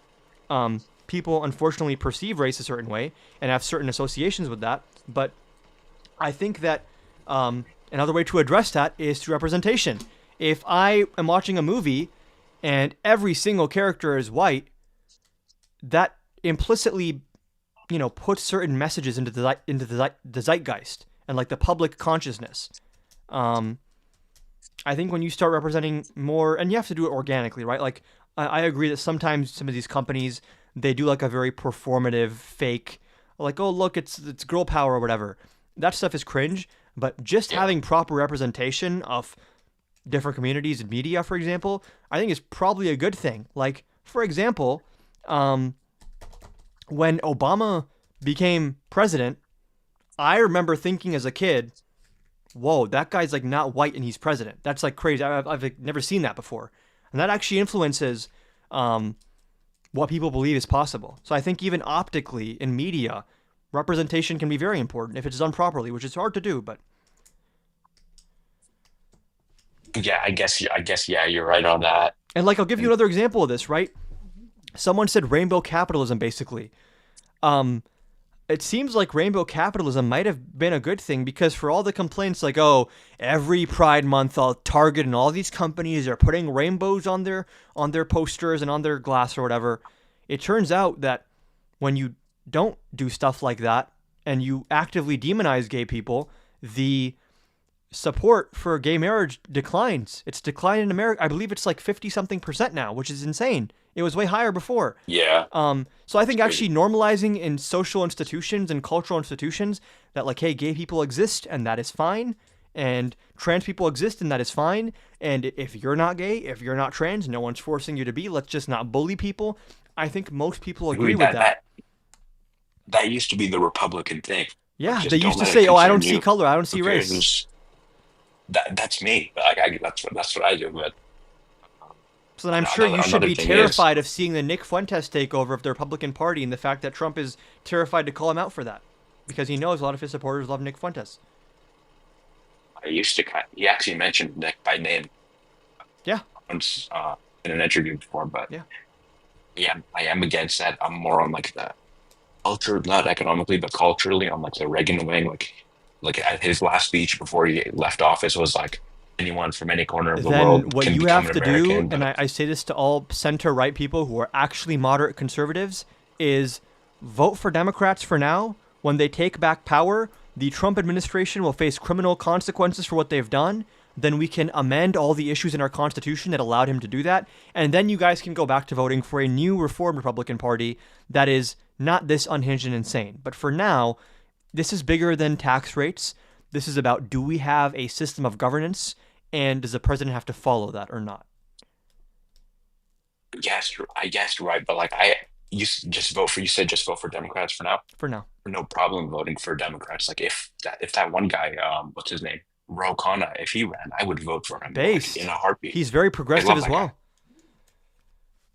Yeah, I guess, but I guess he is. But I also agree with more with people like Marco Rubio, Ron DeSantis less because he always talks about like If you're fighting the woke referring and all that to bullshit. But if you're referring to 2016 Rubio, who was actually pretty pro-immigration, and like I disagree with him on all economic policy, but he was like, oh, we're going to modernize the Republican Party. This was like the big memo that Republicans released after the 2012 loss, which is like, we have to moderate on social issues. We have to become less mean to non-white people. This was like what they learned from 2012, and then Trump came in, did the opposite. Marco Rubio now, no. He knows he's going to hell. Marco Rubio now, Yeah. the one who knows what Trump is, who called him in 2016 a con man, an authoritarian, a narcissist, who now comes and works for Trump and kisses his ass. No. That Marco Rubio, to the extent that he has witnessed criminal activity, which I think he has, should be indicted after he leaves. And then when he dies, he should go to hell. yeah, okay, I mean, I guess I feel like he can be like a sense of normalcy in the administration. Maybe he could just tell people to chill out a little bit or Like, here's the keep him in thing. check. But There are certain people he's like the third most powerful man Marco in America. Rubio or Scott Bessent, like, oh, the normal people in the Trump administration, the less crazy ones. I hate those ones the most because they know better and they still side with Trump just for the political power. All of them know what they're doing is wrong. They know he's an authoritarian. They've called him out for it in previous Republican primaries. And after January 6th, all of these House and Senate Republicans who are now riding Trump's nuts, on January 7th, they said this was an insurrection and Trump caused it. So those people that know what Trump is and still make excuses for him, they need to be punished the hardest of anyone. They cannot have any place in a future Republican Party. They have a place in a jail cell and in the 8th circle of hell, and that's it. That might be a bit extreme, but I guess, I don't think so. yeah, like I think I'm voted- being nice. I did vote for Jack Ciattarelli like a couple months ago. Okay. But I Was that Neo, the New Jersey guy? yeah, he For ran for governor? governor. Okay, yeah. Yeah. Like neoconservatism isn't really prominent anymore. Yeah, it's kind I of wouldn't even say I'm full. it's kind of a dying breed. Sorry to tell you. Wouldn't even say I'm neocon like fully. Sure. I'm like kind of politically, almost my view changes so much. I'm like You seem like culturally- a socially adjusted center-right person who I think is wrong on all policy but doesn't believe in authoritarianism or racism. Am I correct about that? yeah, that's true. Yeah. I wish there were more conservatives like you. I could just debate you on tax policy and foreign policy and not on whether non-white people are ruining America or whether courts have authority. So that's why I'm saying the coalition right now is authoritarian versus anti-authoritarian. And then when we put all the authoritarians in jail, we can go back to arguing about taxes. That's my position right now. I guess you're right. Like in the lead up to the election, and like I was way more further right. I think like getting shot that like added a lot to it. I think that kind of made me more right. But I think from the election to now, we've definitely moved left. And here's the thing, though, It used also, to be is the perception of the left's reaction when Trump was shot and when Charlie Kirk was shot is like, oh, the left is celebrating. But after Trump was shot, Biden gave a very unifying, very, very gracious, very, very kind speech Yeah. where he was like, we all have to come together and we have to like condemn all political turn the violence. temperature down. Meanwhile, the speech that Trump gave after Kirk was shot was the Democrats caused this, the radical left caused this, they're coming for all of us. Of course the left did this. And again, every single prominent Democrat who was actually elected and relevant condemned the shooting of Trump and condemned the shooting of Kirk. Meanwhile, do we see Trump condemning any of these people? He pardons them. He loves them.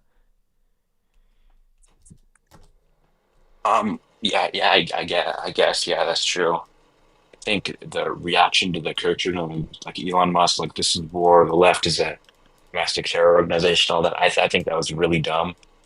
I think the Kirk thing, I don't think it's left right. I think it's just like a maniac shot him. Same thing as Trump. Same thing as Melissa Hartman. A maniac went and tried to kill him. That's it. And you know what it There's is? nothing more to The it. current battle in this country is not right versus left.